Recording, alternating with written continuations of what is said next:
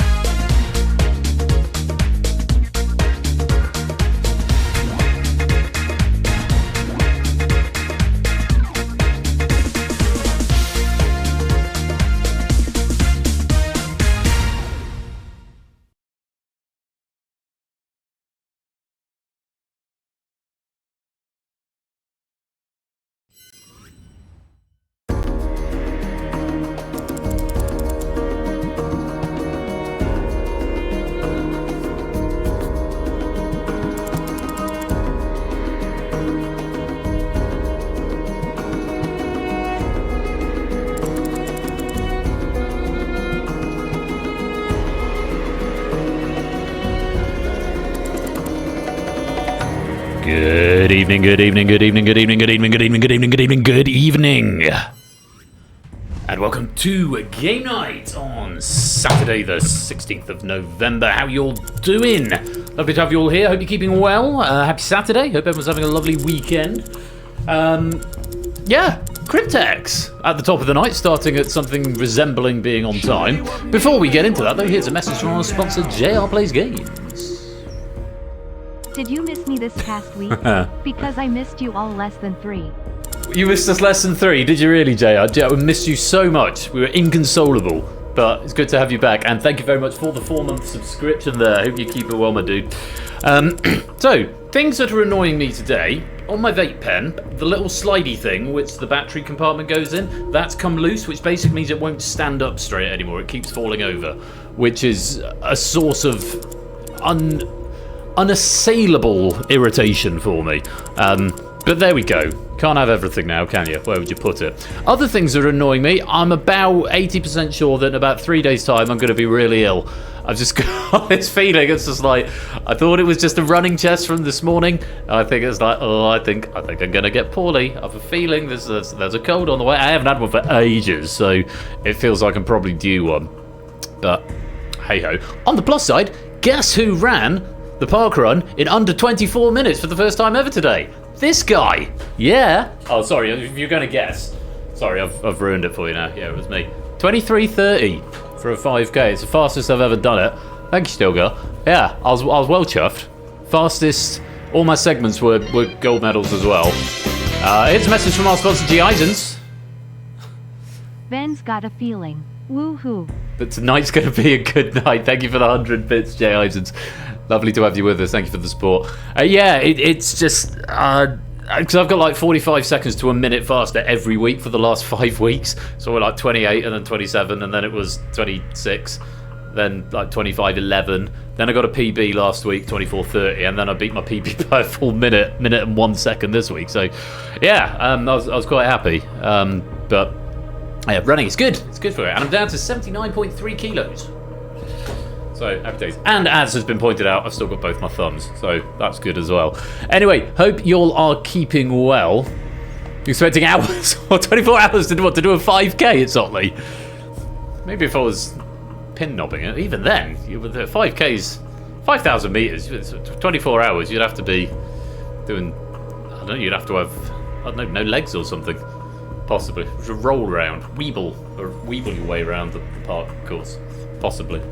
Anyway, let's say hello to everyone. Good evening, Lewis and Arunj, Stilgar, Unvet, Mark, Prug, Shaped, JR. Good evening, Astrogalian, AB Me, Samster, and Fluffy. Hello to SJ and David and Optimat and Sibsazangle. Good evening, Otley and Topper, Pyro and Kegler. Good evening, Jerry and Riasu and Toot and G. Eisens and CJ and Ad and Roy. And anyone else who is lurking, loitering, and lingering in the chat. You are most welcome to be here. Thank you so much for joining for what promises to be a super fun, another triple threat edition of Game Night tonight, starting with this game of Cryptex, as written by JR Plays Games. We're very grateful to him. 5K 24 hours. I reckon you could do it in 23 hours if you put your mind to it, Otley. Easy peasy, right? I'm on the red tonight. I've had a couple of nights off actually this week. A couple of nights off the booze, which felt good.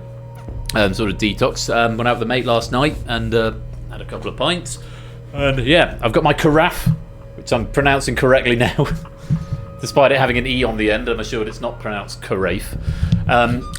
Little bear, a stream doggo, has decided that he wanted to be in the bedroom, so I've left him there, which is fine, and I'm hoping he's just going to chill out.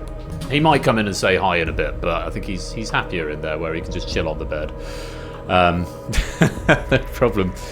I might do Samster. I might give him a little kiss if he appears. Do you think that's like really weird? Because I'm sitting here thinking, first of all, here's a message from our sponsor, Digital David. PBs all round. Absolutely. So you got a PB this morning as well, didn't you, David? Congratulations to you as well, and thank you for the 100 bits. Yeah, I don't know why you think that's weird. I actually think it's weird if you don't show affection towards your pets. I don't know, maybe you don't have pets, Samster. I don't know. I don't know if you have pets, so I don't know. But yes, that's the correct thing. You're supposed to give cuddles and kisses to your animals. Anyway, 3 games tonight. We've got Cryptex now, we've got the Escape Artist later, and then we've got Spotlight towards the end. And there should be lots of fun to be had. Now, no, obviously don't use tongue. I mean, that would be strange. That would be a different level of strange, that would. So starting off with Cryptex. This pack has been written by JR Plays Games. I proved this one myself. Really nice pack. It's going to function quite well as the first game of the night because it's a little shorter than the standard. So we've got normally it goes 2-2-3. This one goes 3-2-2. So actually, no, it's the same length, having said it's a little shorter. Normally we have 3 in the last round and 2 in each of the first 2. We've got 3 in the first one this time, and then 2 in the second 2. And actually the last round is a faster round, so there's more longer. So actually it'll be slightly longer than normal Cryptex. Ignore me, I can't maths, I've forgotten the format, my own format. What a shame. Yeah. What a shame. Thank you, JC Denton. So yeah, 3 puzzles in the first round, and then 2, and then 2. I think that this is quite a friendly pack. It's quite an accessible pack. We should see some high scores. That was my feeling on it when I proved it earlier on. So it's a nice gentle ease into the stream. It's also, I have it on assurances from Toot, who's proofed the second pack tonight, the Escape Artist. I have it on good authority that this will act as a good counter to the next pack, which I think is a little harder. So we've got the Escape Artist coming up later on, as written by Shapes and proofed by Toot. Toot says it's a really lovely pack, but it might play a little bit harder. I think this one will play a little bit easier. So we've got a good balance, and then Spotlight, hopefully towards the end of the night, will be a medium balance all round. Conradlac, welcome to the stream. Great to have you here. Right, I'm going to give you another minute or so to join, and then I think we are going to get this game underway. 33 of you in so far, all done through the Universal Controller. So if you need that, you can go and get that at the app page right there. I can now highlight your raid message suggestions. So we've had one suggestion here from Astragali. The first Chopra's the D-Pack. If I decide that's a really funny raid message, I can click it and it will go green. So if funny raid messages come in, I can highlight them rather than having to sift through them all later on. So that was fun later on. Mondo Bong, what's the room code? It's on the screen. Sorry, I might have just had the controller app over it. Mondo Bong, welcome to the stream. If you would like to go and get the app, which is right there, Mondo Bong, and then you can join on the app with that room code. Also, I think I noticed you joined the Discord server earlier on. It's a green. I've only got one at the moment. I don't need to filter it out. But yeah, sorry, after the first, those sort of punny ones, they never. Sometimes they work, sometimes they don't. That one I'm not quite feeling, but you know, maybe we'll come back to it. The first Chopra's the D-Pack. It's the first raid suggestion for tonight. They don't have to be funny. Normally it's the funny ones that tend to catch my eye. But yeah. So, Mondo Bong, if you're coming to play, you'll need the app, and then you will need to verify your account through the Twitch chat, and then you'll get all of the questions through the app. But I'll give you another 30 seconds, and then we're gonna crack on. Because we've got 3 games to get through tonight. There's Conradlac, and there's Axel Shinky. So I think it might be 8-Minky. Welcome both of you to the game. A few more spaces available. Hashtag bring back the pyramid. I haven't done a reskin for a while. Just watch. No problem, Mondo Bong. Do enjoy it. And if you change your mind, there is any time entry. You can join at any point if you do fancy giving it a go in a bit. Yeah, maybe I do need to do a reskin of the pyramid. Bring that back. This is one of a few I haven't reskinned yet. So, yeah. Keep nagging me about that. Maybe we'll see that next season. Right, let's get on with this game. Our first game of the night. It is Cryptex. Out of my system, and into Ben's system. Which one? I have many systems. I have the Cryptex system, the Escape Artist system, the Universal Controller system. Oh, and I see, Mondo Bong, you have just joined. So you're going to need to verify. You'll have a code which you need to type into the Twitch chat, and then it'll go ba-ding, and then we'll start the game, and you'll be our 37th player. 38th player, because we just had someone else come and join us. There he is. Hello, Huds, and hello, Mondo Bong. Welcome both of you. 38 players in Cryptex. Blimey O'Reilly, 50 in the audience, which is very encouraging. Hello, Huds. How you doing, my love? Great to see. Just in time, yeah. I think you'll like this. Hashtag keep nagging Ben coming in from Stilgar. Like that. Right. I think we'll have fun. Oh, and just in the nick of time, here he is. Come on, let's get this code in. Hello, Brig. How are you, my dude? And another one. There's another net. There's lots more people come to join. Brig, welcome to the stream, chap. Hope you're keeping well. Great to have you here. Go, we've got to get to 40 because I think someone else has just joined as well. We just need to verify. I see they've joined on the app, but they haven't verified yet. Give another. Have you done a silent raid, Huds? Is that what's going on here? Incoherent 9, welcome to the game. Or Incoherent Tone. Who's Incoherent 9? Nothing to do with you. Okay. Yeah, that seems. Huds is sus. People just love me. Oh, you're too kind. Oh, we'll go with that one. Thank you, Huds. Appreciate that.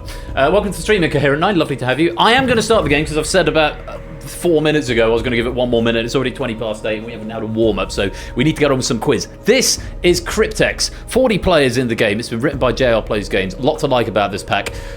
Let's play.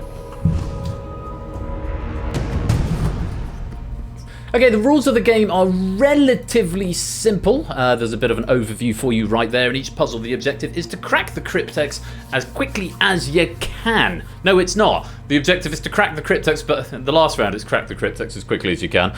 Don't know what I'm saying. I forgot my own rules. The objective is to crack the Cryptex by taking the indicated letter of each clue and populating it into that position of the Cryptex solution. If that sounds complicated, don't worry, because the app does most of the heavy lifting for you. Clues will be delivered in that format. It'll tell you which letter you need. It'll give you the clue and then how many letters long that clue is. There's 3 round types: decryption, combination, decipher. We've got 3 in decryption, 2 in combination and 2 in decipher this week. And round specific rules are going to be shown ahead of it. Basically, just type the answer to the crossword clues, and spelling counts in this game, so use the crossword clues, the number of letters, that's the number at the end of the clue, to help you work out what it is if you need an extra hint. Oops, if I focus not on Chrome but on the window, all will be well. Jogging, welcome to the stream, chap. Hope you're keeping well. Hashtag man of the people. I will highlight that one. I like that. Right, first round tonight is decryption. 5 points for each clue you solve, with a penalty of 1 point for incorrect or repeated answers. You can solve clues at any time, even if they are not the current clue. So there'll be a current clue as displayed on the broadcast, but you can solve any of the clues at any time, even if it's no longer current. The clues will persist on your devices, so have a little think about it, and maybe it'll come back to you a bit later on. Crack the Cryptex at any point before the end, and you get a bonus 10 points. Okay, so at any point, if you think you've worked out the Cryptex, this will be the word that's diagonally across on your app. And it'll be the one that it will actually that way from your point of view, diagonally across on the app, and it'll be the word that's on the dials on the broadcast. Good luck to you all. Let's get on with our first puzzle. And to start the night off, we have got an 8-letter word in our Cryptex category. It is a restricted purchase. Our first clue: event where items are sold to the highest bidder. It's 7 letters long and you want the 6th.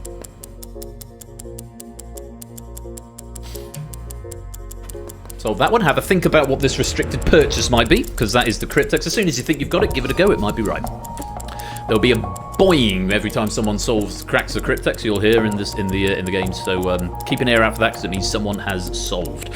Species of thistle that is cultivated as food. 9 letters. You need the 8th. And to our next: type of wool obtained from goats. 8 letters long. You need the 7th.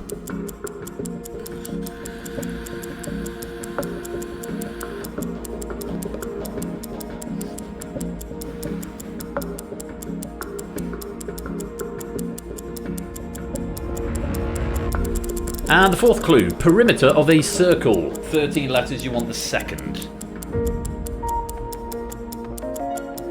And there's our first solve of the Cryptex. Not going to say who it is, but very well done to that person. And there is a 2nd. Well done. Clue 5: fastest land mammal. 7 letters, you want the 4th. Couple more solves coming in. Remember, we're after a restricted purchase with 8 letters. As soon as you think you've got the letters, you can crack the Cryptex, and it will give you a little hint on each of the other clues, because it will fill in the solution for you, and it will give you some of those missing letters on the clues we haven't seen yet. 6th clue: the Blank. English band best known for their 1982 hit Golden Brown. 10 letters, you want the 3rd. Golden Brown, Gordon Brown, texture like sun. Never a frown with Gordon Brown. Clue number 7: section of an orchestra that includes the clarinet. 8 letters, you need the 5th.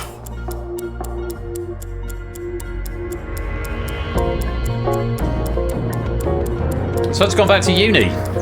I did see in your message earlier on that you were doing some studying. I need to hear more about that, Huds. Final clue for this puzzle: manufacturer of the Panda, the Punto, and the 500.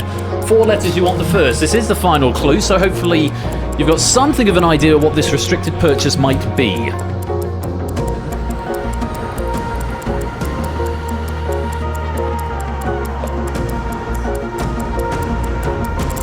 Last opportunity to crack the Cryptex or any of the other clues that you haven't yet solved. You've got about 8 seconds to do so to try and get some more points out of it.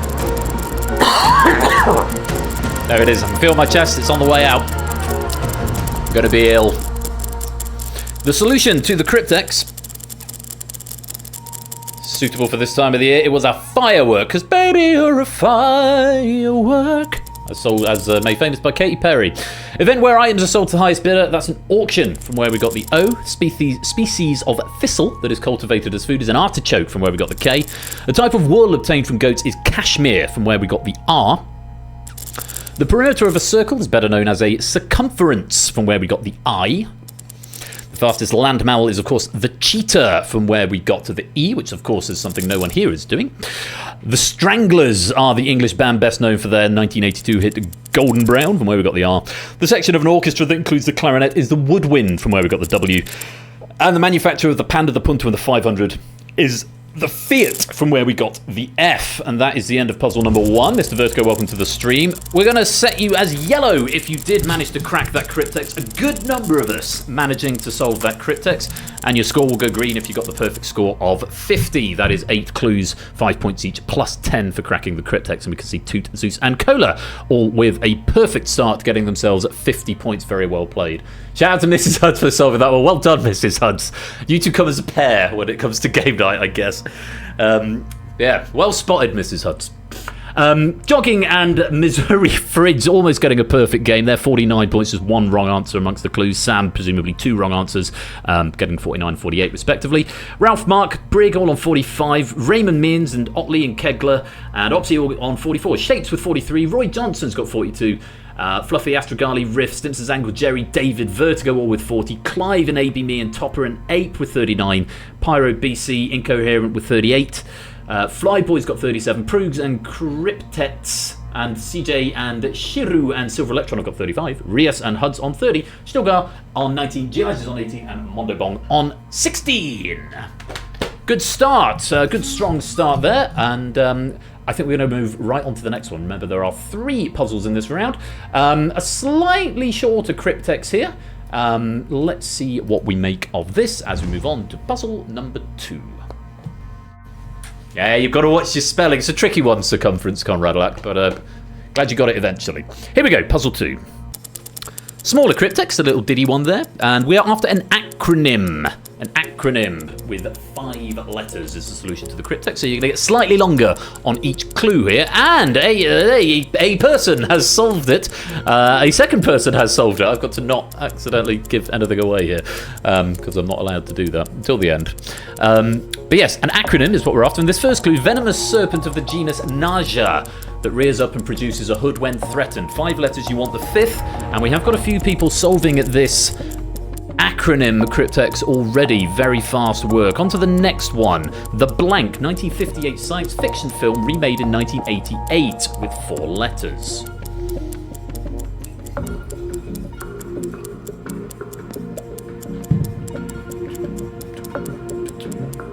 This music is so zen, isn't it? But that's very fast solved, has to be said. Very, very fast solved. And third clue, nut of the oak tree. 5 letters, you want the second.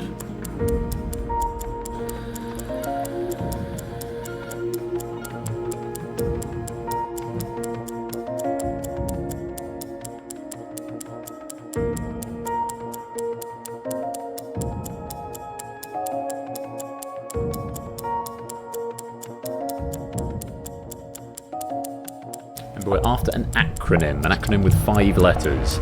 Penultimate clue, Mickey Mouse's dog. 5 letters, you want the third. There's another solve.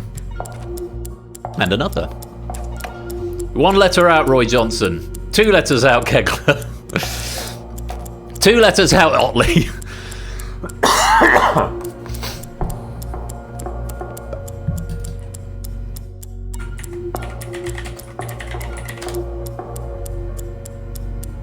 And your final clue for this puzzle is a ghost, but with the UK spelling. 7 letters.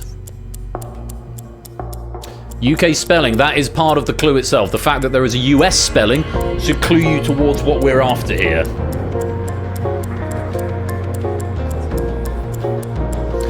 That is the US spelling, Simpson.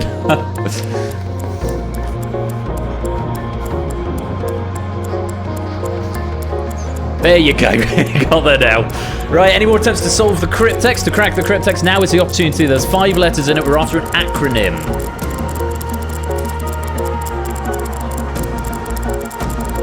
I see quite a few solves here. Last opportunity, and any other clues that you think you can get at this point, now is the opportunity to put them in. Last couple of seconds. The solution to the Cryptex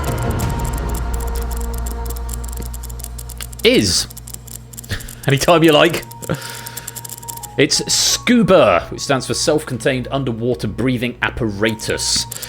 The clues, the venomous serpent of the genus Naja is the cobra, from where we got the A. Cabinet is also Cabinet Office Briefing Rooms, or Cabinet Office Briefing Room A, the emergency meetings of the meeting rooms of the UK government. The Blob is the 1958 science fiction film, from where we got the B. Binary large object, a way of storing large amounts of data. The nut of the oak tree is the acorn, from where we got the C. Association of Community Organisations for Reform Now, an international collection of non-profit organisations. Pluto was Mickey Mouse's dog, from where we got the U. Pipeline under the ocean, engineering operation to build pipelines under the English Channel to support Operation Overlord in World War II. And Spectre was the UK spelling of ghost with an RE at the end, from where we got the S, which stands for Special Executive for Counterintelligence, Terrorism, Revenge and Extortion, i.e. Blofeld's organisation in the James Bond series. Yeah, sneaky ghost at the end there. But as you may have surmised, all of the clues there were also acronyms, so nice little sense of double cluing there from JR. Really lovely stuff. You've gone green if you got the full score of 35 for that Cryptex. Quite a few of you managing that, and the overwhelming majority of you managing to crack that Cryptex as well and turning yourselves yellow. Very well played. Toot and Cola tied up with the lead with 85, Zeus in second with 84, and a tie between Sam and Missouri Fridge in third with 83. Still 40 players though in this game, which is really good. And we've got one more puzzle in round 1. I won't read the rest of the scores, but hopefully you can see it. We can see AB Me at the moment on a very nice 69. So touche there. Let's add some more points as we go to puzzle number 3.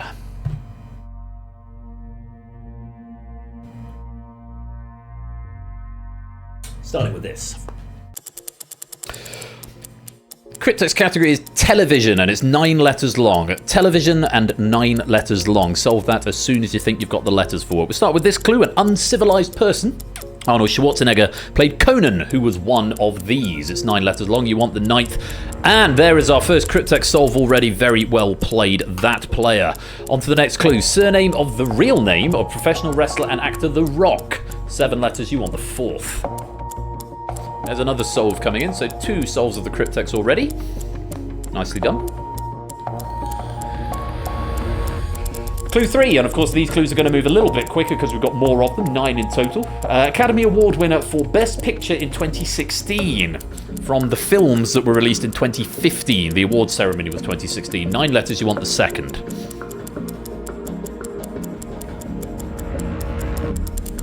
And clue 4, unit of measure for font sizing. Unit of measurement for font sizing. 5 letters, you want the 5th. There's another solve of the Cryptex, or crack of the Cryptex, I should say.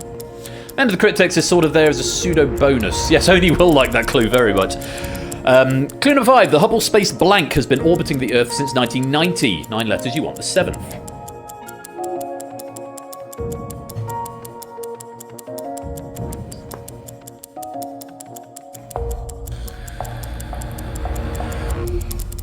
Clue 6, Pachelbel's most famous piece might not actually be this. 5 letters, you want the 1st. Love this clue. JR's a man after my own heart, because of course it isn't this. What's your spelling on this? It's only got 5 letters, not 6. Yes, as we all know, it's actually a ground base. On to the next, single story dwelling. 8 letters, you want the 8th. Lots of souls of the Cryptex coming in, lots of pings. Even more coming in now. But we're after something to do with television with 9 letters. Penultimate clue for this puzzle, a word like race car or madam that reads the same forwards and backwards. 10 letters, you want the 6th.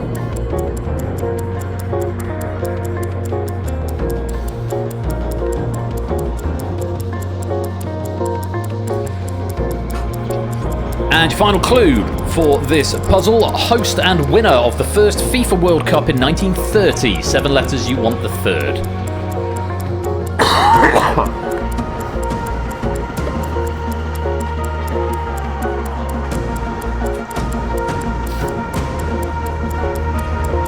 Last opportunity to crack any of the clues that you haven't solved yet, and to crack the Cryptex if you can. Is my mic level okay tonight, by the way? I'm worried it might be spiking slightly. Someone let me know in chat if it all sounds okay and the balance is good. You like this puzzle, did you, G-License? Sounds right. Okay, fine. Good stuff. Just thought I'd check. OBS is doing a thing. Countdown was the solution to the Cryptex. Of course, Channel 4 TV quiz show. Uncivilized person is a barbarian, from where we got the N. Johnson, Dwayne The Rock Johnson is the surname of the real name of The Rock, from where we got the N. Moonlight was the Academy Award winner for Best Picture in 2016, from where we got the O. Unit of measurement for font sizing is point, from where we got the T. The Hubble Space Telescope has been orbiting the Earth since 1990, from where we got the O. Pachelbel's most famous piece is not actually a cannon, from where we got the C. It is, of course, a ground base, as I never tire of telling you, but don't let the facts get in the way of a good story. A single-story dwelling is a bungalow, from where we got the W. Race car and madam are both examples of a palindrome, from where we got the D, a word that's the same backwards and forwards. And the first FIFA World Cup was held in Uruguay, from where we got the U. They hosted and won in 1930. Incidentally, a word that spells something different when it's written backwards is how do you pronounce Emordnilap? I don't have it, I'm just reading it, which is palindrome spelled backwards. Emordnilap. So yes, Semordnilap would be the plural, I guess. Yeah, so it's a word, so something like, yeah, genuinely. So if you've got something like, oh, I can't think of one now. What's a word that spells something different when you spell it backwards? God, for example, is an Emordnilap. Yes, God and dog. That's a nice, easy one. Evil and live. That's a palindrome, evil and live. As is Madam, I'm Adam is the famous one.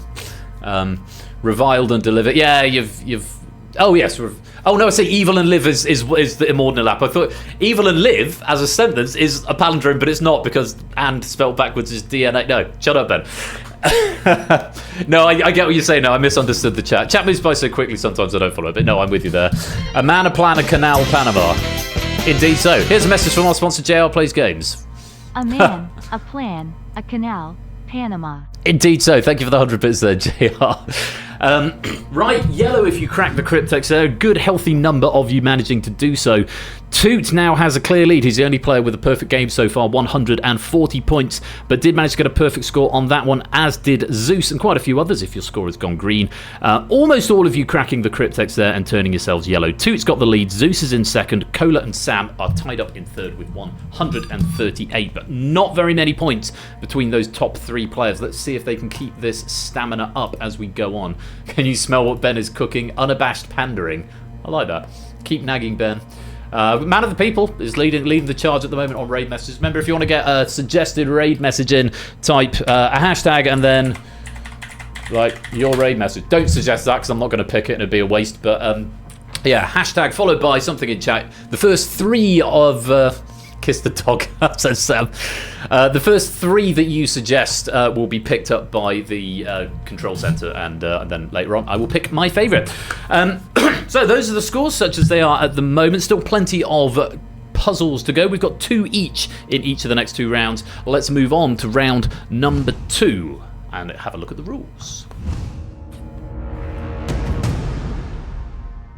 Okay, round 2, which is called combination. You get 5 points for each clue you solve, with a penalty of 1 point for incorrect or repeated answers, much as before. And much as before, you can solve clues at any time, even if they are not the current clue.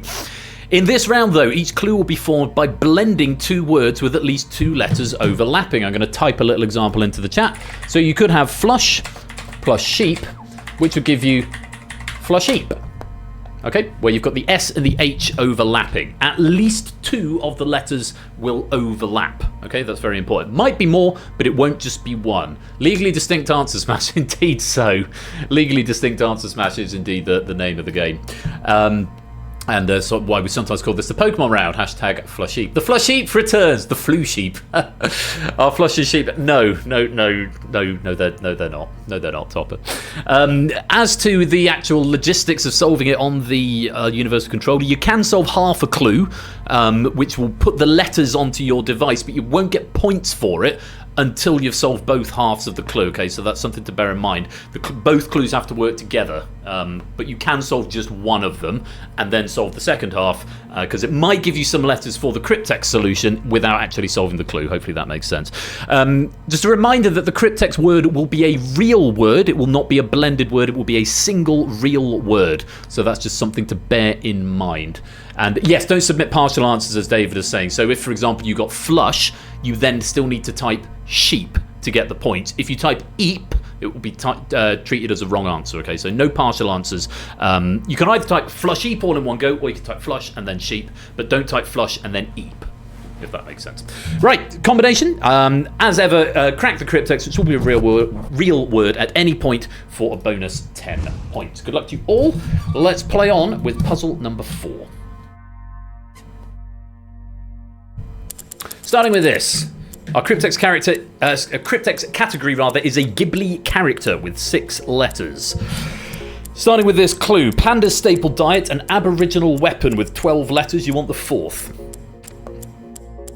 This is a brilliant clue. I love this, by the way.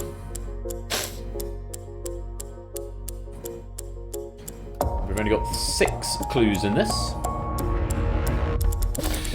So on to the next, clue number 2. Powder used to prevent diaper rash, or nappy rash if you're British, and a type of cloud. 10 letters in total, and you want the 5th. Solve them one at a time if you need to. Or solve them all in one go. First solves of the Cryptex coming in, very well played.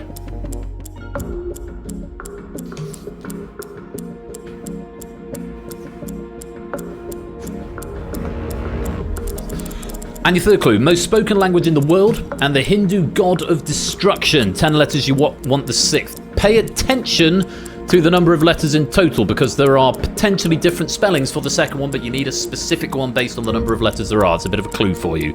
Most spoken language in the world and the Hindu god of destruction.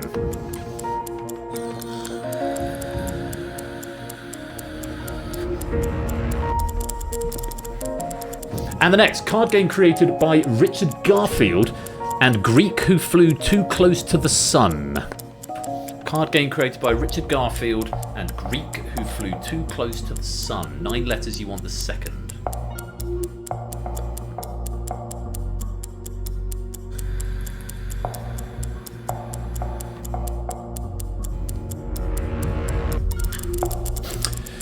Elphaba or Glinda is the first half of this smash, and tea usually mixed with cardamom, cloves, ginger and cinnamon for a total smash length of 7.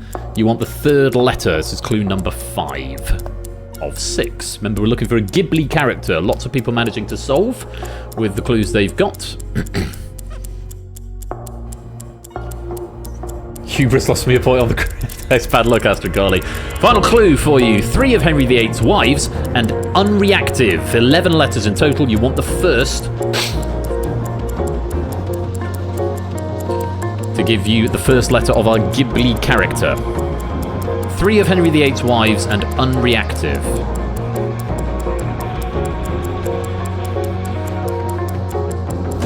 And last opportunity now to crack the Cryptex or solve any of the other clues that you haven't yet solved.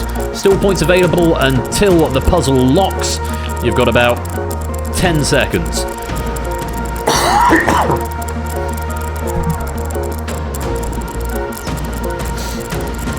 Hugh Bree, my old friend. The solution to the Cryptex was that Ghibli character Catbus, or Catbus. Well done if you got that. To the solutions, this one's brilliant. The panda's staple diet and the aboriginal weapon is bamboo and boomerang. Bamboomerang, from where we got the B. Talcum is the powder used to prevent diaper rash. Cumulus is the cloud. Talcumulus, from where we got the U. English is the most spoken language in the world. Shiva with an IVA is the Hindu god of destruction. Englishiva, from where we got the S. Card game created by Richard Garfield is magic, and the Greek who flew too close to the sun is Icarus. Magicarus, from where we got the A. Elphaba or Glinda, they're both witches, so so witch, and tea usually mixed with cardamom, cloves, ginger, and cinnamon is chai, so witch chai, from where we got the tea. And 3 of Henry VIII's wives were Catherine, and unreactive is inert for Catherinert, from where we got the C. Elphaba and Glinda are the Wicked Witch of the West and the Good Witch of the North in Wicked. Not Mandarin. Apparently it's English now. So maybe it must be counted as second languages and stuff as well. So, yeah. Bamboomerang is such a great answer smash. So, kudos to you for that one, Jay. I really enjoyed that. So we have a new leader in the shape of Zeus, who has 179 points. One of 5 players who managed to get a perfect score in that round. Zeus, Sam, Mark, Ralph, and Fluffy all picking up the maximum of 40 points. As Top is saying, Mandarin is the most spoken first language, English is the most spoken first and learnt language. But yes, it's I really want a Bamboomerang as well. It's the sort of thing you throw it back and it comes back and it goes boom. I don't know why. I'm just thinking of boom whacker. A boom whacker sound. I imagine that's the sort of sound a Bamboomerang would make. No, you were fine, JR. Question was robust. If it hadn't been, I'd have flagged it in proofing. So I'll take my cat bus to a zoo to see some pandas eating some Bamboomerangs. That's getting a highlight. As is Bamboomerang. Yeah, some good raid messages coming in. I like them. Keep them coming. But no, your clue was solid, JR, because it is the most widely spoken language. Including learnt language would have just made the question clumsy, I think. So, yeah, you're all good. Right, Zeus with the lead. Toot and Sam tied in second. Mark is in third with 175. Quite a few cracking that Cryptex there. Let's go on to our next puzzle, another answer smash one, and let's see how you get on with this.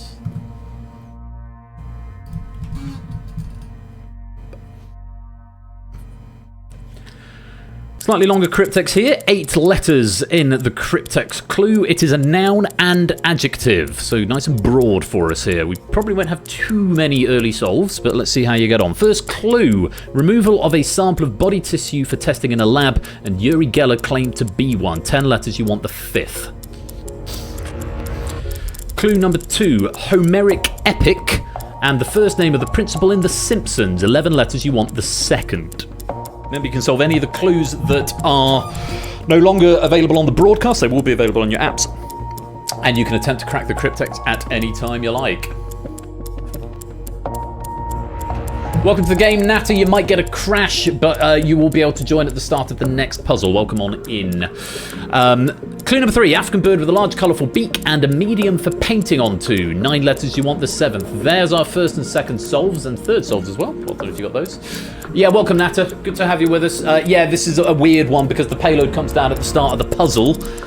There's then no more data that comes from the build. So start the next puzzle, you should get into the game. You should get the data. Next clue, device for holding objects or parts together, and a British fighter aircraft used in World War II. 11 letters, you want the 6th.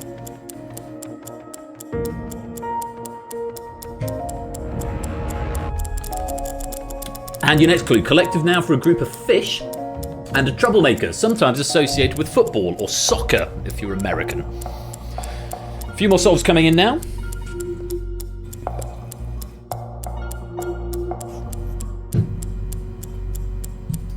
Having a vintage cider. Oh, bloody hell, Lewis. That like the 9% shit that you get. Best of luck. On to the next one. Take control of a piece of territory by force and dig up a corpse. 9 letters, you want the 1st. No, it's probably one of those Henry Weston things. They're like 8.6% or something ridiculous.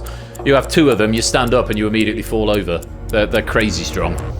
Not the nicest tasting, I have to say. Give me an inches any day. Clue number 7, superhero that can move faster than light speed, and incomplete software trial that is distributed by the owner, for example, Doom. 12 letters, you want the 8th. 7.8%, yeah, that's hefty. It's been in the fridge for a while, and it's slightly less like liquid wood. Old the imitation inches is gorgeous. Yeah, inches. Just get regular inches. It's not expensive.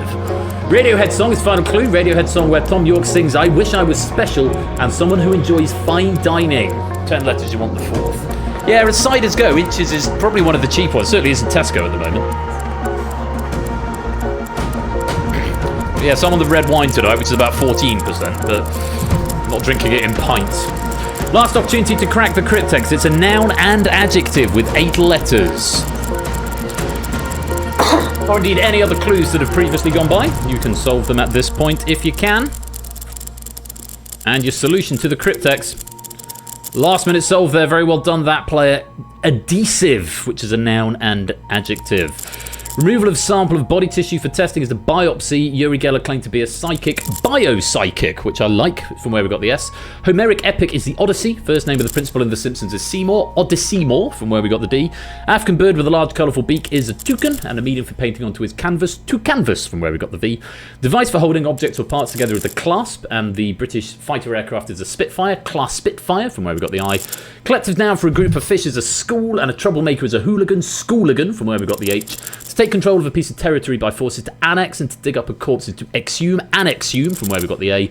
The superhero that can move faster than light speed is Flash. The incomplete software trial is shareware for Flashareware, from where we got the E. And the Radiohead song where Tom York wishes he was special was Creep, and someone who enjoys fine dining is Epicure for Creepicure, from where we got the E. Silent Marine, welcome to the stream. Don't ask for a creepy cure at the salon. Ben, do you know the comedian magician Colin Tye? You don't need to put that in as a hashtag, Samster. And no, I don't think I do. The name rings a vague bell, but I don't think I know him personally. Green, if you manage to get a perfect score of 50 there, very well done to Toot, Mark, Astrogali, Clive, and Fluffy, all bagging 50 points there. Yellow, if you cracked the Cryptex and managed to pull out adhesive from that. Toot back in front with 228. Mark now in second with 225. Sam is in third with 223. Still got a couple more puzzles to go. So still plenty of opportunity to move those positions around. But those are the standings at the moment. Nat, obviously you're on 0 because you wouldn't have got the payload. You should have the payload moving forward. Final two puzzles then are going to take place in round number 3. Let's check out the rules.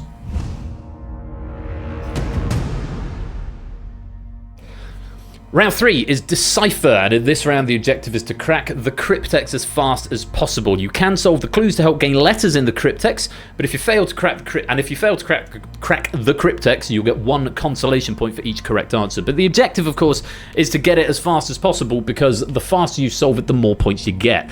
For every clue revealed, 5 points will be taken from the potential winnings, and these will be shown in square brackets on your device. It starts out at 5 times the number of clues plus 15, I think. So if there were 8 clues, it would start out at 55. With each subsequent clue, it drops by 5 points. Solve it before the end. For every attempt, you lose an additional point from your total. Once you've cracked the Cryptex, the puzzle is effectively over, but you can keep solving the clues just for fun along the way, though of course there's pennies are already in the bank at that point. Answering a clue incorrectly or guessing the Cryptex solution incorrectly will incur a further 1 point penalty. Hopefully that all makes sense. Now, since the software's been redeveloped, we've had a few times we've had to think about what the Cryptex category is, because in this round, if the Cryptex category makes it too easy, it's sort of academic what the rest of the clues are, because it's all riding on the Cryptex. Now, what JR's done here, and actually it was a last minute change where we did change the categories, but he's done something very, very clever with his clues, which means hopefully this will be a very interesting final 2 puzzles. Wish you all the best of luck. Let's go on to puzzle number 6.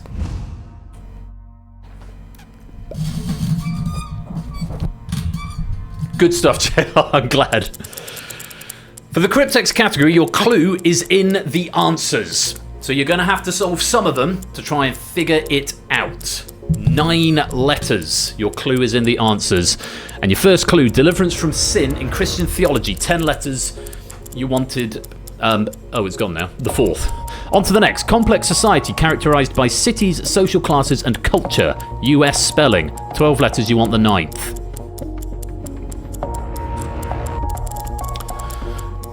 Third clue, sci-fi RTS featuring Terrans, Zerg, and Protoss. 9 letters, you want the 8th.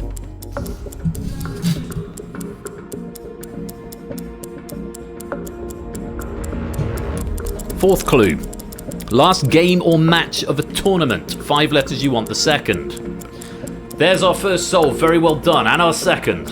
And our 3rd. Well done, you 3. You 4. And quite a few coming in now. On to the next. Result of an action. 6 letters, you want the 5th.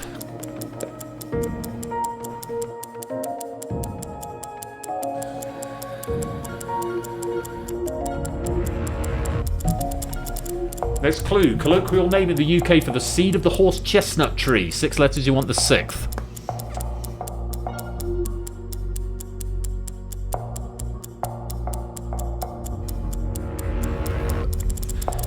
Anti-penultimate clue. Draghi, the former Prime Minister, and Balotelli, the footballer. 5 letters, you want the 1st.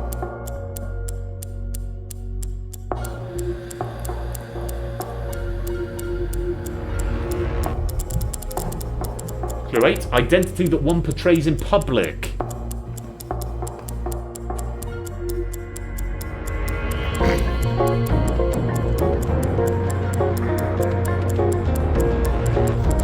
And your final clue. One of the 3 who see no evil, hear no evil, speak no evil. 6 letters, you want the 3rd.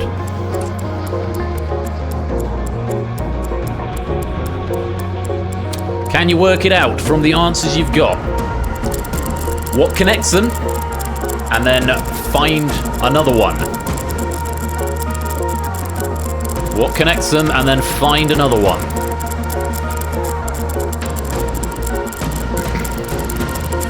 The solution was Minecraft. Well done if you did manage to get that. Deliverance from sin in Christian theology is redemption, for where we got the E as in Red Dead Redemption. Complex society characterized by cities and so on is civilization, from where we got the T as in Sid Meier's Civilization. Sci-fi RTS featuring Turn and Zerg and Protoss is StarCraft, from where we got the F from StarCraft. Real-time strategy proofs. Final, from where we got the I as in Final Fantasy. Was the last game or match of the tournament. Result of an action is an effect, from where we got the C as in Mass Effect. Colloquial name in the UK for the seed of a horse chestnut tree is Conker, from where we got the R from like Conker's Bad Fur Day in the Conker series. Draghi and Balotelli were both called Mario, from where we got the M as in Super Mario, and the identity that one portrays in public is persona, from where we got the A. Oh, and speak no evil, hear no evil, see no evil, etc. is monkey, from where we got the N as in Super Monkey Ball and Monkey Island. So get it right on time. Yeah, Minecraft. So originally, we just had video game down as the category, and I thought 9 letters, video game, probably the most popular video game on the planet. There's a lot of people are going to get that on a guess on the first one, which, again, feels like it's a bit of a, ends up being a bit of a wonky round, and the rest of the clues feel academic. But because JR had already layered the clues throughout really cleverly, all of the answers were video games, I thought you've got to solve a couple, figure out that they're video games, get some letters, and then see, okay, it's obviously another video game. So in that one, all of the answers had words to video games in them, and the same for the Cryptex category, which was Minecraft. So, really nice layering of clues there from JR, and I think it makes for a more interesting final round. We've got one more puzzle to go, and I'll give you a heads up now. It's not video games next time, but it's the same sort of thing. Your clue will be in the answers. Your Cryptex clue will be in the answers to the clue answers. If that makes sense. Nobody getting a perfect score, although I think that might be a bug. Actually, no one did get a perfect score there, but that is a bug that I do need to look at. Yellow, though, if you crack the Cryptex, quite a few of you. If not, you did get some pity points for each correct answer that you did get. Toot with the lead, Mark's in second, Sam is in third. With one puzzle to go, there's only 4 between Toot and Mark, and only 2 between Mark and Sam, and then only 3 between Sam and Zeus. So it's still wide open as we go to the final puzzle of the game. Good luck to you all.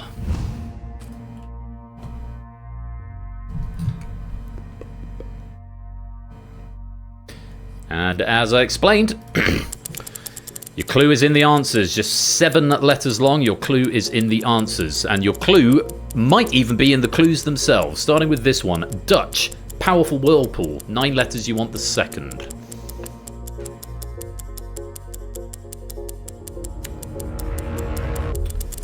Clue number 2, Greek, system of government where power is vested in the people. If you do figure out the connection, keep it to yourselves, because I'm going to open it to the chat at the end. I'm not going to tell you, but keep it to yourself for now if you do figure out the connection. On to clue number 3, Yiddish, Jewish festival observed over 8 days. 8 letters, you want the 4th. What's your spelling on this one? Spelling does count. Sulky Tundra, thank you very much for that follow. Welcome to the stream.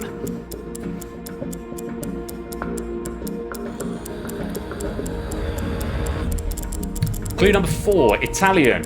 Long thin pasta, frequently served with tomato sauce. For the pedants among you, this will be the plural. The singular would not count. Although the first letter would be the same. Here are some souls in quick succession. Yes, he does mean U-shapes. Clue number 5. French, attractive women's underwear. As in the underwear is attractive. Well, the women might be attractive as well, but it's more aimed at the underwear that is attractive. God, tying ourselves in knots over that. I should have just read it and moved on. Come on, next clue. Thank you. Clue number 6. Afrikaans, burrowing mammal native to Africa that has a long snout.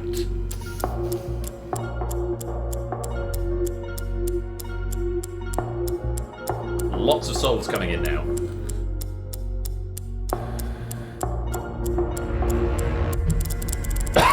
Final clue of the game. German, finely cut and fermented cabbage. 10 letters, you want the 5th.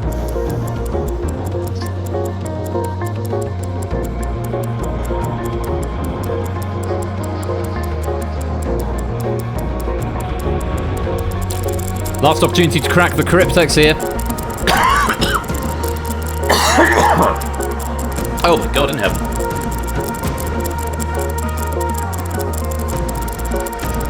Oh look, all the dials are going backwards. That doesn't happen very often.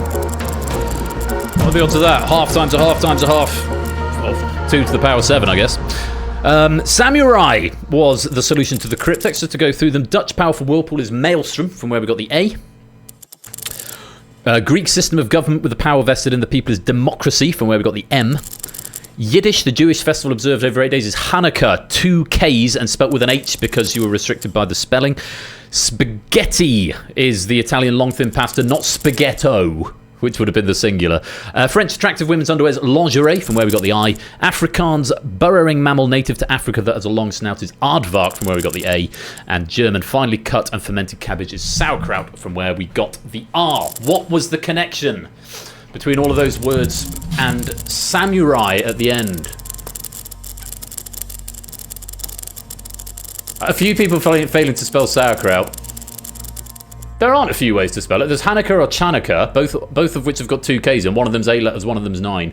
You got it. Silver Electron and David are there. Yes, they were all loan words. They're all loan words, which are words that have come from other languages but are used in English without any or with very little changes. So the hashtag fingers. Yeah, loan words. So all of those words come from other languages but are virtually unchanged in the spelling and the derivation in their use in English. Like Swedish ombudsman is another good one. Yes, maelstrom, powerful whirlpool, which we use in English. But yeah, there we go. And at the end of all of that, spaghetti, spaghetto. Spaghetto is the singular. At the end of that, Sam takes the bronze with 287. Toot is just pushed out of the top spot into second with 293 and takes the silver. Gold medalist and champion, though, just missing out on 300, finishing, though, on 299 points. Your gold medalist is Mark. Congratulations. Silver Electron, Clive a Legend, and welcome to the stream, both of you. I'll show you this raid message for your suggestion there. It's just come through as a square. Obviously that doesn't read. It would read in the Twitch chat, but it's not reading in the in the app, unfortunately. I quite like some of these. Spaghetto pedant. Spaghetti. Would you like a spaghetto hoop? I quite like that one from Pruse. It's coming. That's getting a highlight. I do. Well, I just need to add the emoji support to the TextMesh Pro family, which should probably take me about 10 minutes. So I'd have to go and remind myself how to do it. But yeah, it's hashtag just one spaghetto. So, JR, what a cracking pack that was. Like I said, I felt it played a little easier, but sometimes you want that in Cryptex. I thought it was just really, really nice, very friendly, and that's testament to that by the high scores that players have got, because at the end of the day, it's kind of fun knowing stuff, and I think Reese was absolutely right, hit the right balance there, a couple of trickier ones, but some really nice stuff, a lovely way to start the stream. Approachable but not too easy, that's a good way. Approachable is a good word, but it's a better word than accessible, which is the one I use all the time, so really great stuff there. JR, thank you very much for your efforts. Hashtag knowing stuff is fun. Yes, it is indeed. I like that one. I like that. Let's get in a highlight. So great work there from JR, and congratulations again to our 3 medalists. Hey, at least we don't have a Spaghetto trilogy. Imagine what that would be like. Right, gang, we're going to take a very short break. This is an opportunity for you to go and stretch your legs, get yourselves another drink, pop to the loo, get some more snacks, whatever it is you need to do at this stage. If you are not subscribed to the channel, first of all, why not? No, it's fine. No pressure to subscribe, but if you're not subscribed, then you're going to see some adverts for the next 3 minutes or so. It just means that if people are joining late, they don't have to see pre-rolls when they join. And if you are subscribed, then you'll get some electro swing, so that'll be fun as well. Either way, we're not going to start the next game until the ads have concluded, so you've got time to go and sort your stuff out. So don't worry if you're not subscribed, you won't miss out on any of the action. The next game coming up in about 5 minutes' time is going to be the Escape Artist. Is he still going? Can we keep playing? Oh, bless her. Another game coming up. Definitely want to come in and join the next one, because the next game is The Escape Artist, as written by We Like Shapes. Proof by Toot. Very grateful to both of the guys for their efforts here. And I have it on authority from Toot that this one plays a little harder, but I'll see what you guys think of it in just a few minutes. That's The Escape Artist that's coming up in about 5 minutes' time. I'll probably do continuity after The Escape Artist. I feel I'm on a bit of a roll at the moment, so continuity coming up a bit later on. But up next after the break, The Escape Artist as written by Shapes, aka Quiz Prison. You don't want to miss it. It's going to be really good fun. Thank you again to JR for a lovely pack of Cryptex. Congrats to our medalist Sam Toot, and especially to Mark, our Cryptex champion. I will see you after the break.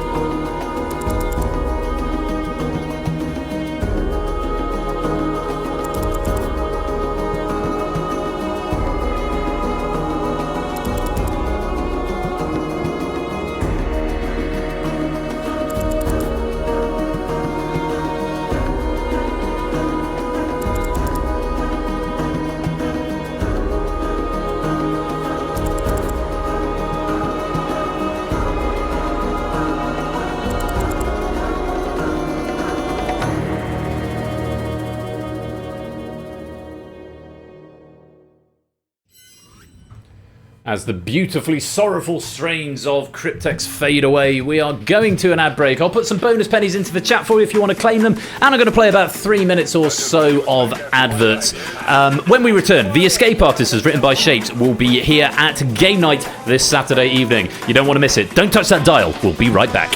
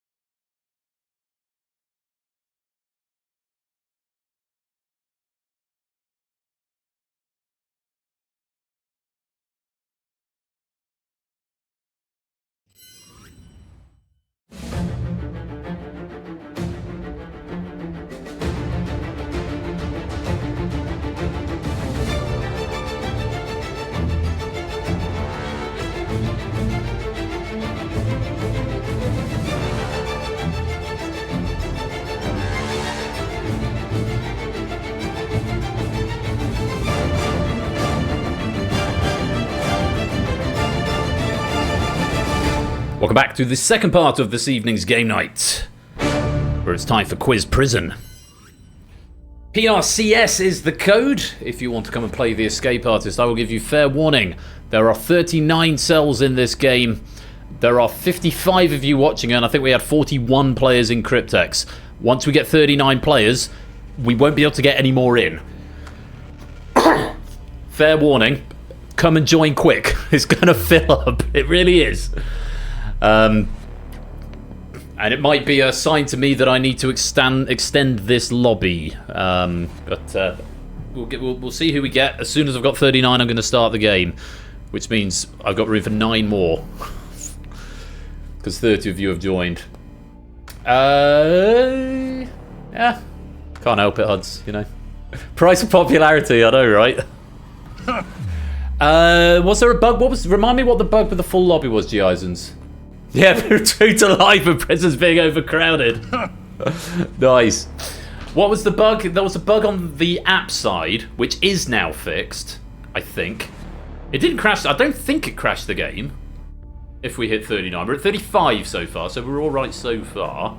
Room for 4 more. Anyway, Lupine, Ape, BC, welcome you three to the stream. Great to have you here. This pack has been written by We Like Shapes. It has been proofed by Toot. I had a glance through it on export earlier on. It is a little tricky, but let's see what you think of it. With the Escape Artist, of course, we can only ever have one winner. We might not even have that. Has happened in the past on more than one occasion. Depends how difficult question 30 ends up being, if we indeed get that far. But by the very nature of this game, there isn't really an anytime entry, and it looks like it's going to be a full lobby before we get going anyway. We're at 36 of 39 so far, so room for 3 more players, and then we will get underway. PRCS is the code you need. No, that's okay for another game. Force people to share cells. First answer play. Oh, first answer play. It actually becomes a buzzer quiz at that point. It's basically just Jeopardy. Don't drop the cell. G-Isons, really? Order! Yes, I don't think we need. It's not 1994 anymore, G-Isons. Come now. Come now. Right. Yeah, I'll do continuity after this and before Spotlight, which will be the 3rd game of the night, which is by Various. Yeah, my old outbreaks would suggest otherwise. Yeah, but that was 2021, which I don't play them anymore. But the Virgin Mobile with Wyclef Jean? Oh, the 90s was a funny time. Funny peculiar as opposed to funny ha-ha. I mean, apart from, like, you know, the Backstreet Boys, they were funny ha-ha. Welcome back to Ben Pady. Don't drop the universal controller. I'm not highlighting that as a Ray message. In fact, Huds, that one's not been picked up because you've already had 3. Bad luck. Yeah, you can only have 3. I've highlighted 2 of them, though, to be fair. What have I got highlighted? Man of the People, Bamboomerang. I'll take my cat bus to a zoo to see some pandas eating some bamboomerangs. Knowing stuff is fun. Welcome back to Ben Pady. Spaghetto Western. Flush Sheep. Flush Sheep is a good one, but comes back. I've got a few highlights so far. Riff! Welcome to the stream, chap. Hope you're keeping well. Nice to have you here. We've got Ben here with the Backstreet Boys hot take. I didn't hate the Backstreet Boys. I didn't hate them growing up, but they weren't my favourite. I quite like Backstreet's Back. I have to say, my favourite band growing up were probably Boyzone. Sort of boy bands. Yeah. Not all, but I quite liked Five. I liked Boyzone. But I didn't realise at the time that was, considering the school I went to, I didn't realise how much I was ribbed at school for liking Boyzone. Ben doesn't want it that way, no. The Backstreet Boys, everybody liked the Backstreet Boys. Someone Ben loving Boyzone makes 100% sense. Tag team the Escape Artist when, Ben? I don't know. I don't know that I want to implement that. Right, I've got one more cell free. Anyone want to take it before we start the game? This pack written by Shapes and proofed by Toot, which means we won't have Shapes or Toot in Quiz Prison tonight. So, take from that what you will. I think both of them have won this game a reasonable number of times each. I could probably check the medal cabinet, actually. Why don't I do that now? We like Shapes, and it's Priggs who takes the last cell by the looks of it. Oh no, he's just revalidated his account. Shapes has won this game. I stand corrected. Shapes has never won this game. This is reasonable number being 0. Yeah, this might be one of the only ones you haven't won actually. Shapes. You've got gold medals. You haven't got a gold medal in Data League either, but it looks like you've got golds in most everything else. Whereas Toot has won this game 9 times. He's been the escape artist 9 times. He's not going to make it 10 tonight. Sonic Anim, welcome to the stream. If you are joining us, there is a cell free, but literally 1. That is a Mandela effect. It really is. So I know you go. Because the Shapes, I know you won. You said you hadn't won any of the big 3, and then you won 2 of them in one night, I think. But that must have been Danger Zone and the Purge that you won in one night, and the escape artist still eludes you. Well, 1 cell free. Who wants it? I've got 38 in so far. It was, yes, Purge and Danger Zone in one night, possibly the other way around. 59 players in the audience, blimey. Manic Volcanic takes it for cell number 39. No problem, Sonic Anik. Well, you're stuck watching now because we've got a full prison. Got there. We'll play Manic Volcanic. Welcome to the stream. Since we're at capacity, I think it's time to lock you all in.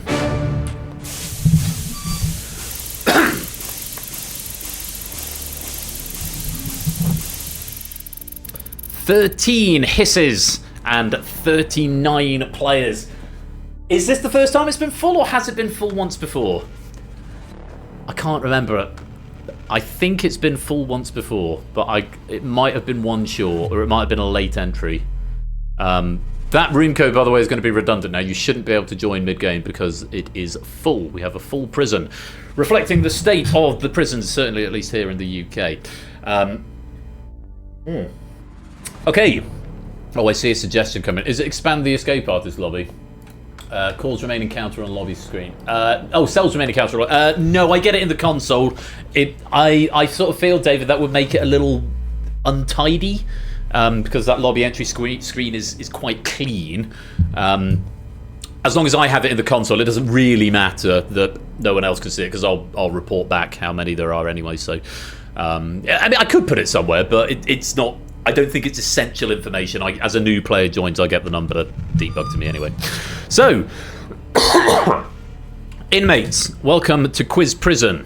One of you can become the escape artist, but in order to do that, you need to escape across the next 30 questions. We'll have 10 questions per round, and we'll play across the 3 rounds, and we'll explain the rules as we go. Salient facts are, get the questions right, and you could be the escape artist. Welcome, inmates. Let's play round 1. Had an option to add another prison wing to TEA. That's a slightly bigger job than it sounds like. Round 1 is called Initiate. And in this round, you need to answer any 5 of the 10 questions in order to escape. The harder the question, the more points it is worth. You cannot answer more than 5 questions. That is very, very important. You can only answer 5. Once you've got 5, you will escape, but you won't be able to answer any more. The device will not let you. If you answer a question incorrectly, you lose a life. If you abstain, there is no penalty, but get it wrong, you lose a life. Lose all 3 lives, or if you fail to get 5 before the end of the round, then you are eliminated. You must answer 5. No penalties for abstention, as I just said. And at the end of the round, I'll give you a bonus point for each life that you've got left. So those lives are important and they can add up your scores. Your scores will carry forward into the next round and your lives will be refreshed if you get there. But you must answer 5. It's up to you which 5 you answer, and I'm going to tell you in advance how many points each question is going to be worth, but that will give you a rough idea of the relative difficulty. Let's take a look. Oh! That's a rough roll of the dice. You've got 10 at the end, but you've got 1 and 2 in the second half. 8 and 10 are in the correct place. 1 and 2 at 7 and 9. That's a really stacked ending.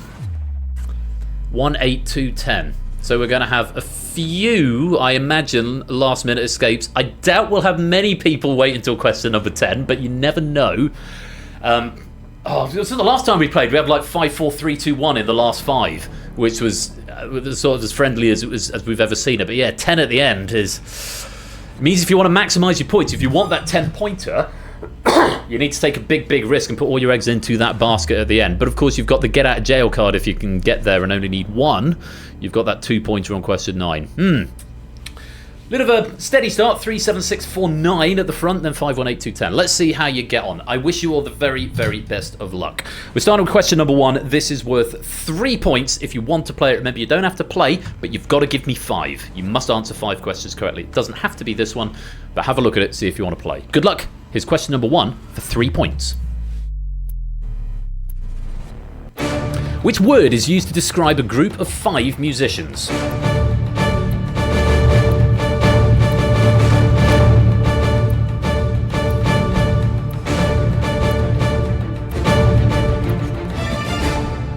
Time.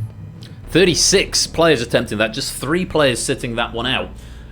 Mark, Huds and Opsy, I think. I thought Mark was the first to answer. Oh no, Manic was the first to answer. Mark, Huds and Opsy sitting that one out. There's one I need to condone and there's one that's incorrect. The correct answer is a quintet. A quintet. And this is literally the only question in the entire pack that I don't have any notes for. The first question I have no notes. The rest of them I've got trivia for them. So yeah, famous examples include the Trout Quintet by Schubert, which is for string quartet plus piano. Wrong answers. Quintet there spelt in a slightly more dramatic way. I will allow because it's phonetically plausible. Quartet though, Jerry, I can't because that is 4 instruments, a quartet, but a quintet is 5 instruments. Very well done if you got that and picked yourself up 3 points. Let's light you back up. Famous examples including the Backstreet Boys as another one, or 5 possibly would be a better one to draw on there. It'll show your score on the door once you've escaped. Until then, we've got a raid for JB Henry. JB, my dude, thank you for that raid. How was stream? How was new Super Mario Bros. Wii, presumably? That's so nice. Welcome, JB, Milklight, to Daru. Great to have you all here. Thanks very much for that raid. 4 games to 100. Excellent. Oh, DS, not Wii. Nice. We're just in the middle of a game of the Escape Artist. Sadly, well, it's not sadly for me, it's great for me, but sadly for you, if you wanted to come and join, you can't because the lobby is full. The prison is overflowing and overcrowded, but do sit and watch along, and we've got Spotlight coming up a bit later on if you do fancy some quiz a bit later on in the evening. We're going to move on to question number 2. Scores on the doors once you've escaped. Until then, it will show you how many you've got. Remember, you've got to hit that target of 5. Question number 2. This is worth non-spontaneous spotlight. Indeed, to Daru. Awesome pack player. Welcome to the stream. Here's question 2. It's worth 7 points. Take a look. A blue plaque at 23 Brook Street in Mayfair, London, commemorating Jimi Hendrix, is next to a house with a plaque commemorating which composer who died there just over 300 years earlier.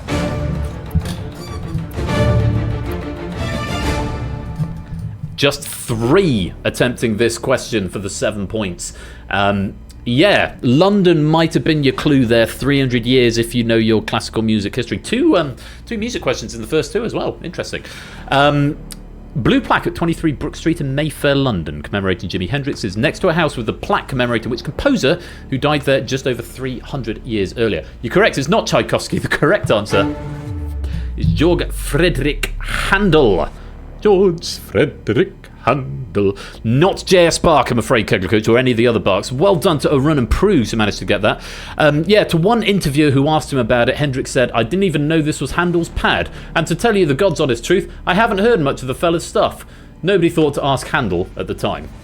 Yeah, that's what we didn't have. He was a bit mouldy by that point. Not a cat, welcome to the stream. Get a handle on things. Nice.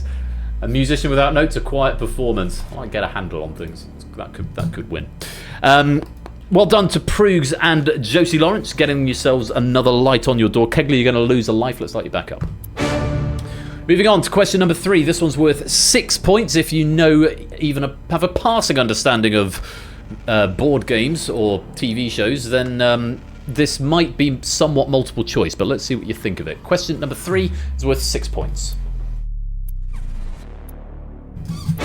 Across the 4 series of ITV's Cluedo, which character was played successively by Robin Nedwell, Richard Wilson, Christopher Biggins, and Nicholas Parsons?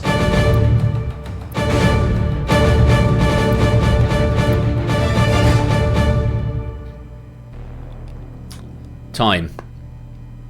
2 to you here, because I need a ruling. If you're here, go to DMs too. Sorry, gang. I need to. You are great. Do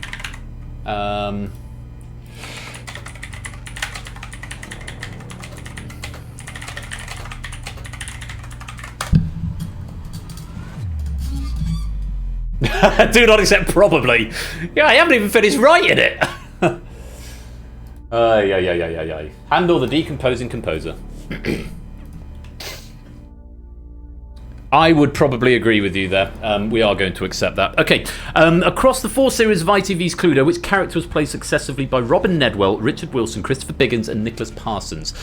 Do not accept Cleed. The correct answer is Reverend Green. Notes I have here, an opportunity for everyone to indulge their inner casting director, though it is inevitable someone will have imagined that what these people's Miss Scarlets would be like. There is an answer I'm going to condone on the grounds that we accepted just green on its own. We accepted just the colour. We are going to accept the 2 players' answers who said Mr. Green. That's Kegler and Manic. So if I find you, Manic, Mr. Green, and oh, it's not auto-condoned Kegler, so I have to find you as well. Kegler, where are you? Mr. Green. There we go. Other wrong answers, combination of mustards and plums mainly. Mr. Body was another answer that came in. Mustard, plum, mustard. There was a Scarlet came in. Mustard, just a professor. Vicar. No, I don't know that that's specific enough. Zeus, welcome to the stream, chap. Hope you're well. Unless Toot disagrees with me. I think Vicar is probably not close enough. I think we did need the colour. Glad it's not Mr. Blobby. Yes, indeed. Just how I hated presenting this. Oh, really? What, Cluedo? Or Millionaire? I don't think he hated Millionaire. I'm gonna go with gonna go with my hunch and say we're not going to accept Vicar. I'm afraid, the escape artist, who is over there. Reverend Green was the answer. Reverend. No, I'm not. I needed either Green or Reverend. Vicar on its own, I don't think so. Yeah, I do, Lewis. I think I do. I'll do the second one first of all. I've just realised because Reverend is in the title, so give me a third opinion and then 2, give me a second opinion. Do not accept Vicar, it's a specific term. Right, that'll do it for me. I was thinking no, so that's 2 out of 3 anyway. Right, moving on. Reverend Green. Let's let you back up. On to question number 4. This one's worth 4 points. No other colours on the doors just yet, but let's take a look at this, see what you think. Question number 4 for 4 points. On which temperature scale are the freezing and boiling points of water 32 degrees and 212 degrees, respectively?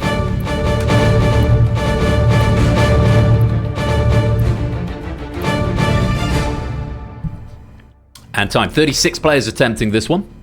3 sitting it out. The correct answer. Fahrenheit. The 3 wrong answers are all phonetically plausible variations of Fahrenheit, which I will accept. Fahrenheit. Yes. Daniel Gabriel Fahrenheit set the 0 of this scale to the temperature of an equal mix of ice and salt, because he's clearly a lunatic.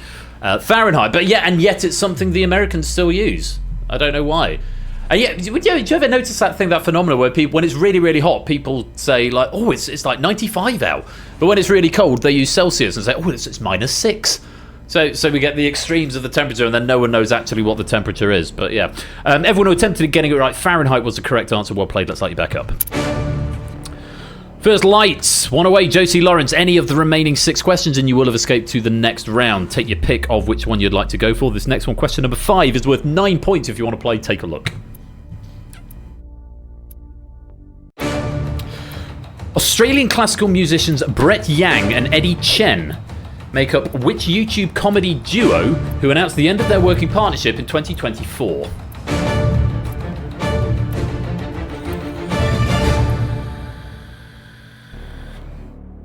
Five attempting this one.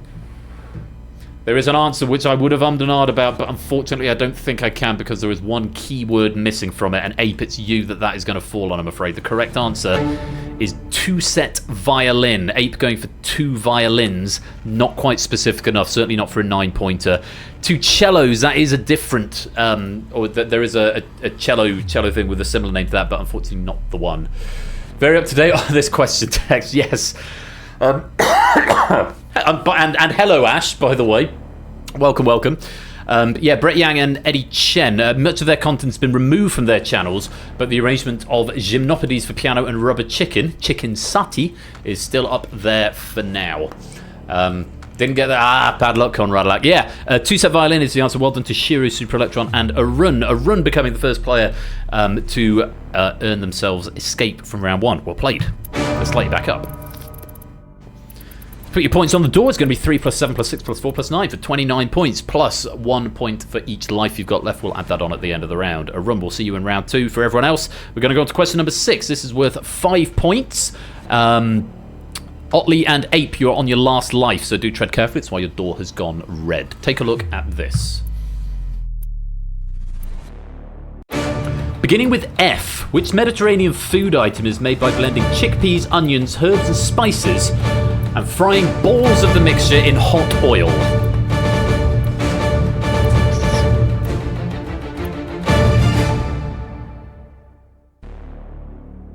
Time.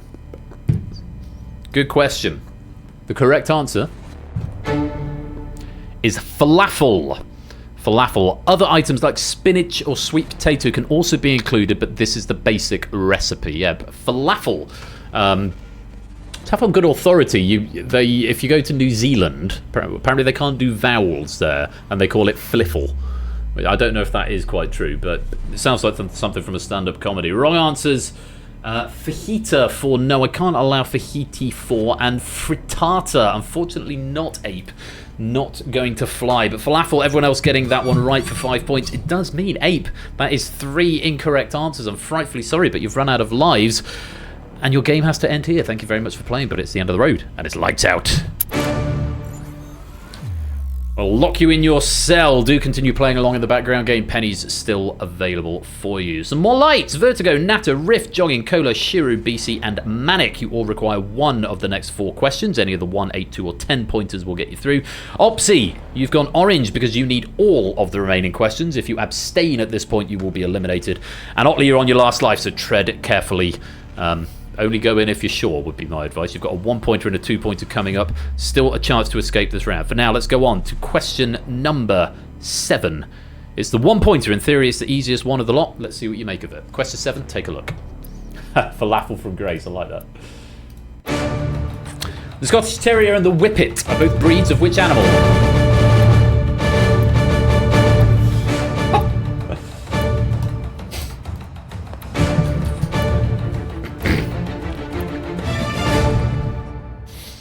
32 players attempting this. 6 players sitting this one out. Yeah, that was a lot of players answering very, very quickly. The correct answer is, of course, dogs. They are dogs. Doggo, yes, we'll have that. And doggy, yes, we'll have that. So all players who attempted that, getting that right for a single point. Very well done. Jogging, Cola, and Manic, and possibly Natter now as well. Now I've condoned it. You are due for escape.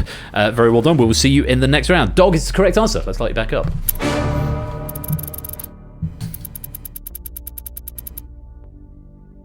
Okay, some more players joining the ranks of the escape players. We've got 5 players through now with numbers on their door. Most of them with 19. A run still ahead on 29. Lots of players one away by into the blue doors.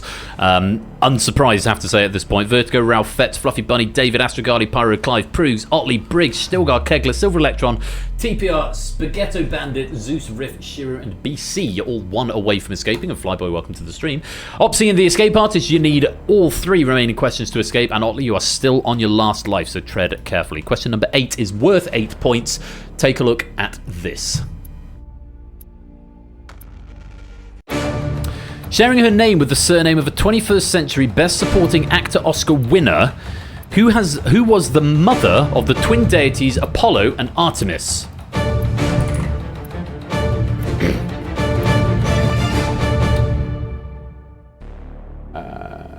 Flyboy, I did not get an answer for you on Fahrenheit. If you typed it, it must have been out of time, but nothing came through on the log, I'm afraid, so I cannot override that. If it's not on the log, that's my source of knowledge, so if it's not there, I can't do anything about it, I'm afraid. Sharing her name with the surname of a 21st century Best Supporting Actor Oscar winner, who was the mother of the twin deities Apollo and Artemis? 9 players attempted this. The correct answer was Leto, or possibly Leto. Apollo and Artemis were the result of a liaison between Leto and Zeus while both were transformed into quails. She was obliged to give birth to them on the remote island of Delos to avoid the wrath of Zeus's wife Hera. We hear a lot about the wrath of Zeus's wife Hera. Strikes me as being a particularly unpleasant character from Greek mythology. Mind you, none of them were particularly charming, were they? Very well done to the players who got that one right. Flyboy, Rheus and Zeus all getting that one correct. Hera, Athena, Helen, Gaia and Rhea amongst the wrong answers there, none of which I can condone. Zeus, very well done. You have escaped to the next round. We will see you there. Very well played. He's awful rumours. Very good. Unfortunately, it does mean Opsy and the escape artist, you're either out of lives or there aren't enough questions left to escape one way or another. Thank you very much for playing, but it is the end of the road and it's lights out. You'd be miffed too if your hobby was philandric as much as Zeus did. He did like a good philander, didn't he? Welcome on in, Ethan. Hope you're well, my dude. So, as we come up to question number 9, we've got some more lights to look at. Still the similar number of players who are 1 away. Vertigo, Ralph, Rias, Fett, etc. I.e., if you've got a light blue door, you are 1 away from escaping. Players who require both the 2-pointer and the 10-pointer. G. Eisens, JR, Mark, Simpsons Angle, Hud, Samster, CJ, Jerry, and AB Me. And Otley, Stilgart, and Silver Electron, you are on your last life. We come up to question number 9. I feel we might have a few escapes coming in here, but we'll see. Question number 9 is worth 2 points. Let's take a look at it and see what you want to do. Have a look at this. 2024, Una Cameron set a new world record for shearing 517 of which animal in 9 hours?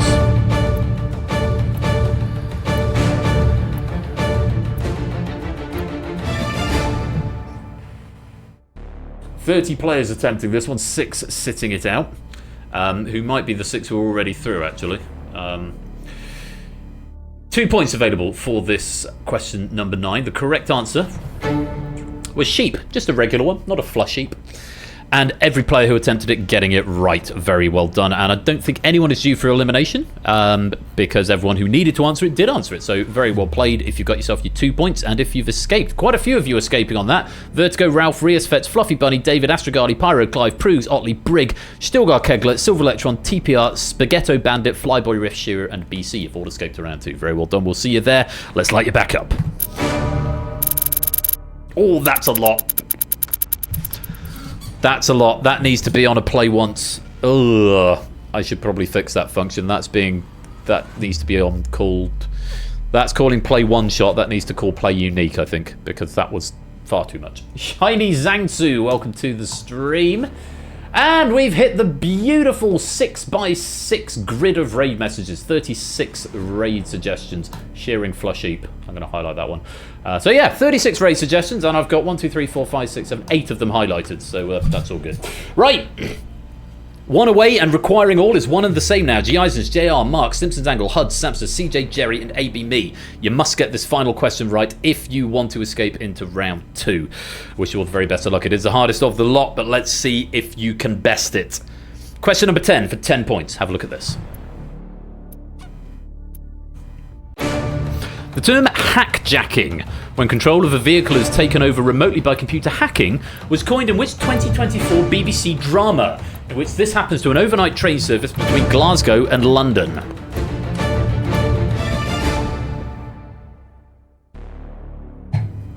Toot.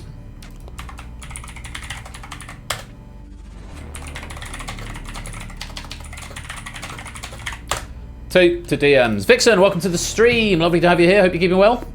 Welcome, welcome. Yeah, I thought so. Yeah. Yeah, unfortunately it's a question 10, so we can't be lenient on this one, I'm afraid. The correct answer is Night Sleeper. Night Sleeper is what we wanted. Well done, Sam, getting that one right. I didn't give you the notes on the sheep question. The record was set in Strongwall U category of sheep shearing. Other categories include merino and crossbred lambs. Sorry, I didn't give you that before. My bad. But the notes on this one, Shape says, haven't seen it yet, got it queued up. The experts in hacking, railway design and cybersecurity who acted as consultants on the show said that such an event is plausible in theory, but the Cyber Resilience Centre have said that the cybersecurity measures are already in place to forestall any such attempt. The one I just wanted to go and check was HUDs, who was halfway there with Sleeper, but it is question 10, so I'm afraid we can't be and it was after a specific show, so I'm afraid we can't be lenient on that. Spooks and Spooks also both incorrect. A bit late for 2024 maybe. I think Spooks is all done and dusted now. It does mean Sam escapes into round 2, but unfortunately we have to say goodbye to G. Eisens, JR, Mark Stimpson, HUDs, CJ, Jerry and AB Me. Do keep playing along in the behind the scenes game. Penny's still available and it's still a bit of fun quiz, but thank you all very much for playing, but it is the end of the road and it's lights out. Hashtag no grid. From Clive. So, at the end of round 1, 28 players escaped and 11 were eliminated. Actually, more getting through than I thought. I thought we might have had a higher elimination count than that, but you've done well. 28 players escaping, 11 getting eliminated. By the time my full answer would have been Caledonian Sleeper, which also would have been very wrong. Yes, it would. But well done to you, 28 players. For every life that you had left at the end of that round, I'm going to add on an extra point to your scores, and we're going to carry them forward and refresh those lives as we move on to round number 2.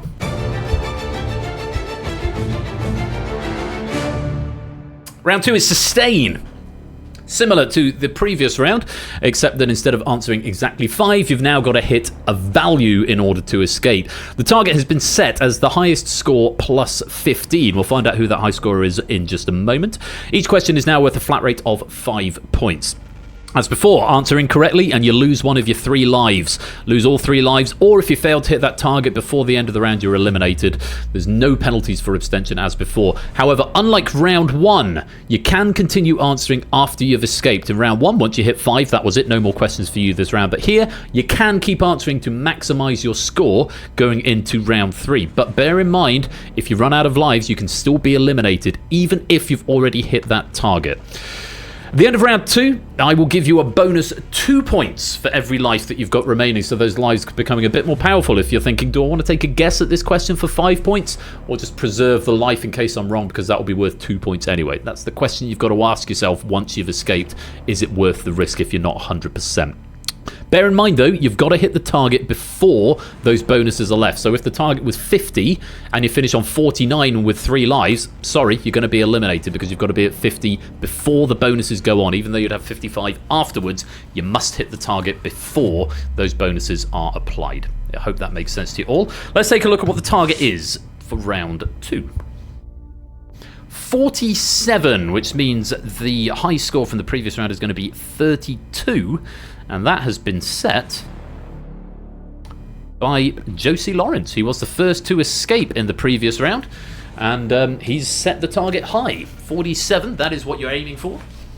So with 5 points per question, you should be able to work out how many questions you need in order to get to that target. Josie Lawrence will need 3 questions. Everyone else will need at least 4. But there are 10 that are all worth 5 points. There's a total of 50 points up for grabs in this round. And we're going to start with this question for 5 points. Question 1. Take a look. Thanks, Arun. In a medical context, which French-derived word refers to the initial assessment of patients to determine which require the most urgent treatment?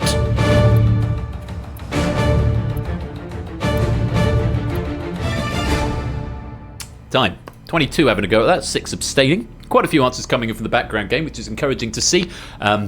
You can always continue playing along even after you've been eliminated. Still a bit of fun quiz. And of course you get pennies at the end of this game, which are paid out. I think it's relative to the number of questions you've gotten right. Yes, so it's the number of questions you get right in total multiplied by 20 is what your penny payout will be later on. In a medical context, which French-derived word refers to the initial assessment of patients to determine which require the most urgent treatment? The correct answer is triage. Triage. Most general practices now have some form of triage in place based on information provided in advance by patients. Wrong answers there. Resus, anamnese and emergency, all of which I'm afraid are incorrect and I cannot condone. Triage is the answer. Let's light you back up. On to the next. 45 points left up for grabs. Question number 2 for another 5. Take a look. And it is the same in IT. You're right, David. You should know that. You work in IT.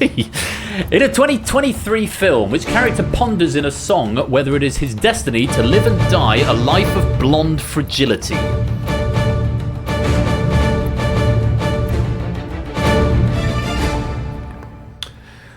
You need to read the question because there's a few answers coming in where people are going to kick themselves on a second read. And in a 2023 film, yeah, and the pronouns, which character, so we're after a character, not the name of the film, ponders in a song whether it is his destiny to live and die a life of blonde fragility? The answer is, of course, Ken. This is from I'm Just Ken from the riotous... What a wonderful use of the word riot there. Riotously successful Barbie. Oh, I love that. I am pinching that, Shapes. Riotously successful. This is kind of the opposite of indescribably bad. Riotously successful and indescribably bad. I feel like they're the two polar opposites. Love it. Yeah, this is from I'm Just Ken from the riotously successful Barbie. Wrong answers include Barbie. A lot of people going for Barbie on this, either only reading the first clause of the question or missing the pronoun, they're his. But Barbie, Willy Wonka, Moana, Drew, Joker, all of which are incorrect. Barbie is not accepted here. Just Ken. Very good. But also that one. Ken is the correct answer. Very well done. If you got that for another 5 points, everyone else who was incorrect, you're going to lose a life. Let's let you back up. 8 questions to go, 40 points left. No lights on the doors just yet. Arun has yet to answer a question in this round, but he's still 3 away. Natter is on 32. Manic's on 32. Zeus is on 34 now. Jogging also on 32. Sam's on 32. So a few players now needing 3. Let's go on to question number 3 for another 5 points. Take a look. Hashtag I'm Just Ben. Welcome Lingo to the stream as well. Oh, excuse me. Hope you do well. Question 3. What process does a vehicle use to change chemical energy from its fuel into the kinetic energy required to move?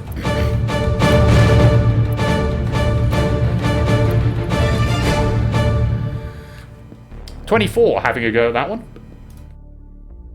This is one of those questions where you read it and I think, I'm not sure I understand that, but actually having now seen the answer, it makes a lot more sense. And is actually a very fair question. The correct answer, of course, is combustion. The third part of the 4-stroke engine cycle: intake, compression, combustion, exhaust. Which, if anyone ever wants to know how a car works, that's basically it. Intake, fuel goes into the engine, compresses with the pistons and shit. Combustion, where it ignites, and then exhaust, where it pollutes the ozone layer. Combustion was the correct answer. Burning, electrolysis, and catalyst conversion, I'm afraid, are all incorrect answers. I cannot condone those, but very well done if you got combustion. That's another 5 points. Let's let you back up. Clive and TPI, you're on your last life. Oh, it's Topper is TPI, I see. Suck, squeeze, bang, blow.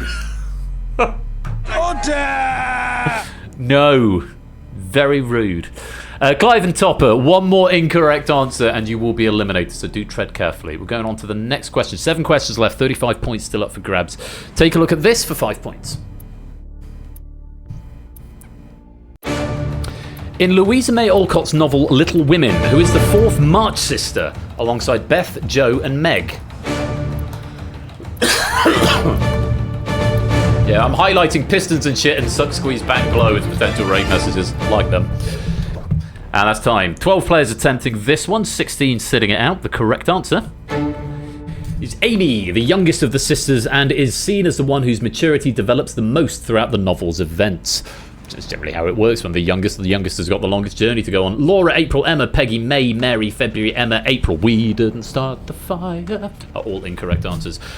Amy is the answer that we wanted there. Very well done if you got that one right. No one is due for elimination just yet, so let's light you back up. 6 questions to go. Josie and Sam, you're 1 away. First players to go blue. You're both on 42. 1 more question. You will hit that target. Topper, you need all of the remaining questions. Clive, Natter and Topper, you are also on your last live, so tread carefully. On to the next. 6 questions to go. 30 points left. This one's worth 5. Take a look. The French word for very has the same spelling as the Spanish word for which number? I need the number in English. I will probably accept it. I think I probably will accept it either way. I think Lewis Toot, should I accept the Spanish spelling? I feel like I probably should. The Spanish word for which number? Yeah, because the Spanish word for the number is technically the Spanish spelling, so I feel like I probably should. Even though it's not a Spanish quiz. If you've got... Are you leaning no? Okay. Toot, could you break... It is an English quiz, but the question asks for the Spanish word for which number. And the Spanish word for the number in question is technically the correct answer. I'm leaning towards correct on this one. Toot, can you break a deadlock? If you want to DM me. No, Lewis is leaning no, not a firm no. Clive, I swear you chip into the chat just to mock me. You're right. I am the host. I should show some chutzpah.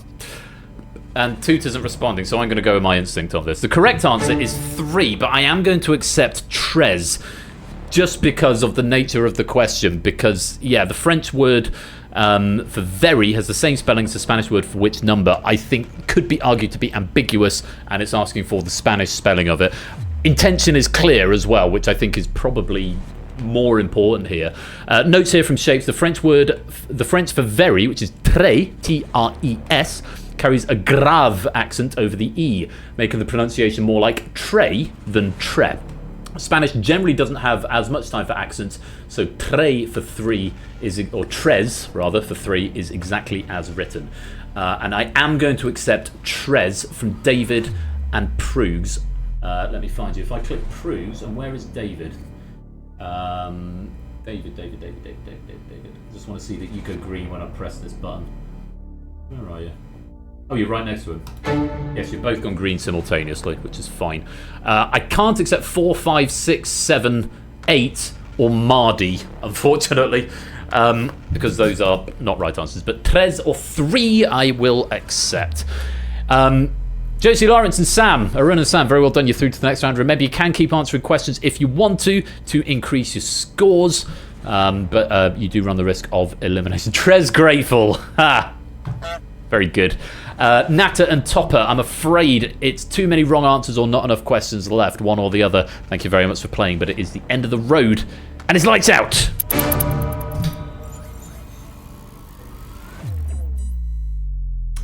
Ralph, Silver Electron and Flyboy, you require all. Clive, Kegler, Flyboy and Jogging, you're on your last life. Zeus and BC, now 1 away from escaping, your doors have gone blue.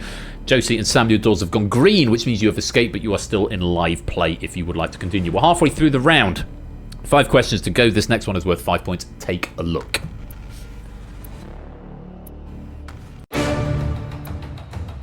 Francescois community are French-speaking residents of which Canadian province?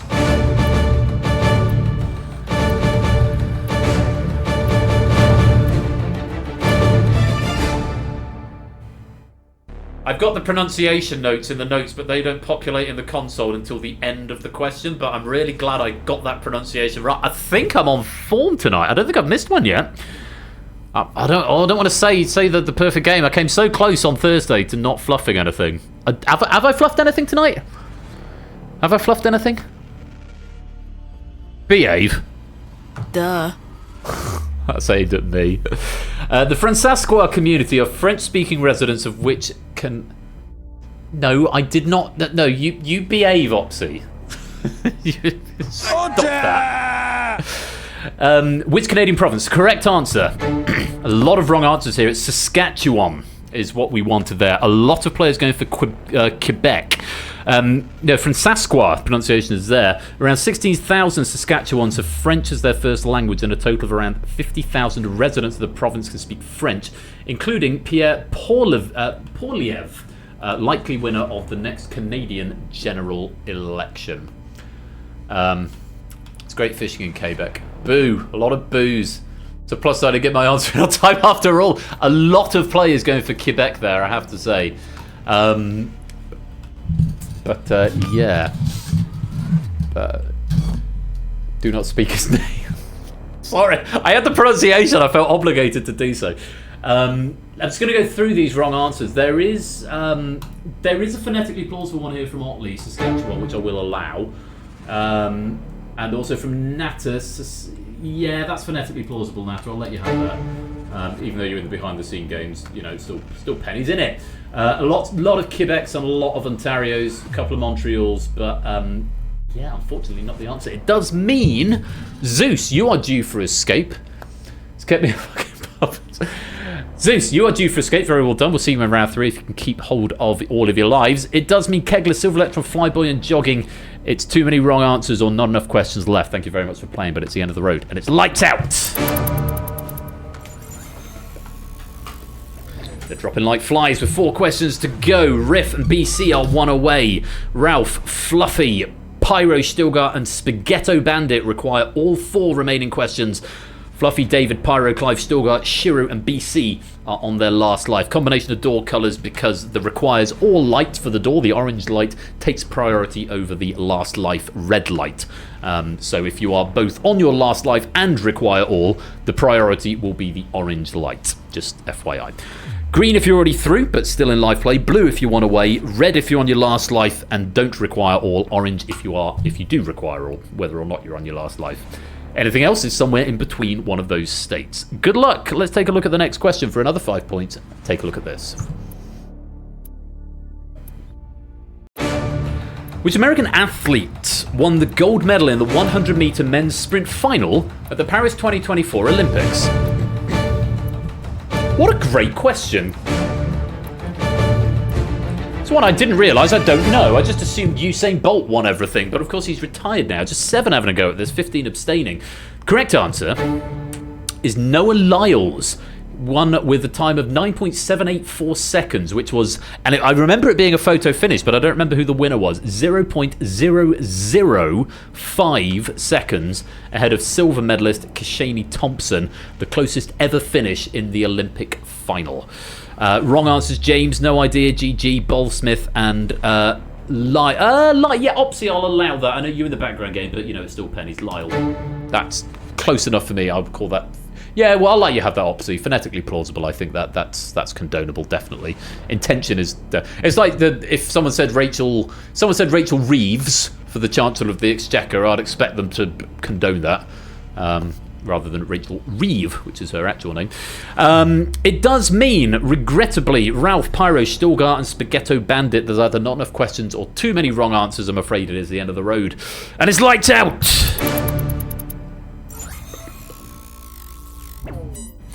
Getting closer and closer to the denouement of this game.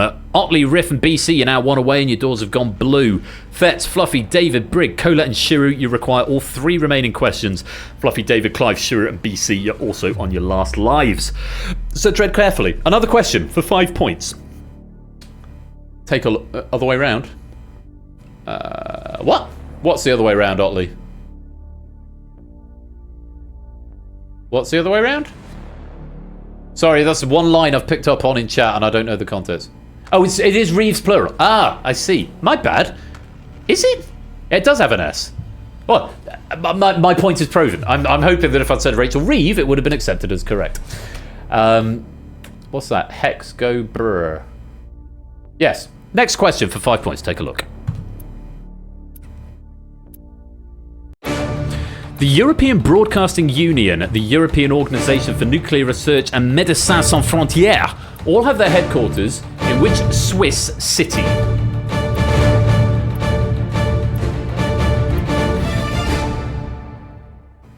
I think I probably butchered the syntax of that question. I'll try again, now that it's closed. The European Broadcasting Union, the European Organisation for Nuclear Research, and Médecins Sans Frontières all have their headquarters in which Swiss city? 17 players attempting it, just 1 sitting it out. The correct answer is Geneva.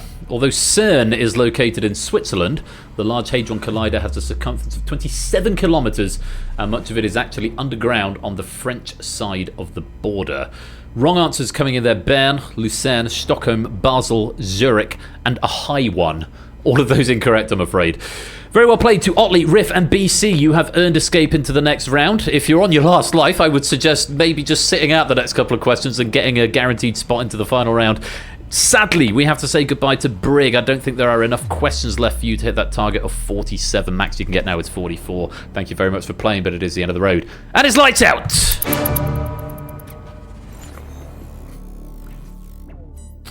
With 2 questions remaining, there are a lot of different coloured lights on these doors. We've got Zeus, Arun, Otley, Riff, BC and Sam already through on 47 or higher.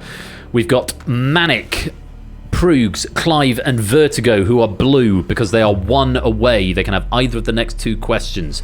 We've got Rias, Fetz, Fluffy, David, Astrogali, Cola and Shiru, who are all orange because they require both of the remaining questions. There are no red lights, but just so you know, Fluffy, David, Astrogali, Clive and Shiru, you are on your last life. Question number 9 for another 5 points. Take a look at this.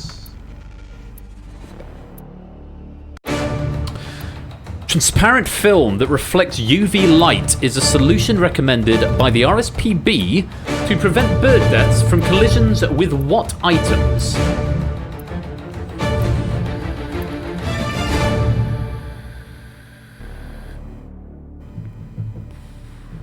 Time. The correct answer is windows. I would probably have accepted glass or pane. In fact, glass and panes were both in there as acceptable answers. Birds cannot see regular glass, so see the reflections of trees as real.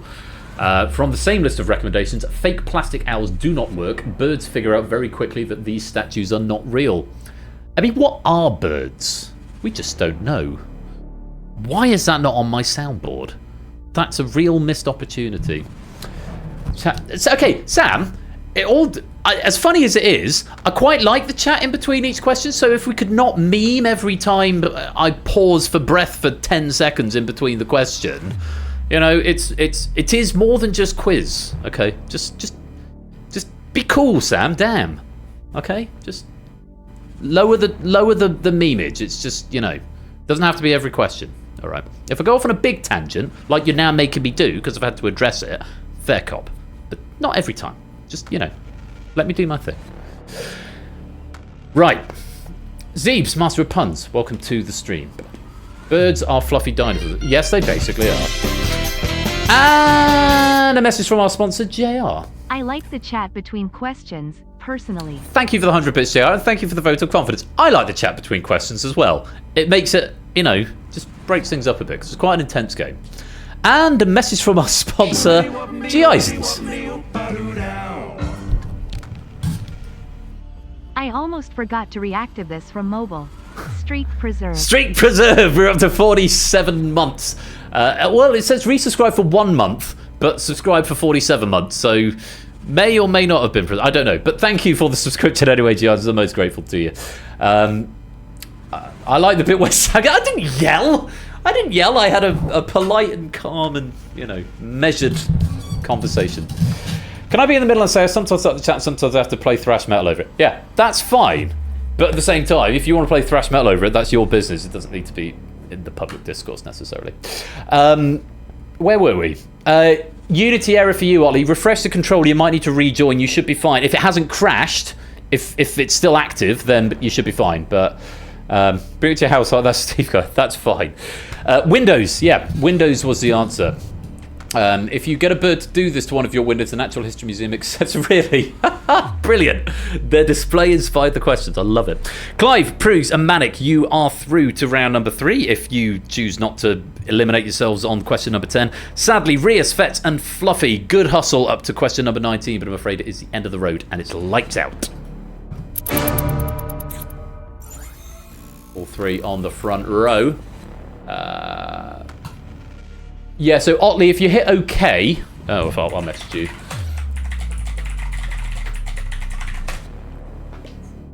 Because if it's dead, I mean, you're through anyway, so it's not mission critical at this point, but... Okay, you've refreshed. And Rias has refreshed as well. Okay, good. So, no drama. You refreshed. No drama. Cool.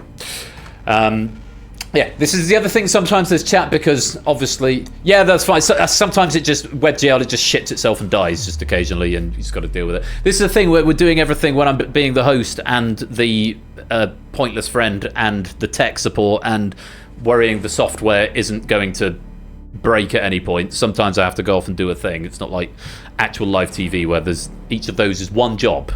So yeah, appreciate your patience. Sometimes it shits itself and dies. That is a good one. I do say that a lot, but I'll highlight that one.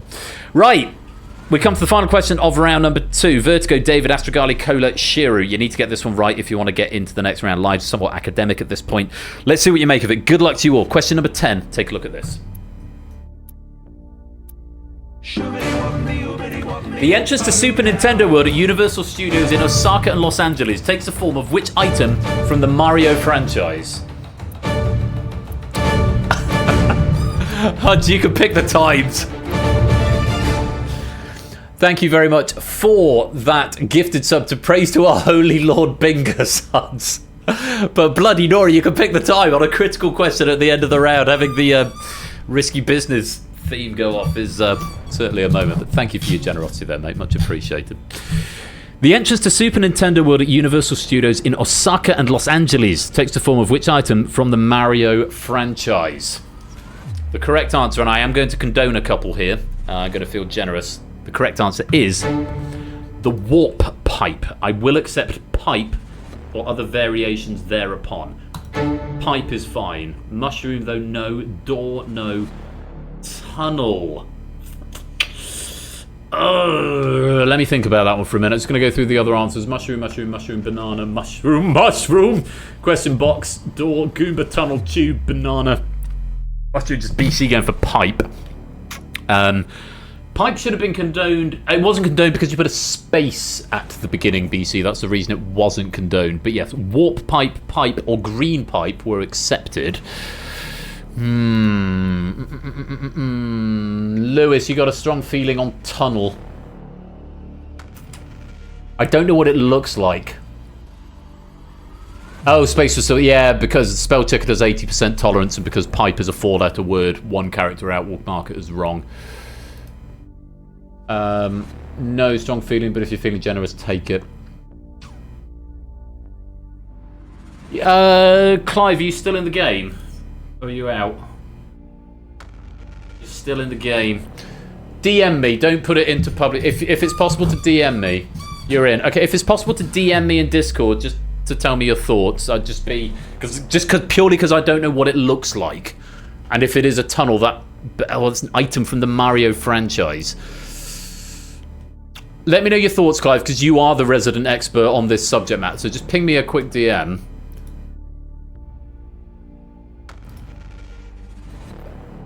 Okay, fine. Yeah.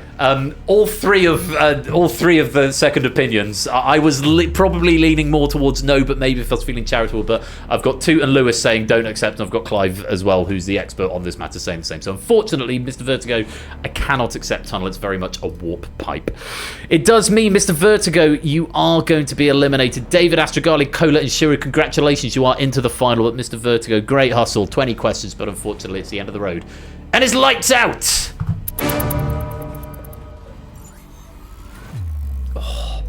You hate to see it, but that is the way the game goes. So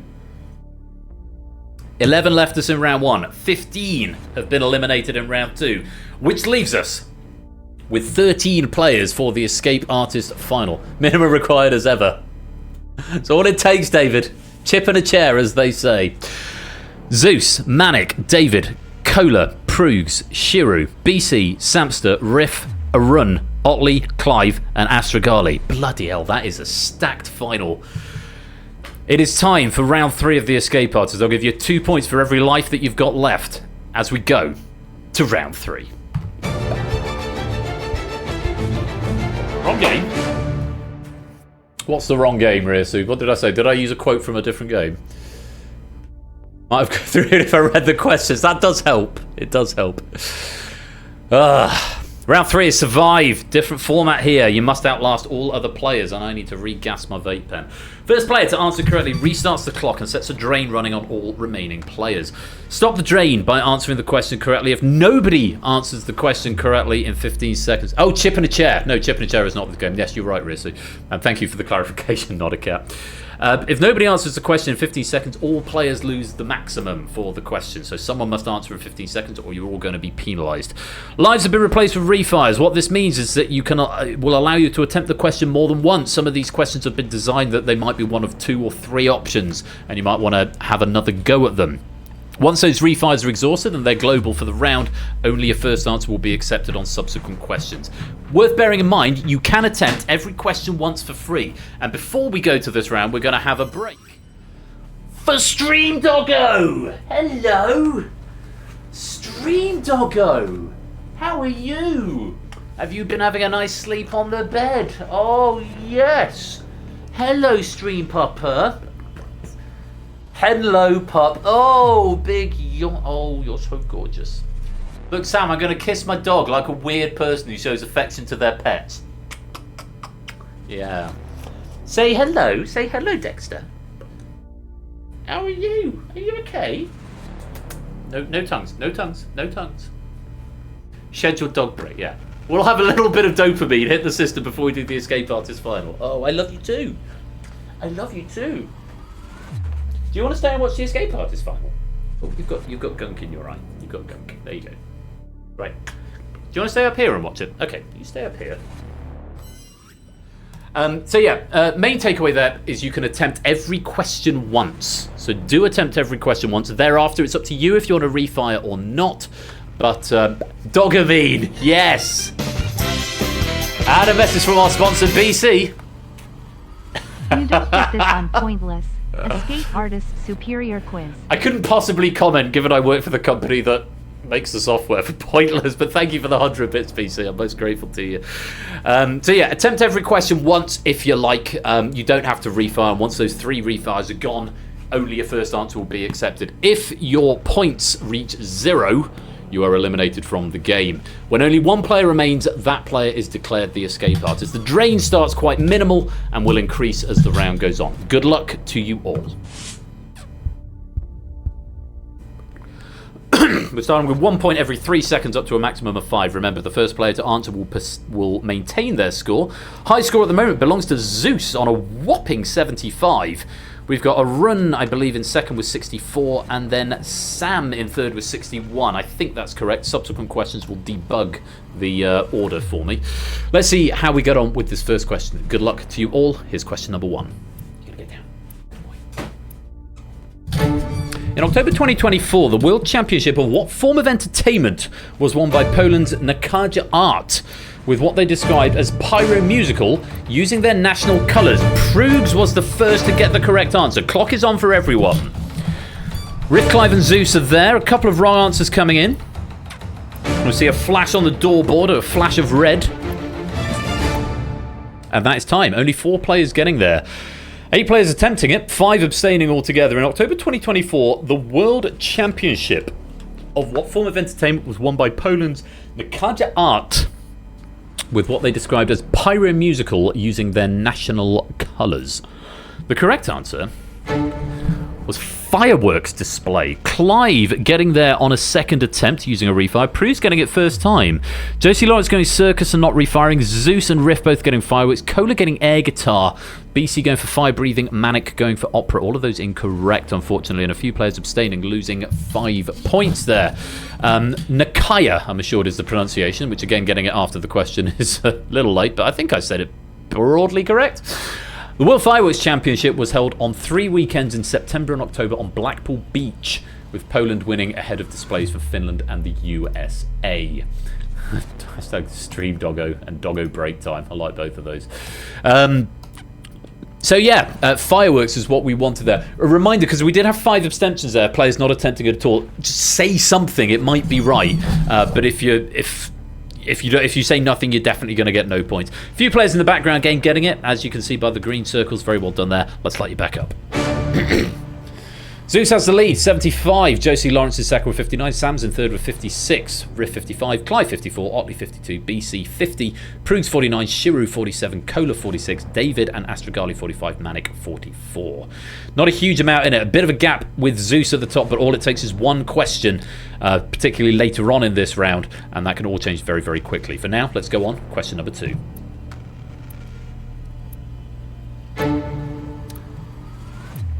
The medial meniscus and lateral meniscus are discs of cartilage found in which joint? Who was first? BC was the first in there. Most getting that, including Zeus, our leader. Not a run, who at the start of that question was in second. So he's lost a maximum of 5. Correct answer is the knee. David going shoulder then elbow. Astrogali getting it on a refire. Elbow then knee. Clive, Prugs, Otley, Sam, Zeus, Riff, Cola, Shiru and BC all getting it first time. Manic going wrist and then shoulder. Not getting to the correct answer. Knee is what we wanted. Very well played. If you got some points there, let's light you back up. Oh, Novak Djokovic tore his medial meniscus during this year's French Open, needing surgery that led to him wearing that large support seen on his right knee at Wimbledon and the Olympics. The more you know. Let's light you back up. So still with the lead. Sam now in second, and Clive moves into a tied third with a run. Both of them on 54, Sam on 56. Zeus still with a hefty lead on 74. One more question with a maximum drain of 5, and then we'll increase the drain rate. Let's take a look at question number 3. In the final scene of Much Ado About Nothing, Dom Pedro observes Benedict's face as so full of frost of storm and cloudiness, comparing it to which month of the year? Prugs was there first. Refires available.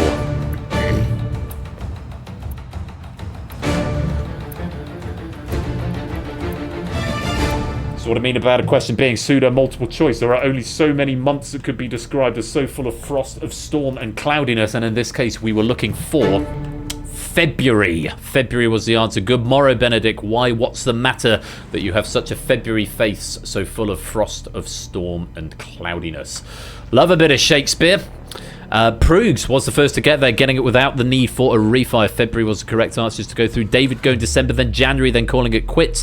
Astrogali December, then September, then October. 2 refires and still not getting the correct answer. Bad luck there, Astrogali, burning up those refires. Clive going March, off by 1 error. Otley December, then November. Josie Lawrence, a run, who was in third place, is possibly going to drop a bit here, going for December. Samster going for April. Zeus for January. Zeus was the leader, now on a very nice 69, not getting the answer. Riff going for February and getting it right, one of only 3 players to do so. Cola for January, Shiru December, January, BC December, Manic getting February first time. Very well played. Let's light you back up. Not a huge amount of change, but a little bit. Zeus still has the lead with 69. Nice. But the gap has closed a little bit. Riff is now in second with 53. Sam now has a clear third with 51. Clive in fourth, joint with Prugs, both and a run, I beg your pardon. Clive, Prugs and a run, all on 49 in joint fourth.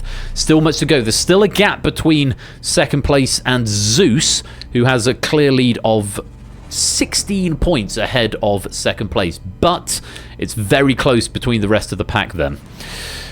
We're going to increase the drain rate. It's now 1 point every 2 seconds, up to a maximum of 7 points per question if you do not get the answer right. Let's see what you make of this next one. Question number 4, take a look at this.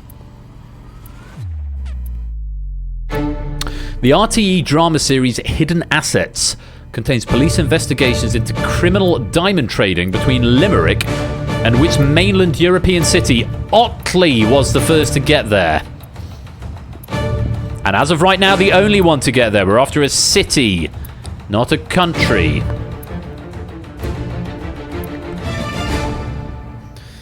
Otley. That is a power play to you, the only one to get it right. 11 players attempting it, but Otley the only one to get the answer. The only one to prevent a drain of 7 points. The correct answer, well done if you got this, Antwerp was the answer, which has for many years been the largest centre of diamond trading in the world. In the show, money laundering in diamonds proves harder to track than similar transfers in money. Brussels, London, Paris, Brussels. Otley getting Antwerp, Paris, Amsterdam, Paris, Amsterdam, Paris. And Manic using up 2 refires, going France, then Italy, then Paris, using up 2 countries for the first 2 attempts. 2 refires, unfortunately not getting to the right answer. Well done, it's Otley. You keep your score. Everyone else losing 7. Let's light you back up. That does put Otley into second place for hanging on to this. See how quickly it can change. Otley now in second with 47. Still trailing Zeus, who has the lead with 62. Riff now in third with 46. Other scores 44, 42, 42, 42, 38, 34, 32, 32, 30, and 28. Another question. Maximum of 7 points of drain. Let's take a look, see what happens. Good luck. India and on down to Australia. Broken Chronometers and Howland Island are tracks on a 2024 album by Laurie Anderson themed around which 20th century woman? Clive is there. Cola is there. Otley is there. BC is there. Manic is there.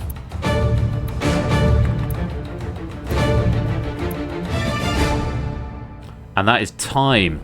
Took a minute. Clive was the first to answer and managed to preserve the score of 42. Sorry, I got thrown by the question because the Google Sheets does a weird thing where if you start a cell with an apostrophe, it gets rid of it on export. So if you need an apostrophe at the beginning, you're supposed to put 2. And obviously that's not been caught here, which is why the apostrophe is missing from the front of this question. Apologies for that. But India and on down to Australia, Broken Chronometers and Howland Island are tracks on a 2024 album by Laurie Anderson themed around which 20th century woman? The correct answer was Amelia Earhart. There were 5 players who got it. David going for Nightingale and not refiring. Astragali going for Olivia Newton-John and not refiring. Clive was the first to get it right with Amelia Earhart. Prue's going for Rosa Parks and then Gandhi using up a refire, not getting there. Otley going for Earhart. Indira Gandhi, Joan of Arc, Indira Gandhi, and then Cola Earhart, BC Earhart, and Manic Amelia Earhart. Well done to you 5. Everyone else losing 7 points. Let's see what that does to the scores as we light you back up. Zeus has still got the lead, but that gap is getting smaller and smaller and smaller. Zeus now with the lead of 55 ahead of Otley's 45 in second. 10 points clear. We're still on a maximum drain of 7. If Zeus doesn't get this question and Otley does, that gap is going to come down to 3 points. Clive is 3 points behind Otley on 42. We have Riff then on 39. Sam's got 37. BC has 36. Proogs has 35, as does a run.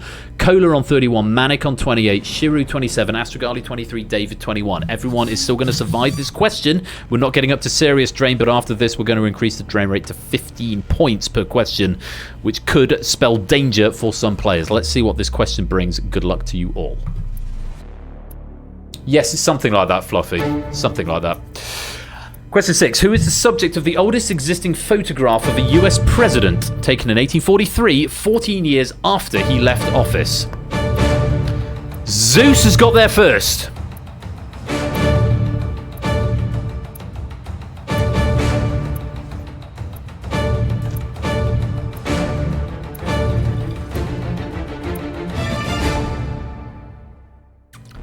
And Zeus is putting the advantage right back into his court as the only player to get it right. Whatever lead he had, I think it was 10 points, he's now going to extend it to at least 17. The correct answer was John Quincy Adams. John Quincy Adams. And I've just realised I've not been giving you notes on the previous questions.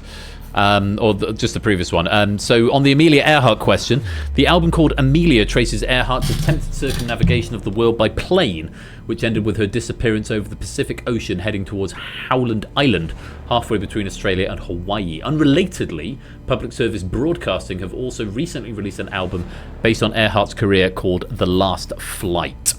And then... Were there no notes? Oh no, there were notes, but they've not debugged. Oh no, that's this question. John Quincy Adams. Right. So yeah, let me give you the notes here. John Quincy Adams. The photograph, which is a daguerreotype. Daguerreotype? I never thought it doesn't count if I fluff the trivia because that's a complicated word. and it's superfluous. That's the one, Proogs. I'm not sure how to pronounce it, but that's the word I'm after. So this photograph Daguerreotype. Thank you very much, Astrogali and JR. So this photograph, a daguerreotype produced by Philip Haas, was acquired by the Smithsonian National Portrait Gallery in 2018, having previously been owned by Congressman Horace Everett and his estate since it was gifted to him in 1843. Interesting answers coming in, and actually, Josie Lawrence, I have got to do some condoning for you here. Yes, you did. So the options that came in were John Quincy Adams or Adams, and Arun put Quincy Adams, which wouldn't have gotten through the spell checker. So I am going to put Arun back to what he was on in just a minute. So Arun, rest assured, points will be restored to you. But let me just go through the other answers. Lincoln and Washington, Lincoln, Monroe, Hoover, Roosevelt, Harrison, Jackson, Adams, Harrison, Lincoln, Jackson, Monroe, Madison, Quincy Adams, and Van Buren.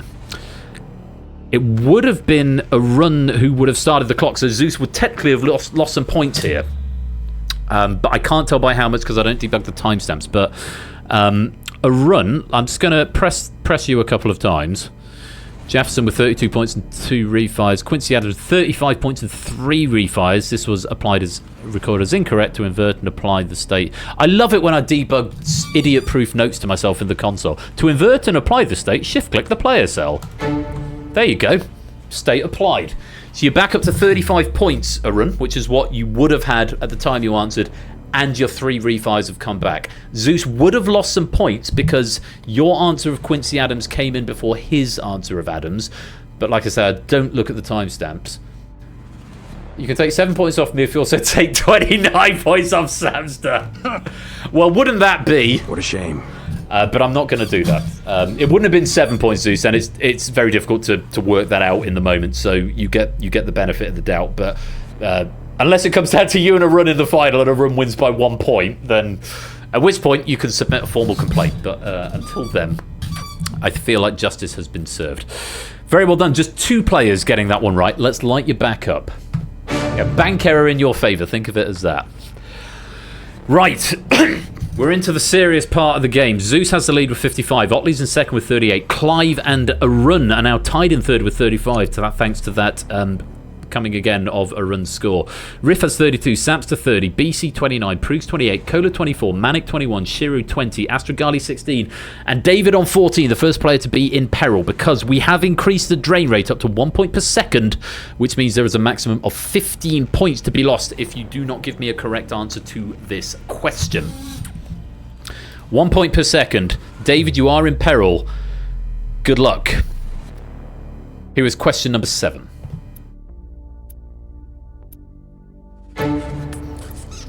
The meme phrase, weird flex but okay, was first used in 2017 as a Twitter reply to which Nobel laureate?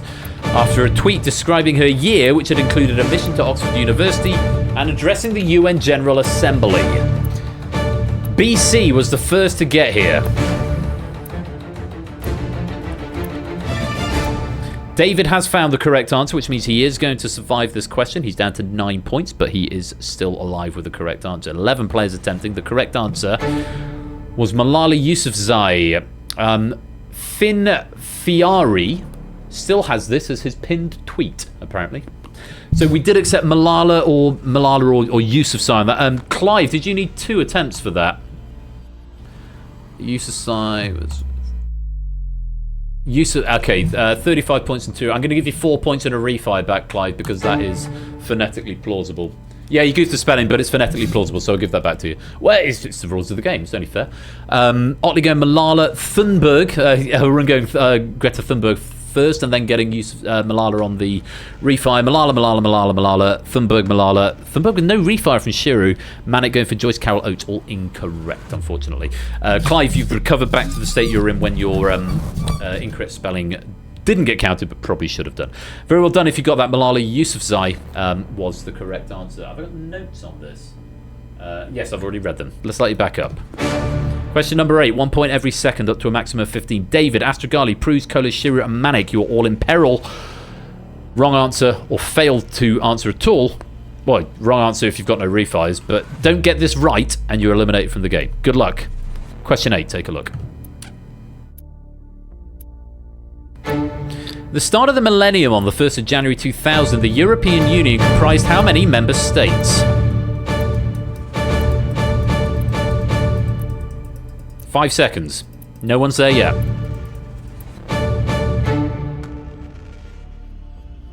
Time. All 13 attempted it. And apparently nobody got it right.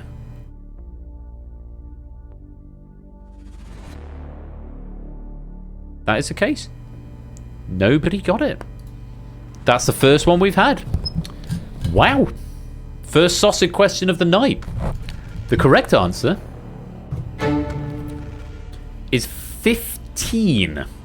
10 further states joined in 2004, 2 more in 2007, and Croatia in 2013 became the most recent state to accede. One other has departed since then. And we're not going to name which one it is, but 15 was the answer as of the year 2000. Currently 27, Bulgaria, Romania, Croatia in, UK out, then the 2004 expansion. Lewis is right there. Pressed random numbers, says Flyboy. A lot of answers coming in. 28, 26, 13, 37, 32, 17, 27, 27, 28, 26, 23, 24, 25, 12, 24, 25, 21, 12, 25, 18, 23, and 13. All incorrect. It's a very simple one. It's basically a maths question. 15 is what we wanted. If you got that one wrong, which is all of you, you're about to lose a maximum drain of 15 points. And it does mean we have to say goodbye to our players who are in peril. And it didn't debug it, so I didn't say it in advance. But sadly, David, Astrogali, Pruz, Kola, Shiru, and Manic, it is the end of the road, and it's lights out. 1, 2, 3, 4, 5, 6 players just like that are out of the game with 2 questions to go. Sue still has the lead with 37. Clive is in second with 20. Otley now in third with 19. Riff has 16. BC has 14. Arun has 13. Samster has 5. Arun, Samster, and BC, you are all in peril. You must get this question right if you wish to survive. Good luck. Question number 9. Take a look. Yes, so if no one starts the clock, Proogs, everyone loses the maximum. Yes, as Giaz is saying. No. If no one gets it, everyone. Otherwise, there is a potential to gain it in collusion with other players. But yeah, if no one answers it, everyone loses the maximum. That is the thing. I don't have a debug there, so I didn't do the it's the end of the road and it's lights out thing. But that's my bad. But yeah, good game. But I'm afraid you're out. 7 players remain. Here's question 9. Good luck. What is the name of the third member of a 3-ship fleet that also includes the MV Arctic Sunrise and the SY Witness?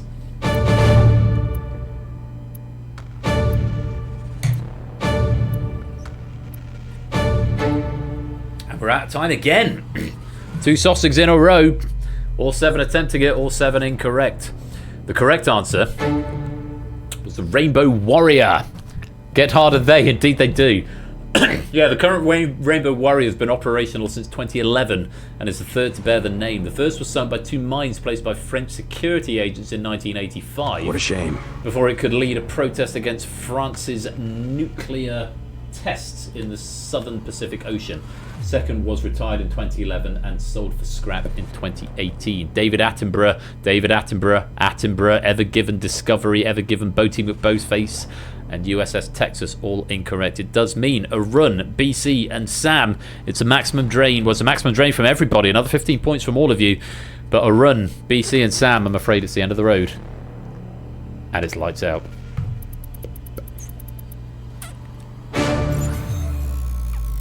Did people die? Sunk by mines placed by French security. Oh, I just press buttons, Clive. I'm not really fully computing the notes, but if that was in poor taste, I apologise.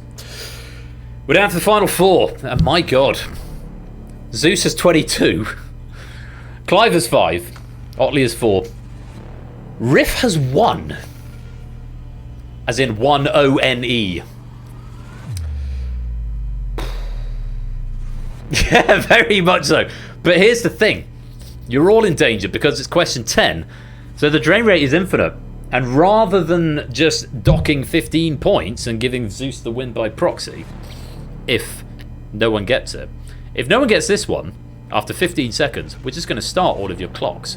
And we're going to count them down until you either get it right or you run out of points. So Riff, the only way for you to win this game is to answer first. Otherwise, you have half a second to get the correct answer in and stop your clock. Otley, you've got 2 seconds. Clive, you've got 2.5 seconds. Zeus, if you are not the first to answer, you have 11 seconds to get the correct answer after the first player to do so. If Zeus is the first player to answer, then he will become the escape artist.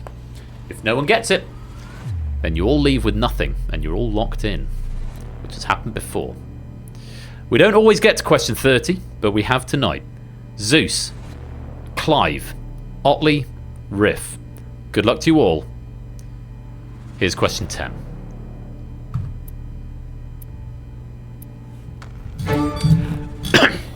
When the International Vehicle Registration Code for Argentina is followed by the state abbreviation for the US state whose capital was named after a German chancellor, they form the name of which country's currency? Clocks are on. Riff is out. Clive is out. Otley is out. Zeus, I need an answer.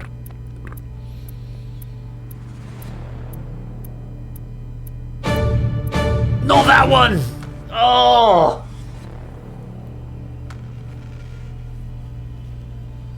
Pain. We haven't seen the bad ending for so long, but yes, we've hit a total lockdown. It was a... Lewis is there. Yeah, it's the Rand. South Africa.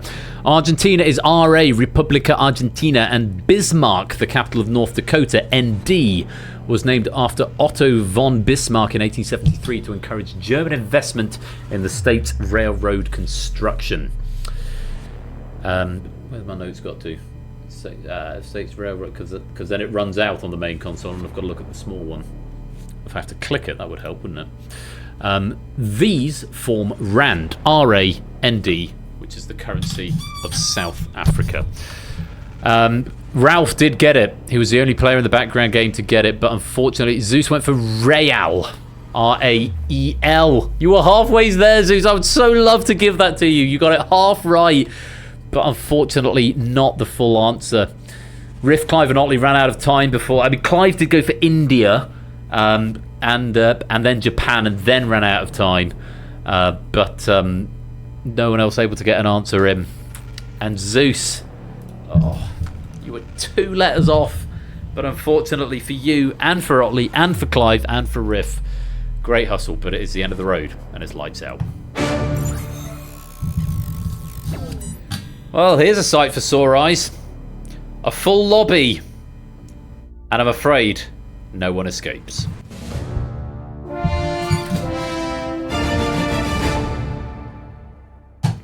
You're all here forever. No 24601 today. But what a cracker of a pack from Shapes. Toot said it played hard. Going through it, I thought it was hard. It was harder than Cryptex, but I found myself thinking these all feel quite fair. They're hard, but they're fair. And Shapes, hats off to you. Lovely pack. I'm sorry there's not a medalist to put with it, but you've done a sterling job with the questions out, and I loved the trivia. Really, really great extra padding with that. So really, really lovely stuff. Thank you very much, Shapes, for your efforts on that. I'm sad that no one has escaped because you've all put up a blinder, and it's great. I mean, it's kind of nice to see a full lobby, 39 players. You're here forever now. Let's just take a look at the high scores. Apparently, I've edited this overlay so it looks better than it did. Zeus was the high scorer, managing to get 18 questions correct. Clive getting 17. Otley, I can't even read that font on this. You've got no chance of reading to get on broadcast, but that's the question count. Times that by 20. That is the number of pennies that you will get. Yeah, proper old school escape artist, I agree. Have a whole game of TA round 3 Q10s, please. I'll just give everyone 200 points for free. Yeah, top 2 rows is good effort, David. 12 questions out of 30 on that, because there were a lot of tough questions in there. So you've done really well if you've got into double figures there. I think I need to change the font on that. Basically, we need Google That back. Google That's taken a rest this season, and maybe it'll come back next season. But I think I said last season I wasn't going to put Google That back out until I'd reskinned it, which I haven't done yet. So I've got to reskin that. Apparently there's a cry for me to reskin the pyramid, but, we'll see what happens next season. Or over my 3-week Christmas holiday, which I'm going to be having. I need to fill the time with something or other.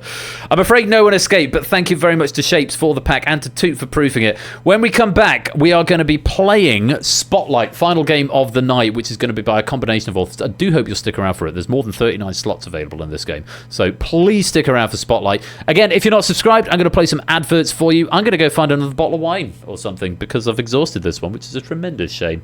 But keep the raid messages coming in, keep the chat alive. If you're not subscribed, you'll see some adverts, but we won't start the next game without you. If you are subscribed, you'll hear some kick-ass electro swing, which will be really good fun as well. But yes, Spotlight by various members of the community coming up in about 5 minutes' time. You don't want to miss it. The third of our Triple Trouble edition of Game Night tonight. I hope you've all enjoyed The Escape Artist. Thanks again to Shapes for writing, Toot for proofing, and I'm afraid no one escaped. That's the way it goes sometimes. But hey, them's the breaks. I'll see you after the break.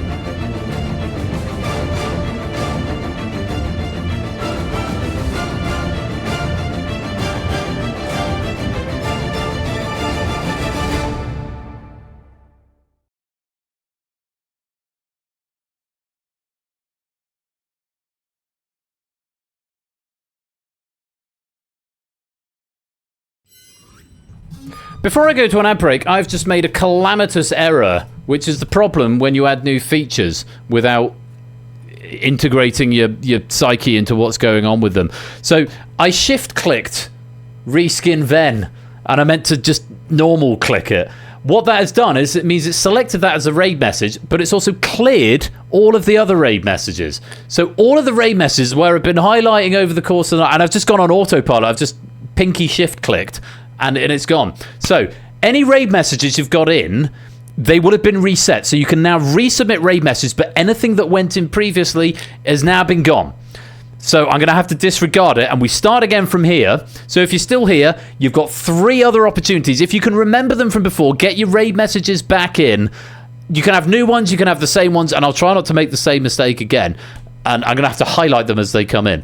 We are going to take a break in the meanwhile. Thank you again to Shapes for a lovely pack of The Escape Artist right there. When we come back, we're going to be playing Spotlight, as written by various members of the community. I'm going to play some adverts, I'm going to play some electro swing, and I'm going to get another drink. I encourage you all to do the same. If you need to stretch your legs, get a drink, get some more snacks, whatever you need to do. We won't start the next game without you. But don't touch that dial, because when we come back, Spotlight is going to be on your screens. Don't touch that dial. We'll be right back.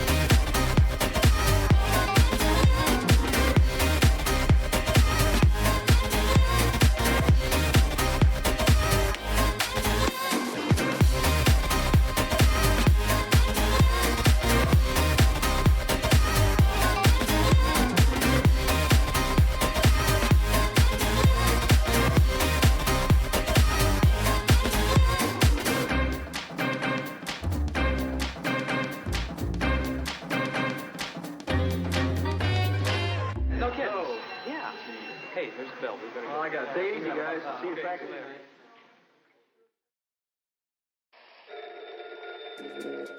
This old switchboard could talk. Wow. Your ears would sizzle. 1880. We take Alexander Graham Bell's invention for granted today. Perhaps we should. But isn't it incredible that millions and millions of people can talk simultaneously to practically any spot on Earth?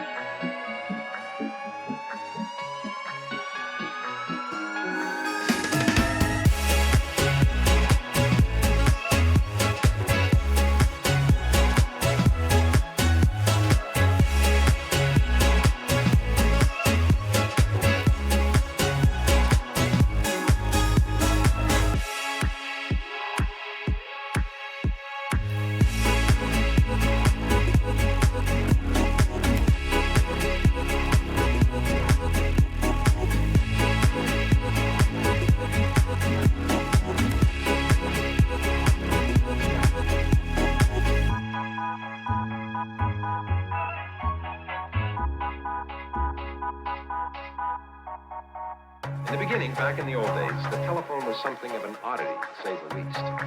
You'd pick up this receiver to see that the line was clear. Then you'd hang up and ring with this crank. Pick it up again and tell the operator what number you wanted.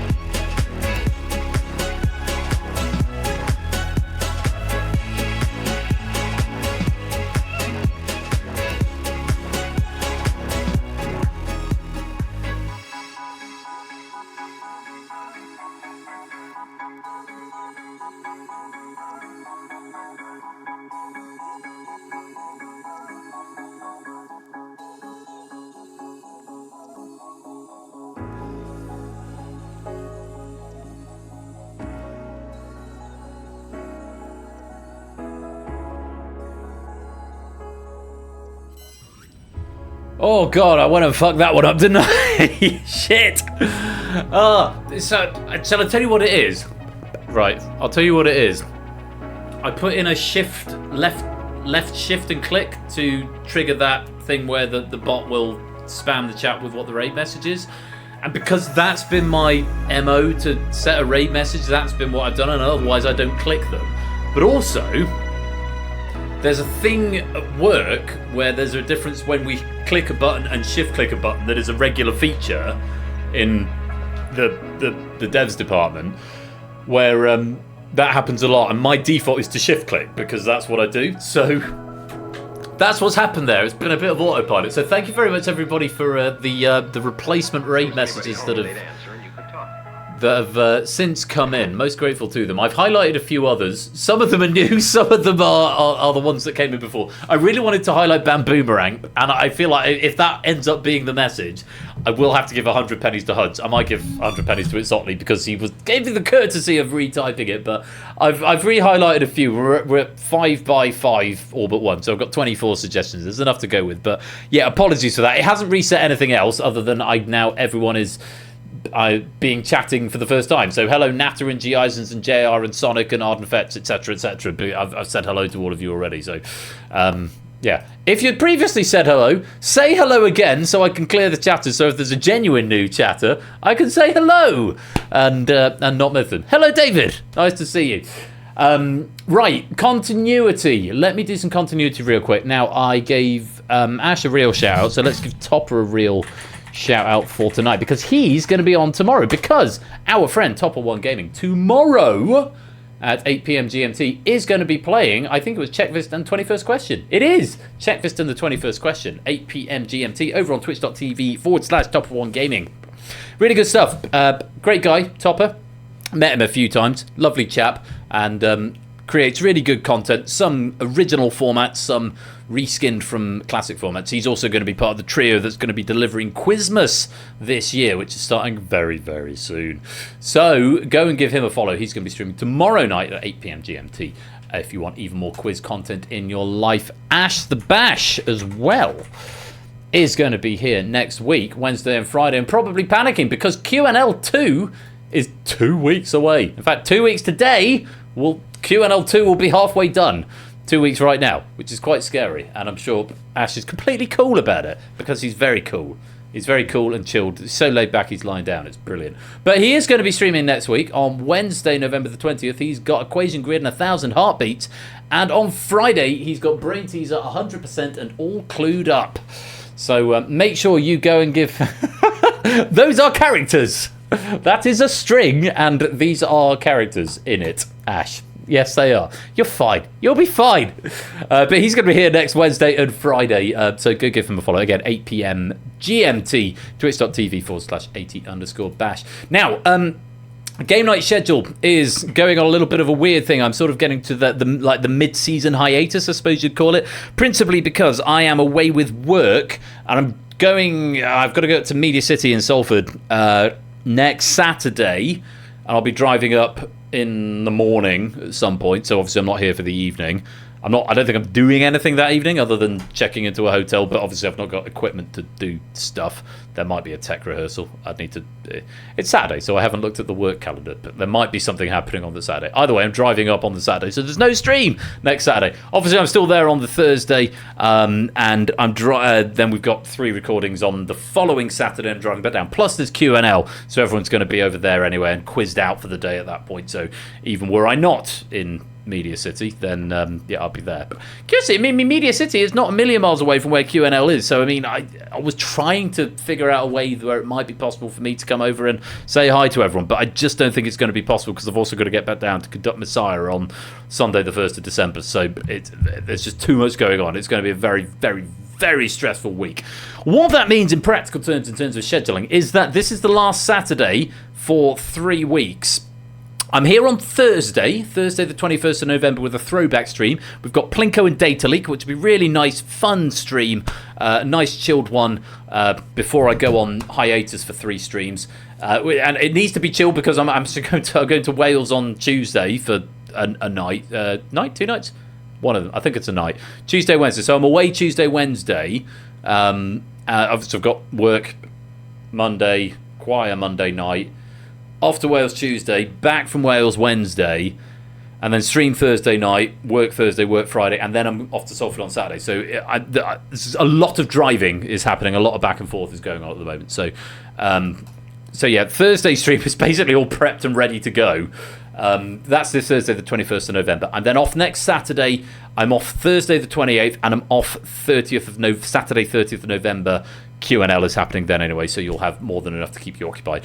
I'm going to be back on Thursday, the 5th of December, which will be my first Quizmas stream. Yes, Quizmas is coming back. Me and Ash and Topper once again doing the triple trouble of Quizmas this year. So much excitement is happening on that, and Ash will worry about that when Q&L is done, I'm sure. I'm sure he's taking a day off and he'll worry about Quizmas stuff then. And I'll finish writing some questions for him before Q&L. It will happen. Anyway, that's the long and short of it. Stream on Thursday, but I'm off next Saturday for the next 2 Saturdays and the following Thursday. So come and join us on Thursday and then back on the 5th of December for all the Quizmas festive fun. And I think that's everything. That's all the continuity. Shall we do some more quiz to wrap up the night? We've still got 57 of us here, which is very encouraging. And thank you for the replacement raid messages. I will pick one and do it properly towards the end of the stream. Media Cities and Salford Keys, yes indeed, Optimat. And that's something I was going to say. If anyone is in the sort of environs, because I know QNL isn't a million miles, the location for QNL isn't a million miles from Media City, especially if you're flying in from the States. If anyone's up there, because I know one person's already messaged me and saying they're actually the show. So the reason I'm going to Media City is for work. There's a show that's being recorded that week that I'm on support for, and I'm in studio for. So basically, that's why I'm at Dock 10.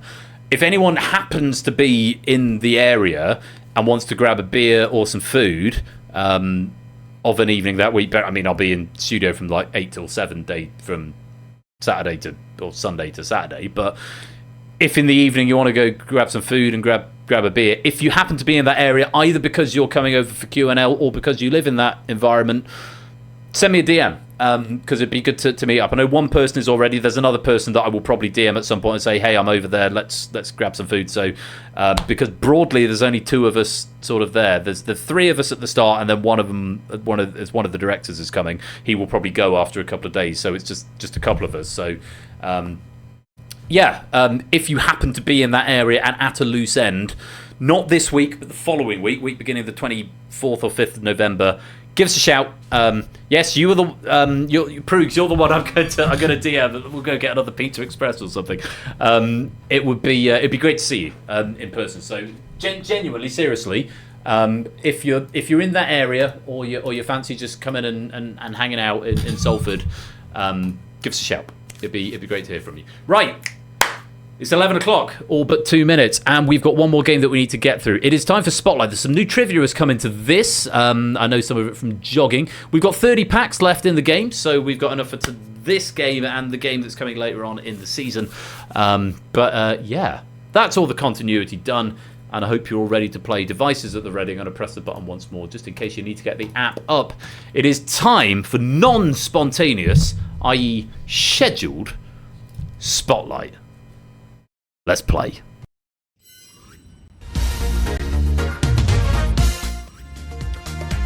That was the wrong button, wasn't it? Shall I try that again? I think we should try that again. Let's play Spotlight.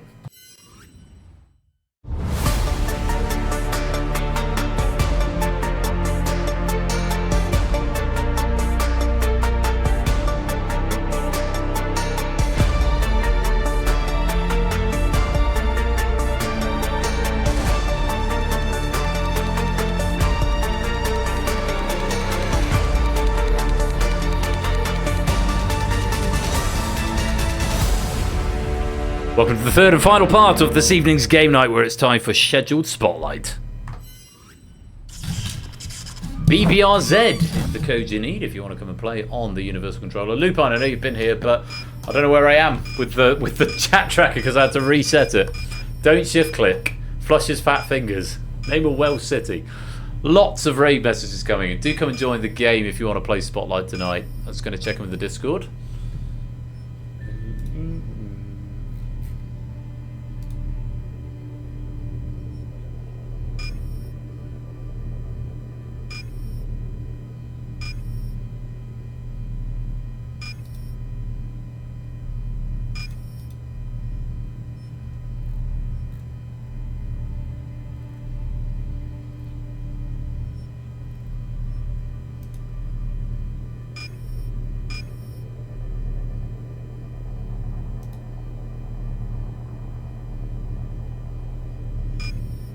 Okay, just reading in on the notes on suggestions. BC, sorry that I missed that Quincy Adams. So generally, I just read the console and I just catch any answers that come in as incorrect that should be condoned. So that's how I caught Arun's Quincy Adams answer, and I obviously missed yours, which is mea culpa.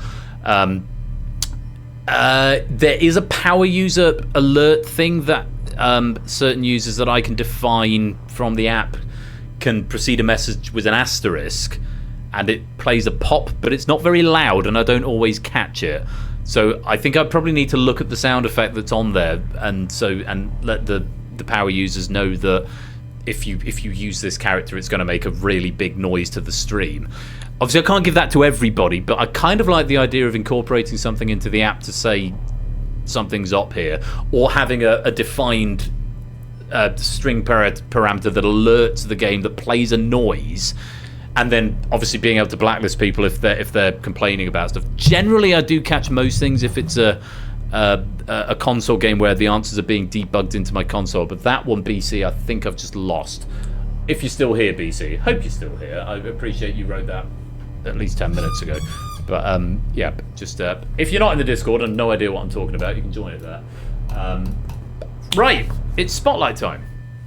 But yeah, a couple of options on that. Either some Nightbot command or something built into my app that will catch stuff if a certain command is raised from anybody, but it's I don't know. There's a few ways of implementing it.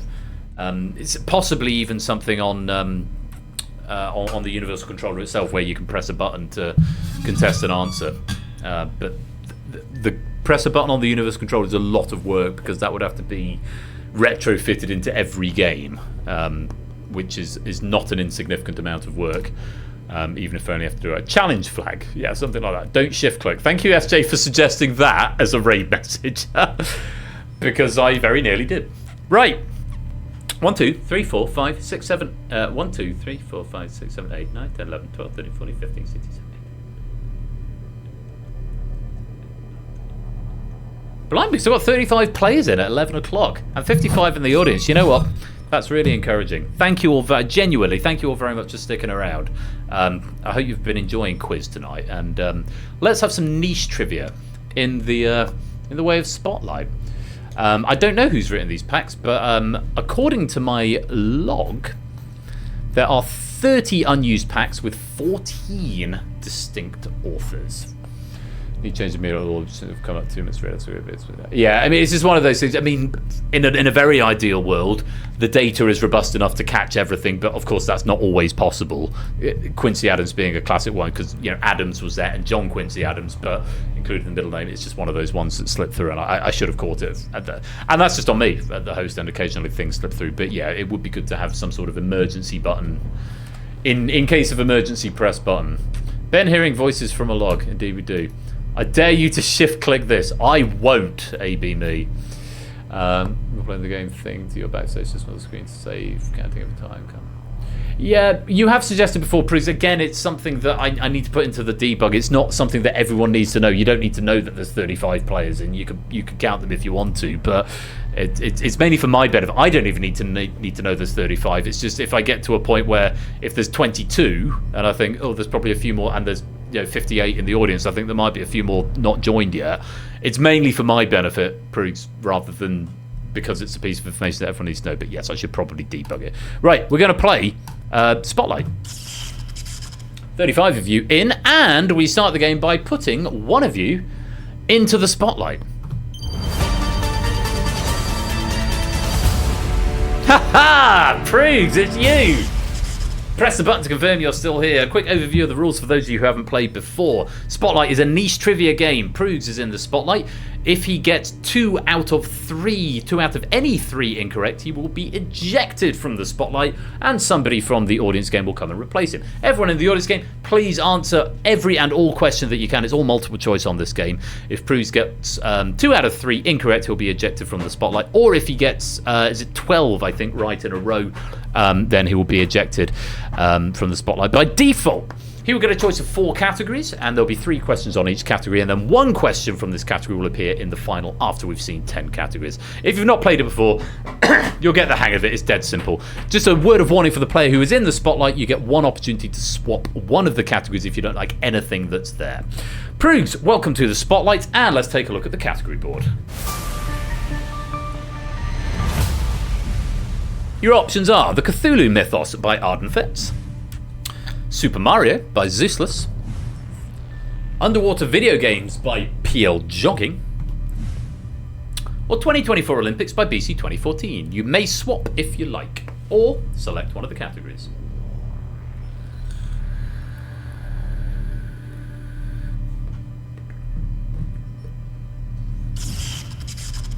We are swapping the Cthulhu Mythos, and we're replacing it with Fried Chicken by Oni. No swaps remaining. You must pick a category.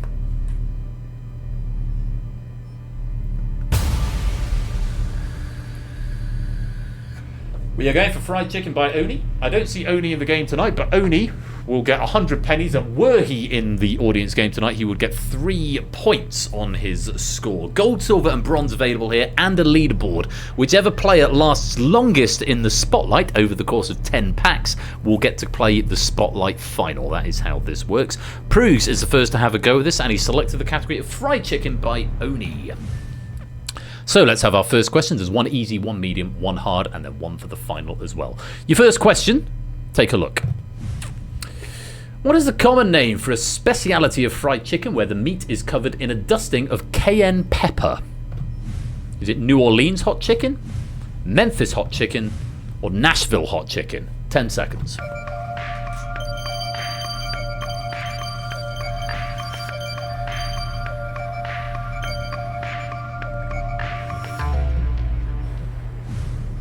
And I will stress that easy, medium, and hard don't necessarily come in that order. It's up to the author which order they list them in. The correct answer, Nashville hot chicken. A good number of players getting it right in the wings, but Prug's not amongst them. The big border around the outside of the screen going red, indicating that our hot seat player got it wrong. So Prugs, you must get the next 2 right if you want to stay in the spotlight. Let's have another question on fried chicken. The Japanese dish of chicken katsu is known by which name? Tonkatsu, torikatsu, or ebikatsu? 10 seconds.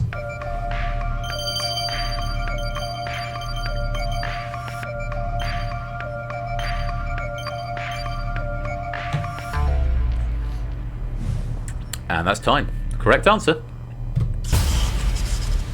Torikatsu, that's 2 out of 2, or 2 out of 3. We've not had 3, but 2 out of 2 questions wrong. Proves I'm afraid that means you had a lovely day. Yeah, I'm afraid no questions correct. There is a small chance you might end up being in the Spotlight final if everyone else gets 0 in the Spotlight, and then the RNG picks you, and you have because you have the most in the wings. But unfortunately, you can't stay here for now. The answer was Torikatsu, and I'm afraid you've been ejected from the Spotlight. Thank you for playing. Pru's getting the purple border around his avatar. We're going to pick someone else to be in the spotlight now. Press the button to confirm you're still here. You've got one more question on fried chicken, and then you'll get to pick the next category. Let's put another player in the spotlight. Yes, I have no notes on that one, so I can't furnish you with more details. Some of them I can. JR, you are in the spotlight. Press the button to let us know you're still here. Welcome to the game, JR. Sorry, I'm having another glass of wine. Getting another bottle of wine. You're chasing a score of 0, JR, so if you get 1 right, then you're in pole position for the final. But let's see how we get on. One more on fried chicken.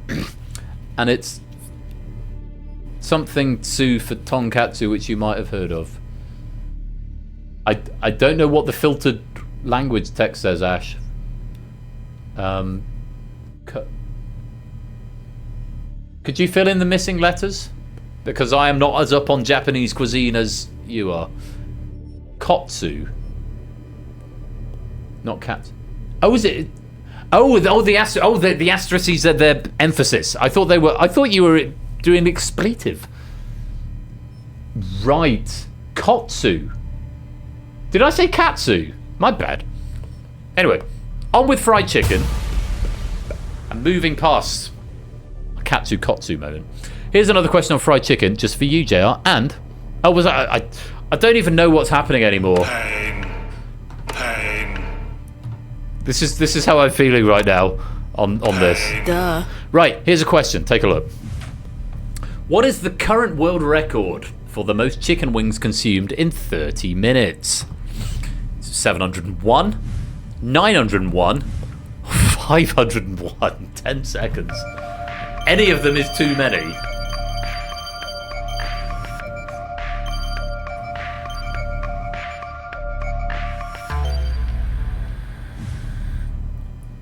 I mean, 30 minutes is quite a long time.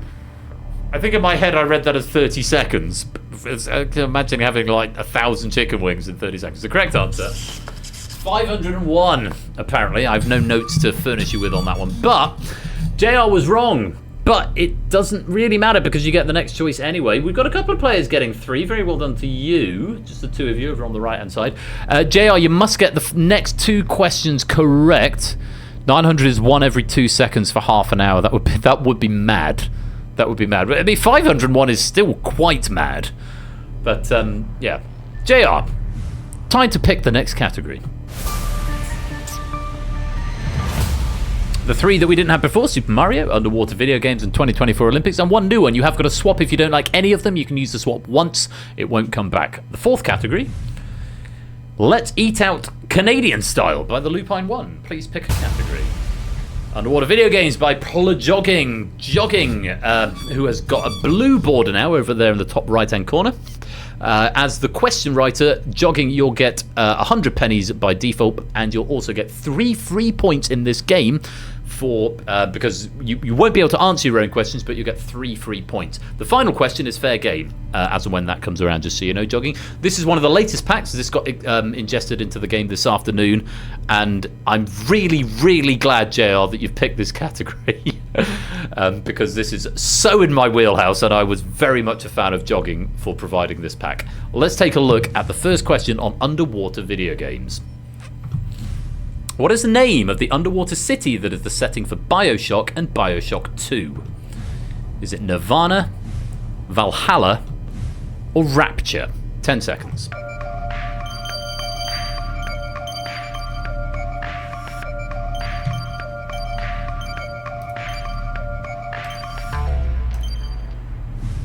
Time. Correct answer. What a great game. Yeah, Rapture was the correct answer. No notes on that, but yes, the setting for BioShock 1 and BioShock 2. BioShock Infinite was set in Columbia, which was a city that was above the clouds as opposed to under the waves. There's so much...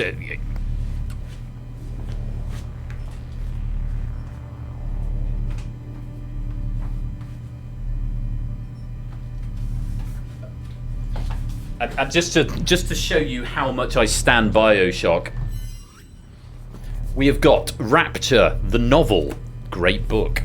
We have got BioShock and Philosophy, a rational game, rational book, which is a series of essays on the subject of that. And one of my favourite ones, my coffee book artwork on BioShock Infinite. I stand this game. It's so good. If you haven't played it, go and play it.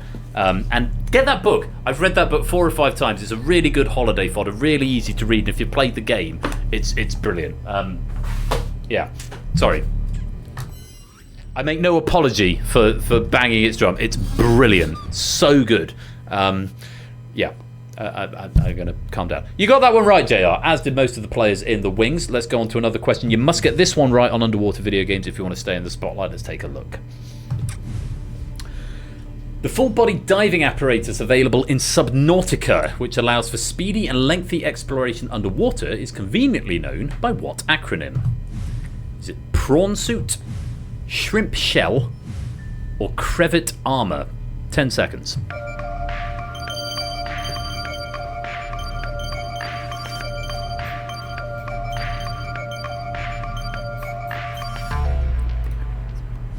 And time.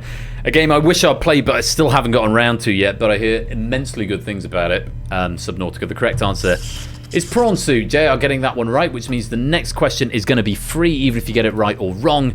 You're going to be... So yeah, I really feel like I should. I know... oh, who's the guy who did the scathing review of... oh,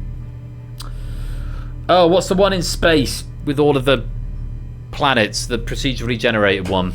No Man's Sky. He did a really scathing review of it. He did the no, not Yahtzee. No, I know who Yahtzee is. Still got Yahtzee also said good things about Subnautica. Oh, what's his name? It'll come to me later on. But yeah, he said it was very, very good. No, not. I know who Yahtzee is now. We've established. I know it's not 0 punctuation anymore. It's second win now. Joseph Anderson, thank you, Jogging. That's the one. You're. He also did the line game, The Witness. He did a really good review of that as well. No, he did a scathing review of No Man's Sky. Joseph Anderson did a scathing review of No Man's Sky, but he rated Subnautica. So it's a game. It's been on my radar for so long, but I've not gotten around to. The Witness. The Witness is fine. It wasn't for me. Let's go on. One more question on underwater video games. Jogging, you're still in the spotlight. No, you're not. Jogging, you wrote the question back. JR, you're still in the spotlight. Let's take a look at the third question.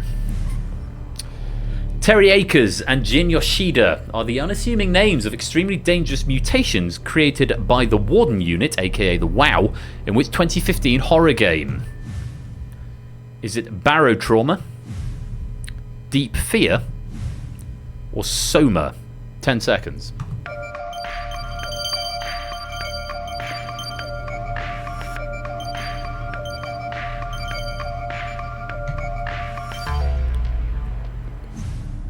It's another game I will not stop banging the drum of. It's Soma. And JR getting this one right, which means you've got 3 out of the last 3 correct. You're in a comfortable position. Good pick of category there. Yeah, Soma, honestly, play that game. It's Frictional Games, who are the Amnesia guys. It's really good. And Yahtzee described this. This is again how this is my trivia that I've added to Jogging's question back. Yahtzee Croshaw described Soma as the second best atmospheric narrative horror game with philosophical themes set at the bottom of the ocean with an existential plot twist in it of all time. Second to BioShock, obviously, which is the first. But yeah, Soma's really good, especially if you're into like horror stuff, survival horror-y things. It's sort of Amnesia meets BioShock. It's so good. And again, won't stop banging its drum. Not being paid to say that, just a fan, which is why I'm standing this category so hard, and I'm very pleased it's come up tonight. JR, you got 3 for 3. Soma is the correct answer. Time to pick another category. Super Mario 2024 Olympics. Let's eat out Canadian style. You've got a swap available and one more category to choose from, which is songs about increasing time increments by Jogging. We're going for Super Mario by Zeus, who's working through the video game stuff. Zeus, if you're in this game, which it doesn't look like you are, but you'll get 100 pennies, even if you won't get 3 free points. Super Mario is the category. Let's take a look at the first question. What is the name of Mario's green dinosaur friend who first appeared in Super Mario World? Is it Yoshi, General Scales, or Rex? 10 seconds.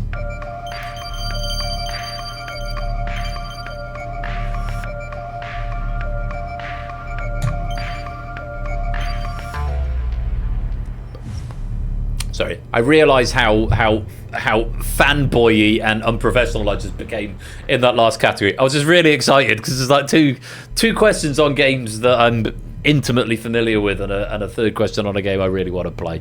So apologies if I've let the side down. What is the name of Mario's green dinosaur friend who first appeared in Super Mario World? The correct answer is, of course, Yoshi. Flyboy getting that one wrong. Everyone else getting it right. Easy peasy. Hopefully for most of us. No, I didn't get enthusiastic about cooked. I don't know anything about cooked chicken. I cooked a chicken breast for the first time about 2 weeks ago, maybe 3 weeks ago. I did it quite well.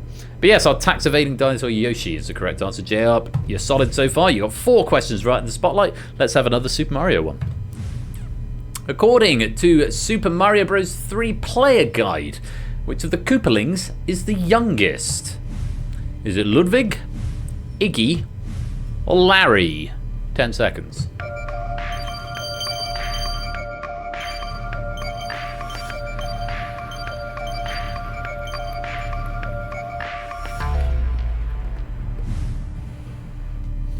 Opsy, here's something that'll make you nod your head in agreement. Go, yeah.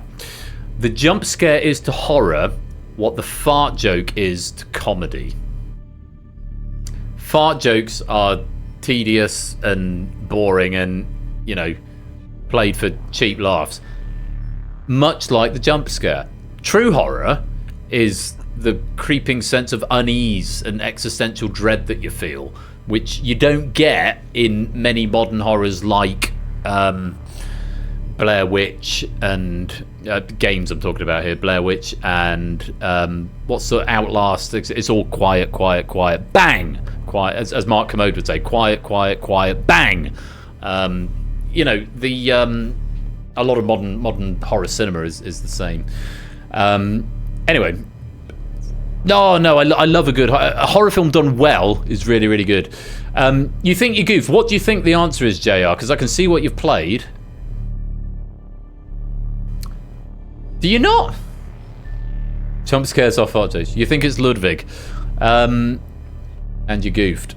Blair Witch is a game. It was a film first and then became a game. Anyway, Sam's going to be really cross with me because I'm going off on tangents. The correct answer... Actually, Larry, you did goof, but you goofed the wrong way. It wasn't Ludwig, it is Larry. I have no further information to give you on that. Most players getting that wrong, including JR. You must get the next 2 correct in the spotlight if you want to stay here. You're still on 4. One more question on Super Mario. Let's take a look at it. Ludwig is the eldest, apparently. Which of these 3D Mario platformers was released the earliest? Is it Super Mario Odyssey, Super Mario Sunshine, or Super Mario Galaxy? 10 seconds.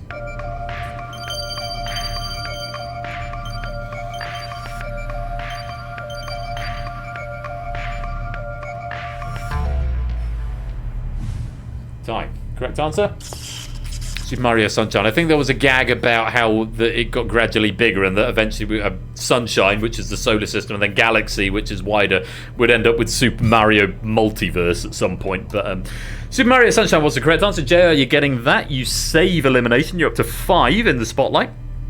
Still incumbent on you to get the next question correct if you want to stay in the spotlight, but you do get to pick the next category.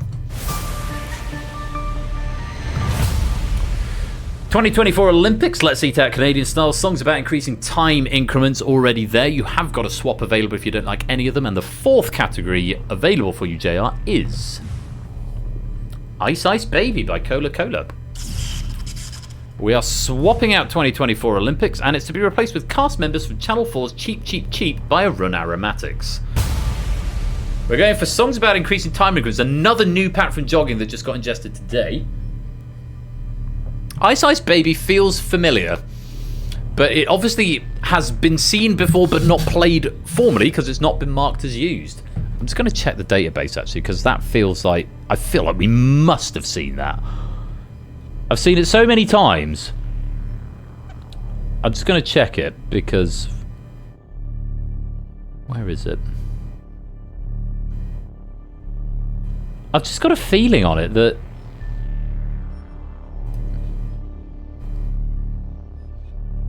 it says used false.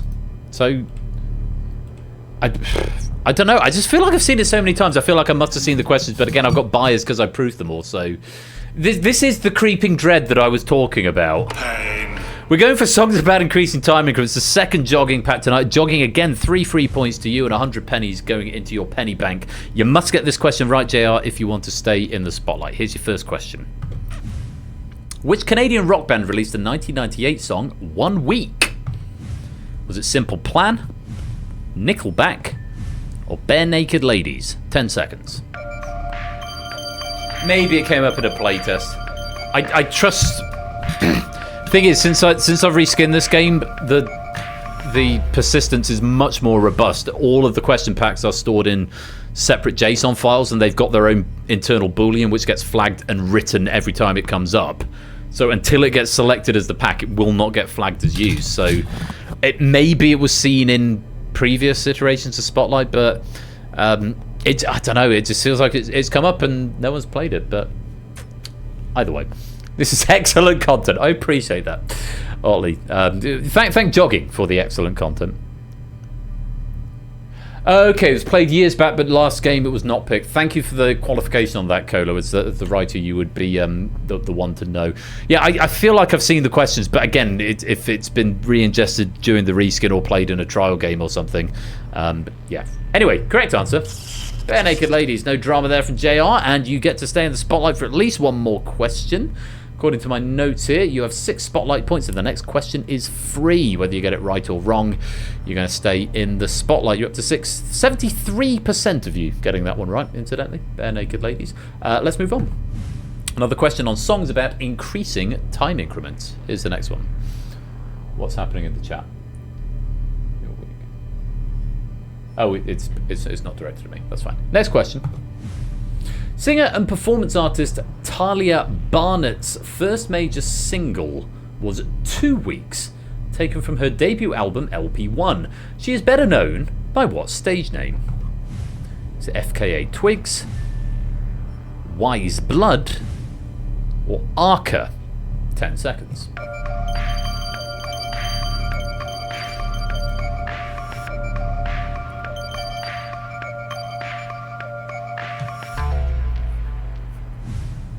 And that's time. Correct answer? FKA Twigs. It's a wrong answer from JR. It wasn't incumbent on you to get that one right. It was a free question. Majority getting it in the wings. You're stuck on 6, and you must get the next 2 questions right. If you want to pick the next category, JR, you've got to get this final one on songs about increasing time increments correct. But that was a wrong answer. Let's take a look at the third question of this category. No, you're not talking about it. Yeah, again, it's going to the thing where I'm running the stream and reading the questions and reading all the trivia and trying to keep track of chat. It's a lot. Sometimes chat goes by and you're not sure is that something that's relevant for me that I need to read. Sometimes it is, sometimes it's not. Anyway, third question. Let's take a look. The 2008 UK Top 10 hit 5 Years Time by indie pop band Noah and the Whale featured guest vocals from which Brit award-winning singer-songwriter? Was it Laura Marling, Kate Nash, or Paloma Faith? 10 seconds.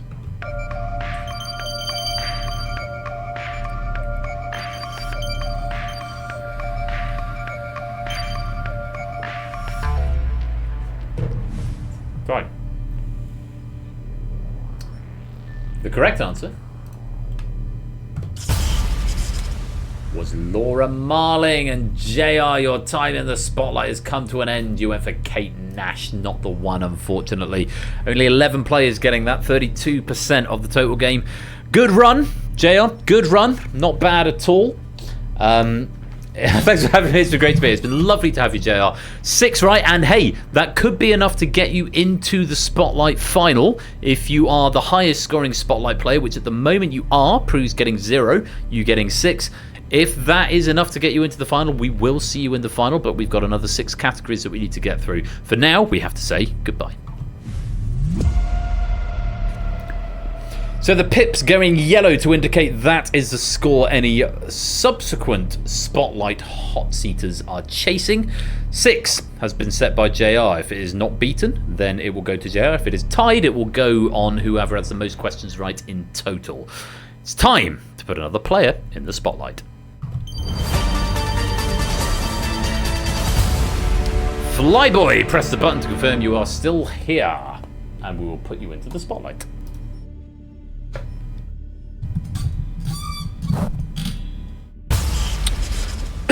Welcome, Flyboy, to the Spotlight. You're chasing 6, and the first job you've got to do is to pick the next category.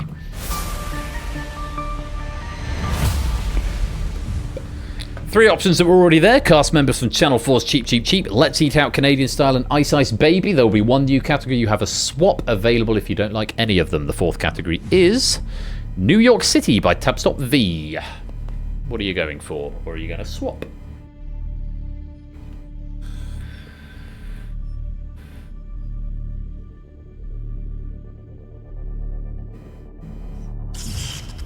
Getting rid of Channel 4's Cheap Cheap Cheap, and it's being replaced with 2024 Olympics by BC. No swaps available. You must pick a category.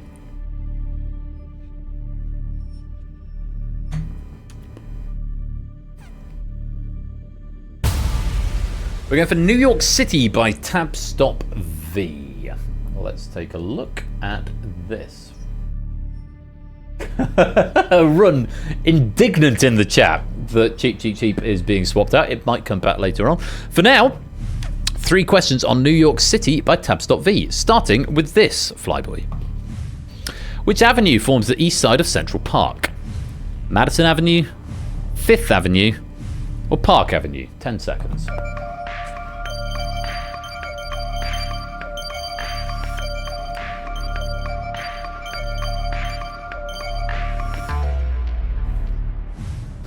I feel like I've seen this before as well, but maybe it was on a test game again.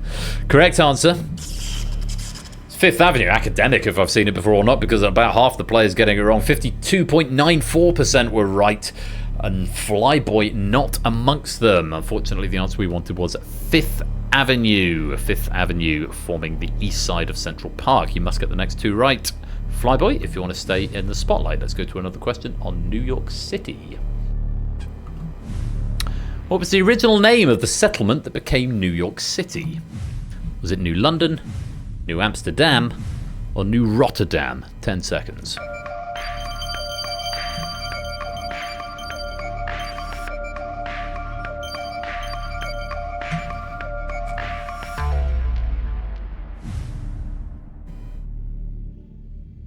And that's time. Correct answer? New Amsterdam. No drama from most of us there, including from Flyboy getting the correct answer. And still got to get the next one right, though, if you want to stay in the spotlight, Flyboy. One more question on New York City. Let's take a look. What South Manhattan neighborhood takes its name from the Dutch word for farm? Is it the Bowery, Nolita, or Harlem? 10 seconds.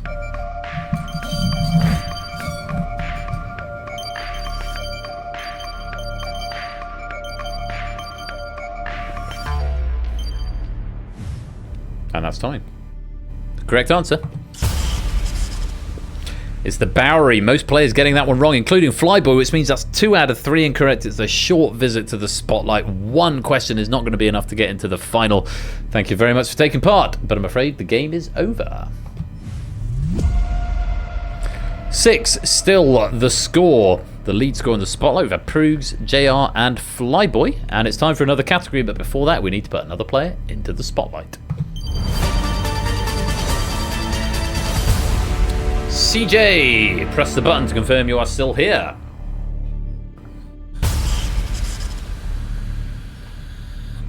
Welcome to the game, CJ Binks. Excuse me. First job you've got to do is to select a new category. You're chasing 6.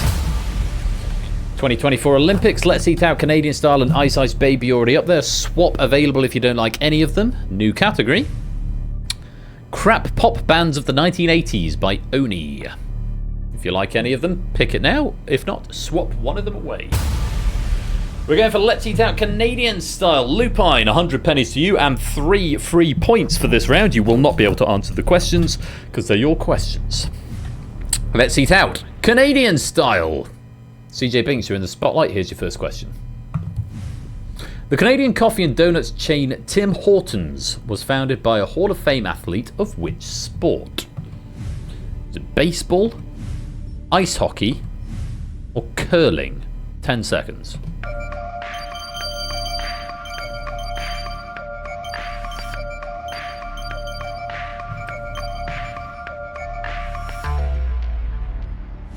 Time.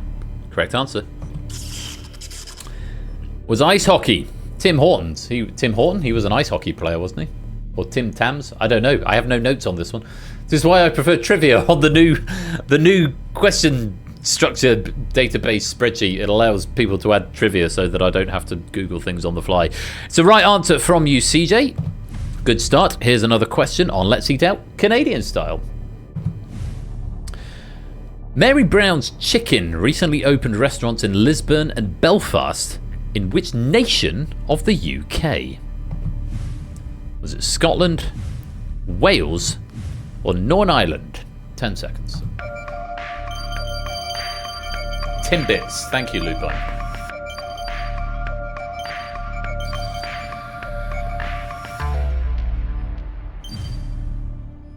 And time. Correct answer. Of course, Northern Ireland. Belfast is what I've got here with a question mark after it as my notes. Presumably there was also one in Belfast. Well done if you spotted that Lisbon and Belfast are both in Northern Ireland. 85% correct, including CJ. 2 for 2, which means you're going to get to pick the next category, CJ. One more question, though, on Let's Eat Out Canadian Style. Let's take a look.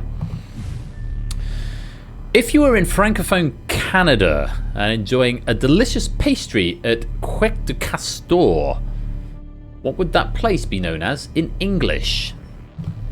Would it be beaver tails, raccoon paws, or moose antlers? 10 seconds.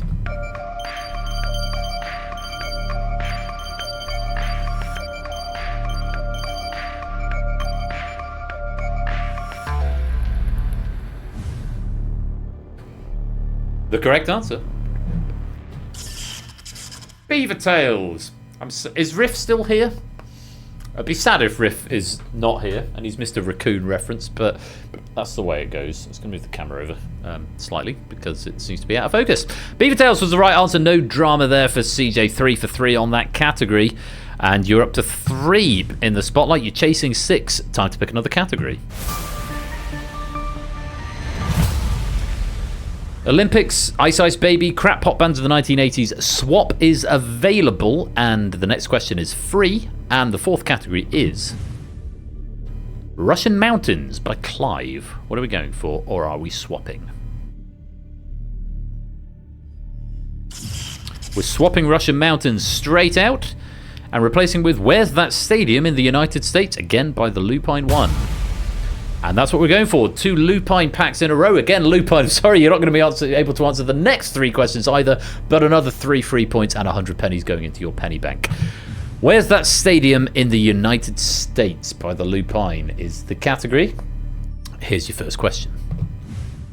In which city would you find the Yankee Stadium? Boston, Massachusetts, New York, New York, or Los Angeles, California? 10 seconds.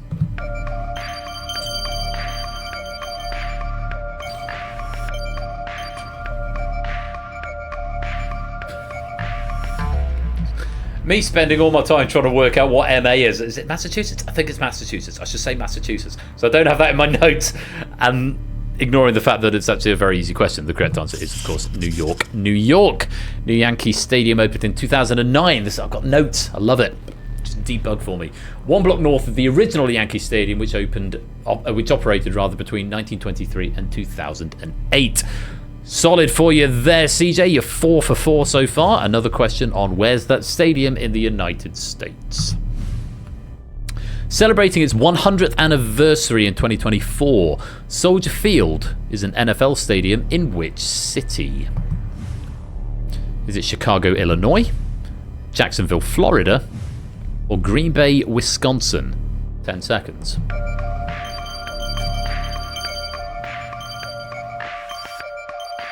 Tadaru, that might actually be a first new name since I had to reload the app. Welcome, welcome, welcome. Dodgers ruled, Yankees drool, apparently. Welcome to the stream, my dude. Hope you're keeping well. The correct answer: Chicago, Illinois. CJ, solid as before. I'm not going to decant this bottle of wine because that will mean I'll drink it all. Chicago, Illinois, yeah. Soldier Field is the home of the Chicago Bears, for those who are interested. 5 for 5 so far. You're going to get to pick the next category, CJ, either way. One more on Where's That Stadium? Let's take a look at it.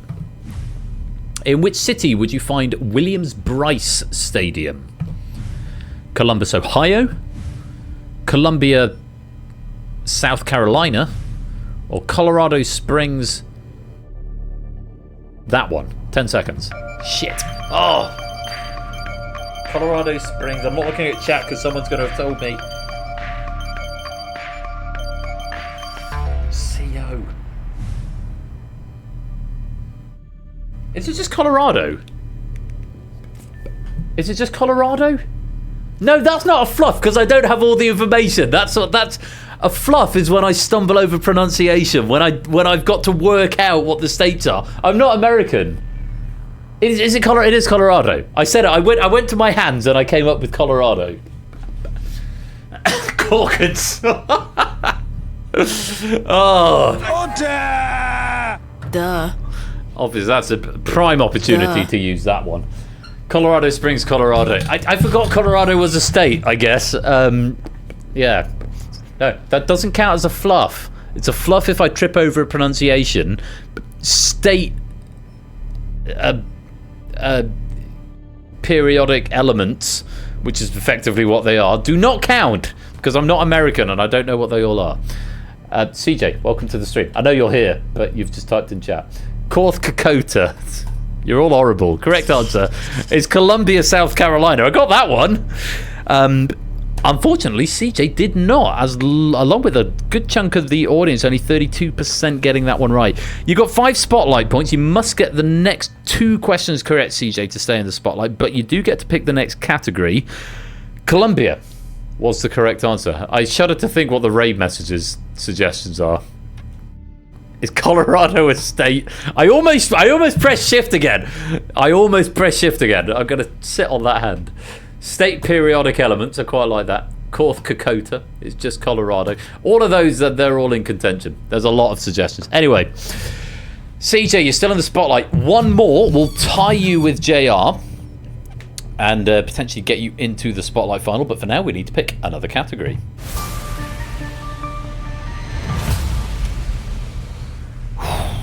Okay, 2024 Olympics, Ice Ice Baby, crap pop bands of the 1980s, or Shaman, Shaman, Shemin. Again by Lupine. You do not have a swap available. Please pick a category. Ice Ice Baby by Cola. It's definitively 100% being used, and I will check the data afterwards to make sure it is being used. We are going for Ice Ice Baby. Next two are crucial. Particularly the next one if you want to tie with JR, CJ. Here's your first question, and Cola, 100 pennies and 3 free points for you on this pack. Ice Ice Baby, here's your first question.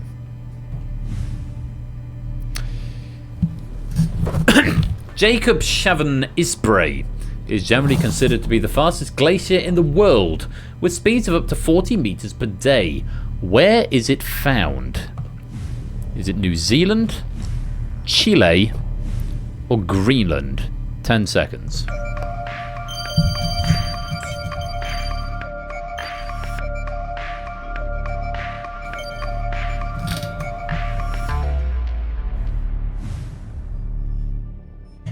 Time. Correct answer is Greenland. You're solid, CJ. You've tied with JR. One more correct answer, and you are a likely candidate for the final Spotlight position. 88% getting that one right. You must still get this one right to stay in the Spotlight, but you're good so far. Let's have another question on Ice Ice Baby. Let's take a look. It was a good day in 1992 for which rapper? Ice-T, Ice Cube, or Ice Cool? 10 seconds. Probably was Jakobs Haven Astragali. That might count as a fluff. Not sure. Time. The correct answer. Oh! Oh! Ice Cube was the answer. You went for Ice-T, CJ. Which means you are rejected from the Spotlight. You're tying with JR. Which means it is going to come down to whoever has the most points overall. Now, just a quick look. You are on... I can't see because there's numbers in front of everything and I don't know your avatars. Where are you? You're the blue one in the spot. No, that's Cola, who's the question writer. Well, hopefully you know where you are. Both are rappers. It was a coin flip. CJ 15, JR 16. So advantage currently with JR. But we've got another player to come into the Spotlight.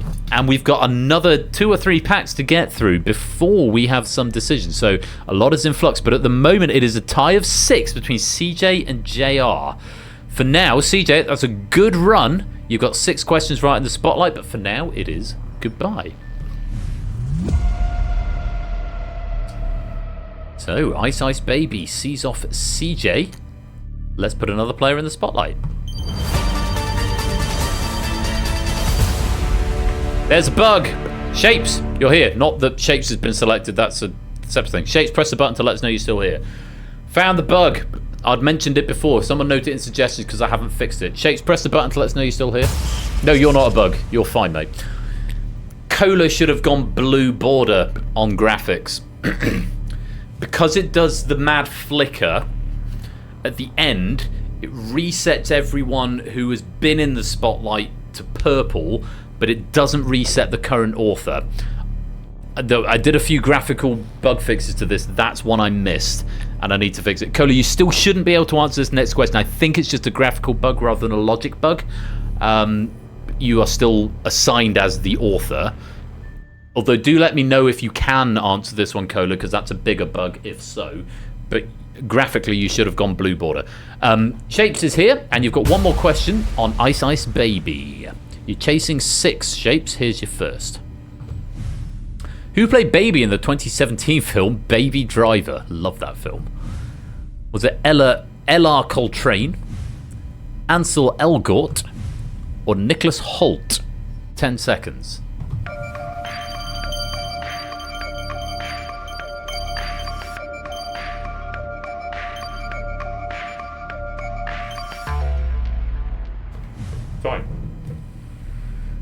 Somehow I got into my head that it was Taron Egerton. Was Taron Egerton in Baby Driver? Correct answer. Ansel Elgort. No problem for Shapes right there. Was Taron Egerton in that film? I'm sure Taron Egerton was in that film. I thought he played the lead, but apparently not. Ansel Elgort. What am I mixing it up with? I know he was in Sing. And I know he was in Kingsman as well. He was brilliant in Kingsman. Is such a good film. Go and watch Kingsman right now. You have permission to leave stream if you haven't. Actually, no. Finish stream, then go and watch Kingsman. Great film. No, I'm not Rocket. I've not seen Rocket Man. I probably should have done. No, not anything. It's not a biopic. I thought it was in that. Anyway, well played, Shapes. Time for another category. Olympics. Crap pop bands. Shaman. Or one other. You have got a swap available. Ash vs Ben vs Topper by Topper One Gaming. Surely that gets picked. Surely. No pressure from the host here. Bring back cheap. The people demand it. Oh, what? Okay, fine. Your choice. You're in the spotlight. My wife and I haven't seen Rock. I'm an Elton John tribute act, and I haven't seen Rocket Man. I know it's shameful, but you know, there it is. This question is free for you, Shapes. Crap rock bands of the 1980s by Odie, who's not in the game, but we'll get 100 pennies all the same. Here's your first. Which of these is a real band created by perennial tatmongers Stock Aitken and Waterman? Is it Papayarama, Bananarama, or Casavarama? 10 seconds.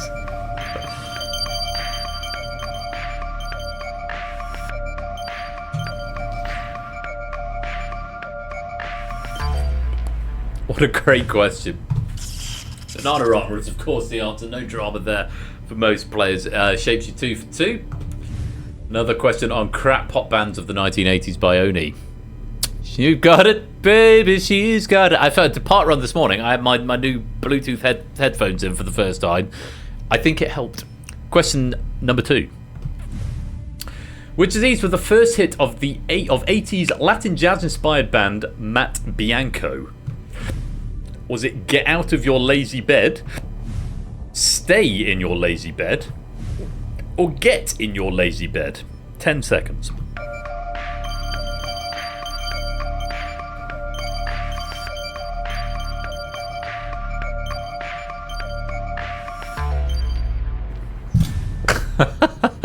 I don't know, it just sort of fits with the category, doesn't it, Arun?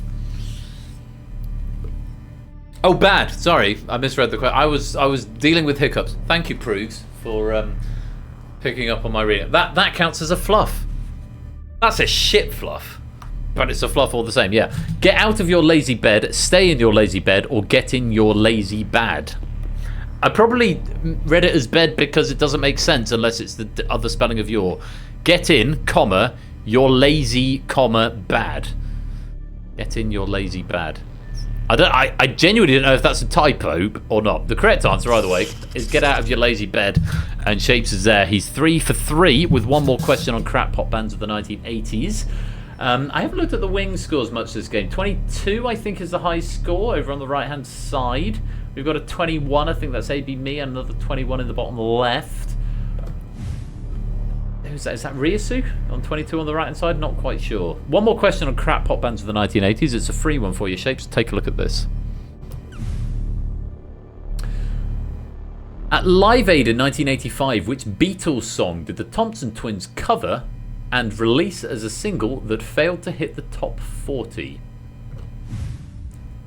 Revolution, A Hard Day's Night, or Hey Jude? 10 seconds. Incidentally, Matt Bianco is not a person, it is a band name. That should give an indicator on what these people were like.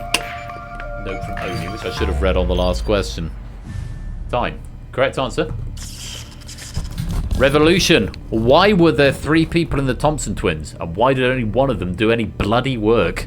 Classic Oni trivia notes from you there. Only 20% getting that one right. Shapes not amongst them. So Shapes pressure is on to get the next 2 questions right. You want to really get all 3 from the next category to tie up with the leaders in the spotlight at the moment. But that is the end of the round, and it's time for another category. Olympics, Shaman, Ash, Ben and Topper. Swap is available. Lesser known animals by Ardenfets is your 4th category. What are you going for? Or are you going to swap? We are going for Ash vs Ben vs Topper. I'm not sure what question pack we're up to because I don't debug it. I don't know if someone is keeping track. It is on my notes to keep track. I should probably be telling you, but it's kind of more suspenseful because we don't know how many questions potentially Shapes has got. If he gets all 3, well, we'll find out. Warning, very old pack. Topper getting 100 pennies and 3 free points for this very old pack of Ash vs Ben vs Topper. It's not meta. It wouldn't get into the mainstream game if it was completely meta, but there's probably meta elements to it. Let's take a look and see what happens. First question. Which of these is a track from the Top Gun soundtrack? Outright, Elimination, or Danger Zone? 10 seconds. So yeah, somewhat meta, but not really. Says G. Isons. Wonder if we're going to press the button. Too late, Topper. I've already done it. I can press the other one.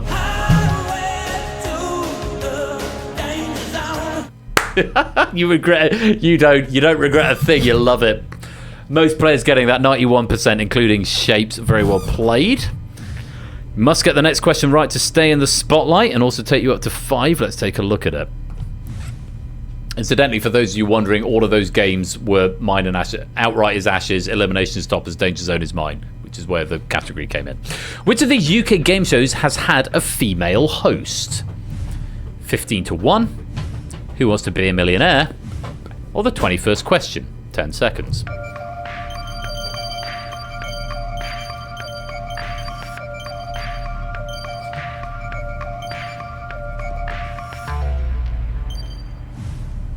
Time. And again, Ash, Topper, Ben. Ash has remade 15-1. Topper recreated The 21st Question. I recreated Who Wants to Be a Millionaire a couple of times. We don't play it anymore for reasons of contract. The correct answer, 15-1. Of course, Sandy Togsvig took over in the reboot of the show a few years ago. No drama from Shapes there. Majority of the audience getting it 70%, 70.5% getting 15-1. One more question on Ash vs Topper, Ash vs Ben vs Topper. If you get this right, Shapes, you're tying for 6. Let's see what happens. Which of these is the name of a character from Spyro 2 Ripto's Rage? Red Herring, Wipeout, Moneybags. 10 seconds.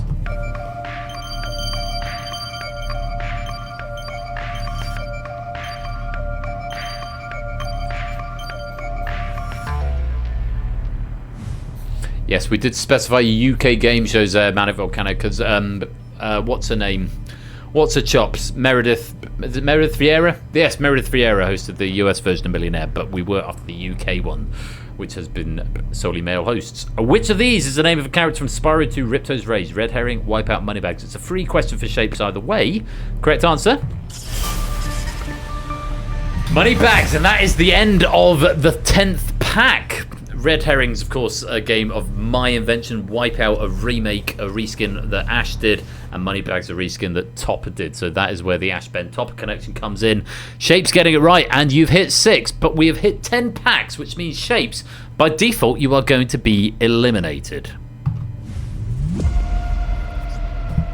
Now, current score: Ash 1, Ben 1, Topper 1. We have a very interesting situation. We have got 3 players who all have got 6 spotlight points. Shapes, CJ, and JR. I think, he says with confidence, and I'm going to check the player manager just to absolutely check. I think it counts back based on how many you've got in the main game. And I'm going to check without telling you.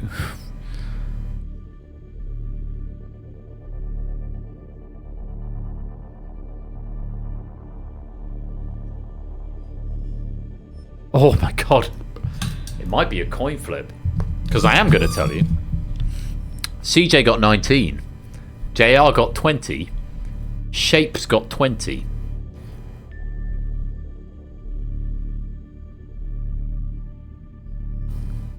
We have a tie. And I genuinely can't remember what logic I put in to break the tie. It might be RNG. Would you like me to go and look at the code, or would you like me to just press the button? Because I don't think I can change it at this point.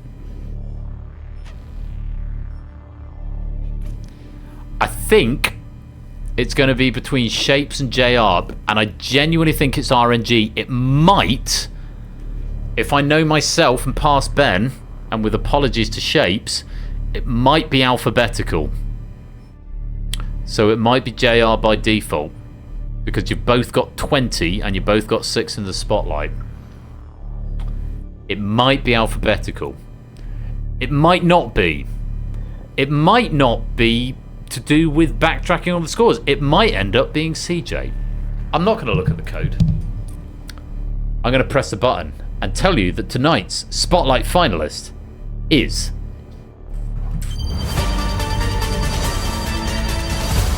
JR! You are in the Spotlight final. Press the button to let us know you're still here. There you are. Go on, JR, says Shapes. Good sportsmanship there. I am now going to go and have a look and see what the code does. Mainly to satiate my own curiosity, because I can't remember.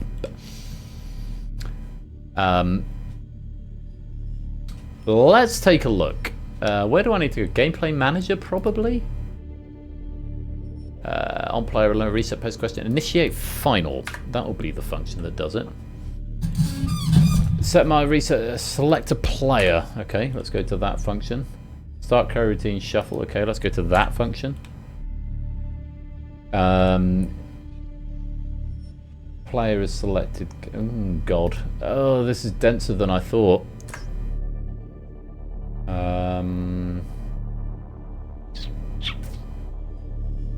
I don't know. It's just going to be a mystery. I'll look at it in the morning. We've managed to reach this weird happens. It's a weird thing. There probably is. I'm not gonna lie. I probably did program some contention for if there was a tie. I'm fairly sure it does it on count back for total number of questions. But beyond that, I don't think there's anything else. It might be alphabetical. It might be RNG. I honestly can't remember. I'll have to go and dig into the code a bit further to find out. Please don't apologise to me on behalf of my code. That's me just not following my own... me not being up to scratch on my own format. JR, you are our Spotlight finalist. You will now face one question on each of the categories that we have faced over the course of this game. Lobby players, you are still in the game for a gold, silver and bronze medal. JR, you are the player who's going to go onto our leaderboard. You could also get a medal if you are also a high scorer, worth bearing in mind. So you could be a medalist and a leaderboardist. But the leaderboard positions are the coveted ones because only the finalists can get there.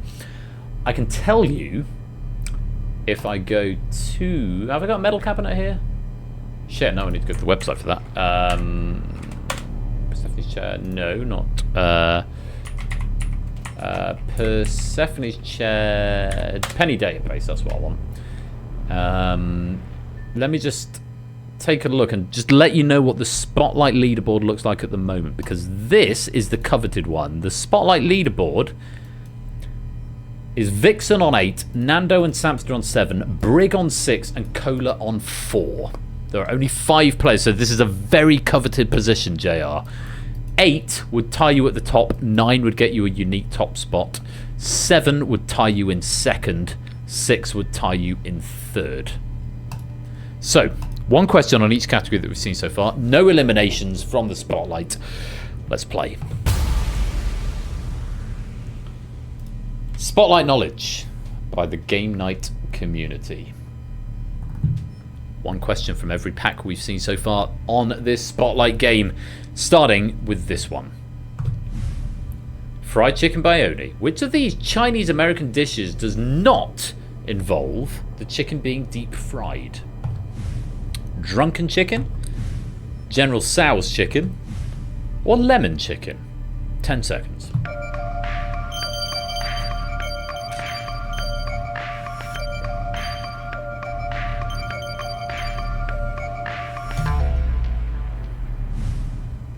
Time. Correct answer. Drunken chicken, I have no notes to give on you. Chat may be able to finish you with more details, but it's a good start, JR. You're 1 out of 1. Next category. Underwater video games by jogging. Climactic battle in XCOM Terror from the Deep sees the player destroy the spacecraft Tleth after it crashed in which body of water 65 million years ago? Jogging, you should be able to answer this question if you can remember the answer. It's a free point for you. Options: Sargasso Sea, Gulf of Mexico, Bering Strait. 10 seconds.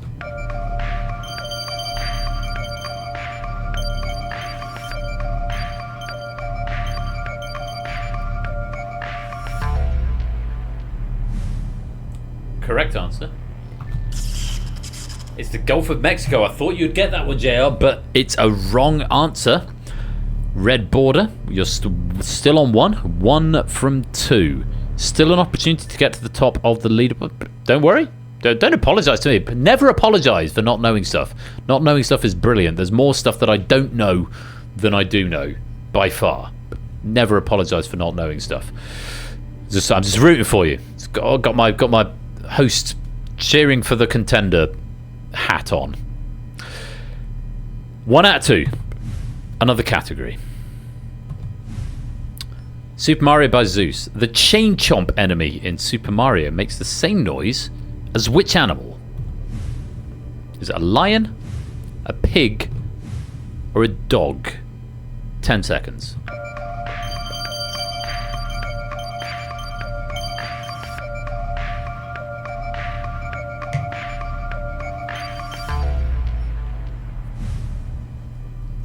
Time. Correct answer. It's a dog. You're good there, JR. Dog is the correct answer. Woof, woof, woof. On a chain. It's a giant... Is it like a bullet bill? It looks like a bullet bill, I think. Balk, balk indeed. Does anyone want to see a dog, or shall we finish the game and then see dog at the end? It is not like a bullet bill.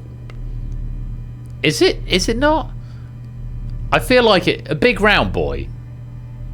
Yeah, cannonball with teeth. A bit like a bullet bill, but spherical. I know a bullet bill is bullet shaped. You press the John Burko button. I know a bullet bill is bullet shaped. It's sort of like a bullet bill. It's got the decals of a bullet bill. Fine. You know what? I'm a Sonic kid. I make no apology for that. Moving on. I don't know anything about Mario. Black ball with teeth. Yeah, it's like a bullet bill, but a ball. Next question. Songs about increasing time increments, again by jogging. The title track from the 2006 album 10,000 Days by metal band Tool recounts the amount of time singer Maynard James Keenan's mother lived after suffering a brain aneurysm. Roughly, how many years is this? I do, Clive. It's my stream. 27, 30, or 33. 10 seconds.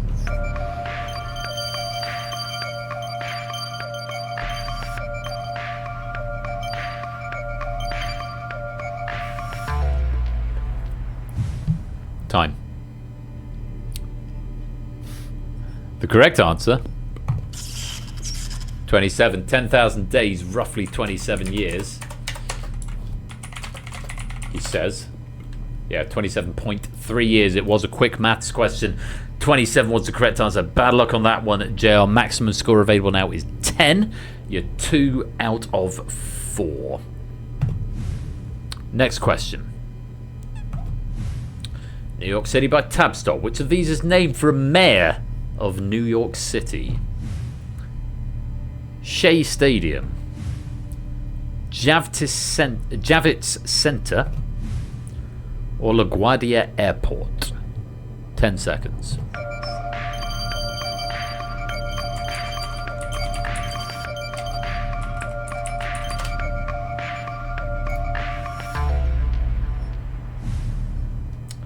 The correct answer. LaGuardia Airport, named after Fiorello LaGuardia, former mayor of New York City.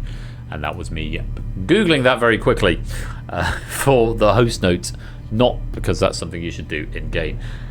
Good answer, JR. 3 out of 5. We're going strong. Let's go on to the next.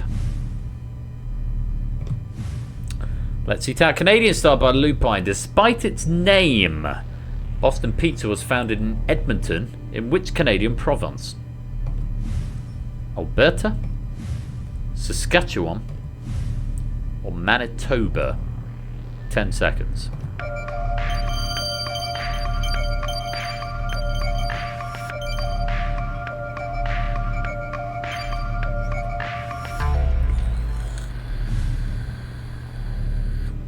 Time.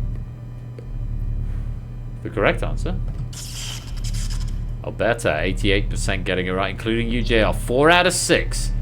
You're doing well. I'm going to revert to looking at the leaderboard. You're tied in 5th with Cola. There are only 5 players on the leaderboard at the moment. 1 more correct answer, and you get a unique position. We're in a good position. You could still tie at the top. Let's move on. Next question. Where's that stadium in the United States? Again by Lupine. Kauffman Stadium is a Major League Baseball ballpark in which city? Kansas City, Montana, Pittsburgh, Pennsylvania, or Minneapolis, Minnesota? 10 seconds. I got all of those fucking right. There's my F-bomb for the night. Pressure, end game. Oh, did I not? Oh, fuck off. I'm having 2 F-bombs. What's Montana then? Oh, fuck off. Really annoyed. I thought I got them. And now I have egg on all of my face. Pain. Yes, come and see me, Dexter. That doesn't count as a fluff. Kansas City, Missouri. Why is MO Missouri? That makes no sense. Why is a country with so many good things got so much shit going on in it? MO does not stand for Missouri. I'm sorry to all my American friends. I'm getting sad now. I got Pennsylvania and I got Minneapolis, Minnesota. Or oh, for fuck's sake. I got... The answer was Kansas City MO, whatever the fuck that is, and you got it right, JR. Oh, I'm furious. I'm absolutely furious.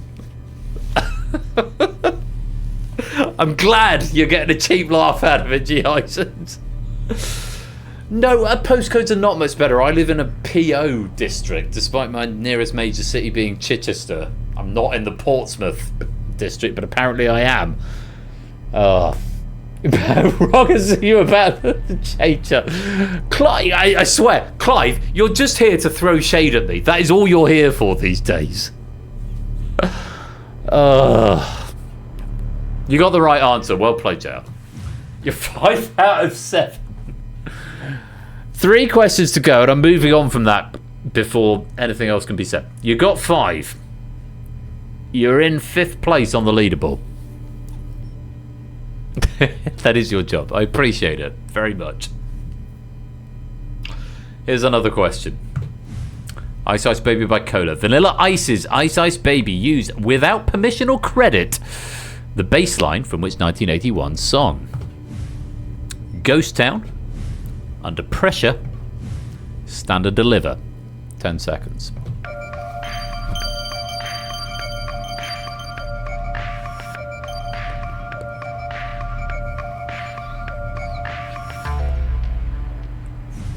The piano is currently in pieces in the guest room, otherwise I'd play it to you, but the correct answer is Under Pressure, which I believe is one of the best songs ever written.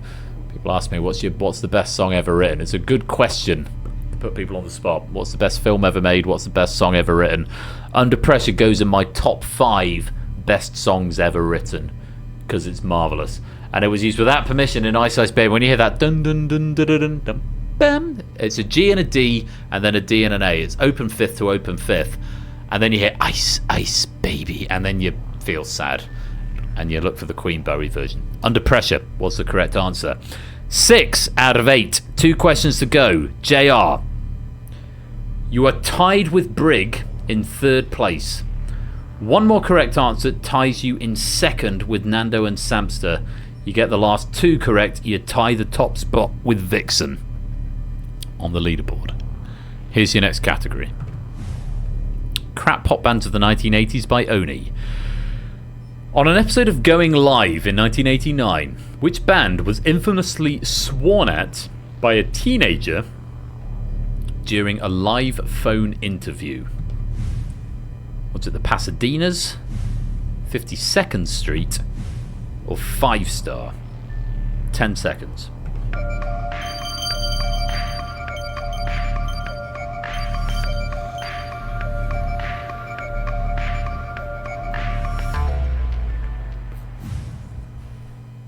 Time. Correct answer. Oh, it's a red light. It's 5 Star. JR going for 52nd Street. He merely wanted to know why they were so crap. 35 years later, we're still waiting. So we are. JR, it is not going to be top of the leaderboard, but 1 more question.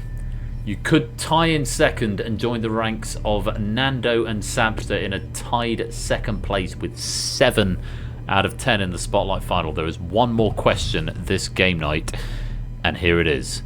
Ash Topper Ben by Topper. Which of these was one of the top 100 boys' names for UK newborns in 2021? Benjamin, aka this guy. Ashley, aka 80_bash. Or Christopher, aka Topper1 Gaming. Ben, Ash, or Topper. Royal Ash or Topper. 10 seconds.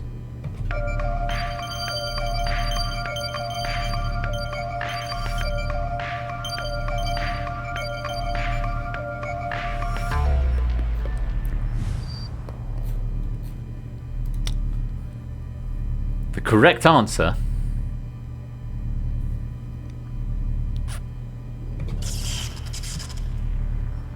it's me. Ben wins. Don't care what happens for the rest of the weekend. Yes, I'm more popular than Ash the Bash and Topper1 Gaming, according to naming convention. Did you boo me? Have I got a boo button? Duh. That's the closest it gets. Well, that's all right then. Yeah, but I don't know what Montana is. Well, that's all right then. Or Missouri. Oh, well, that's all right then. Yeah. It's Benjamin, not Ashley, not Christopher. JR, for what it's worth, went with Christopher. Not the answer. You finish in the Spotlight final on 6.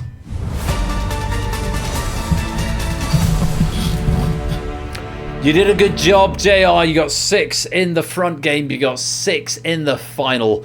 And 6 is enough to put you in joint 3rd on the leaderboard, sharing a position with Brig Bother. That's some good company to keep. Brig is a very learned individual. Let's take a look at the final leaderboard of the game. Gold medals going to Ralph and Pyro with 33 points. 33 questions correct. K, whoever that is, getting the silver with 32. ABME, Rias, Clive plus Dog and Jogging all getting 31 and a bronze medal. We do share the medals on this game. So gold, silvers and bronze, and they have been written to the drive. They should be there right now. Ralph and Pyro, very well done. Gold medal for you. Silver for K and bronze for ABME, Rias, Clive and Jogging. For everybody else, times your points by 10. Times whatever that number is by 10. That's the pennies that you will get for this game. So Ralph, 330 pennies. Ralph and Pyro, 330 pennies. Otley, 280. JR and David, 260. and Chiru and Astrogali for that matter, and Fluffy also getting 280, and Punmaster's also getting 260. You can do the numbers, add a 0 on the end, that's the pennies that you're going to get. And I think I fixed it so that actually happens. Times it by 10. It might even say on your device. Well done to our medalists, and well done to JR getting a coveted spot on the lead. We're going to come back to the cam to wrap up the night. But thank you very much to all of the question writers who will be credited in the credits. Congratulations to JR, our new leaderboardist, 3rd place, not to be sneezed at. And congratulations as well to all our medalists. I hope you've enjoyed playing Spotlight. I'll wrap up on the big cam at the end of the credits. Thank you for playing Spotlight.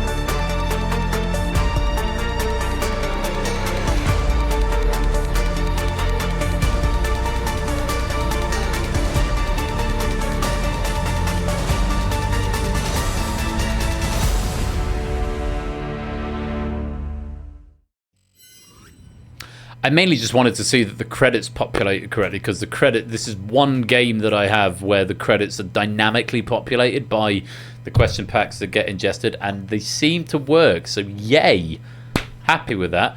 Well, what a night it has been. We saw, I can't even remember, what did we see at the start? Cryptex by JR, our Spotlight finalist right there, so it sort of comes full circle. Lovely opening of Cryptex. And great fun was had there. Thank you to JR for those questions. A really tough game of the escape artists where no one escaped, but lovely questions all the same, and a great game from Shapes. And lots of medals going out in Spotlight there, and congratulations as well to JR, our Spotlight finalist, and a message from our sponsor, JR Plays Games. Please tag me in a message when you find out how that finalist thing got selected. I will. I'll go and look it up. Someone ping me in suggestions or discussion in the Discord, and I will go and look at the code and figure out exactly how that works out. There's the Discord link, and here's a message from our sponsor, Digital David. Great packs all round tonight. Thanks, authors. Thank you for the 100 bits, David, and thank you for the 100 bits, JR, and agreed. Really great questions tonight. Really good fun stream. I hope you've all enjoyed it as well. There's really just quality stuff coming through, and I'm very pleased to see it. If I reload Spotlight now, it should say there are 20 packs available, if everything has worked correctly. 20 unused packs. I'm going to check, because the Ice Ice Baby one was one I wasn't sure about, is now flagged as used. So I guess my software is correct, so that's good. Yay for programming win. Oh, what a great stream. It's been a long one. We're 4.5 hours in, just about, and we need to pick a raid target, but no spontaneous Spotlight. No Spacey 4 game. I'm done. I need to go and have a glass of wine and go to bed. But hey, thanks everyone for coming to play tonight. I hope you've had a good time. It's been a great stream.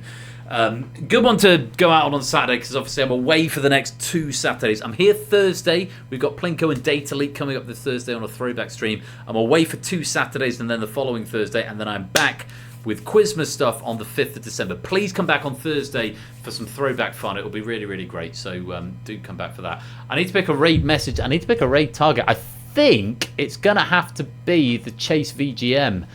Oh, this is from Days of Yore. The Chase VGM. Hello, Bear. Oh, do we want a Doggo stream before the end of the night? Yes, here he is.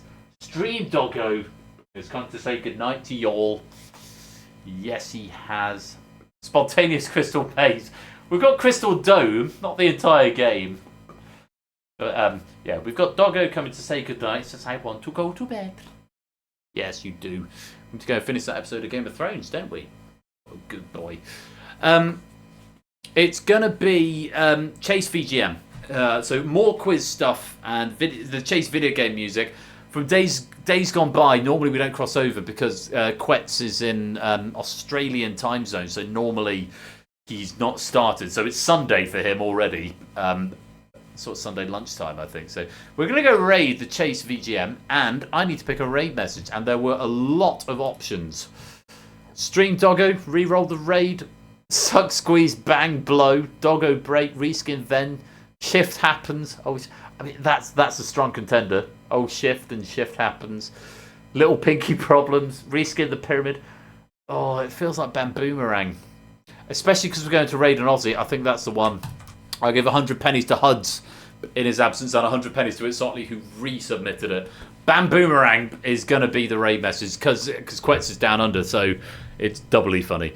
Bamboomerang is the raid message. We're going to go and raid the Chase VGM. Even more quiz stuff, video game music if you fancy it. If you're not in the Discord already, come and join us right there. It'd be great to have you along for all the latest info.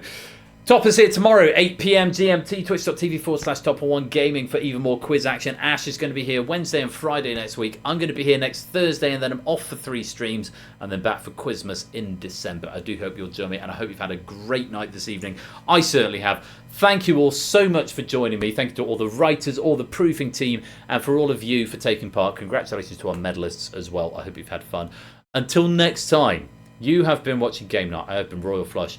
This has been Dexter, who's only turned up at the end like a little pleepy pup that he is.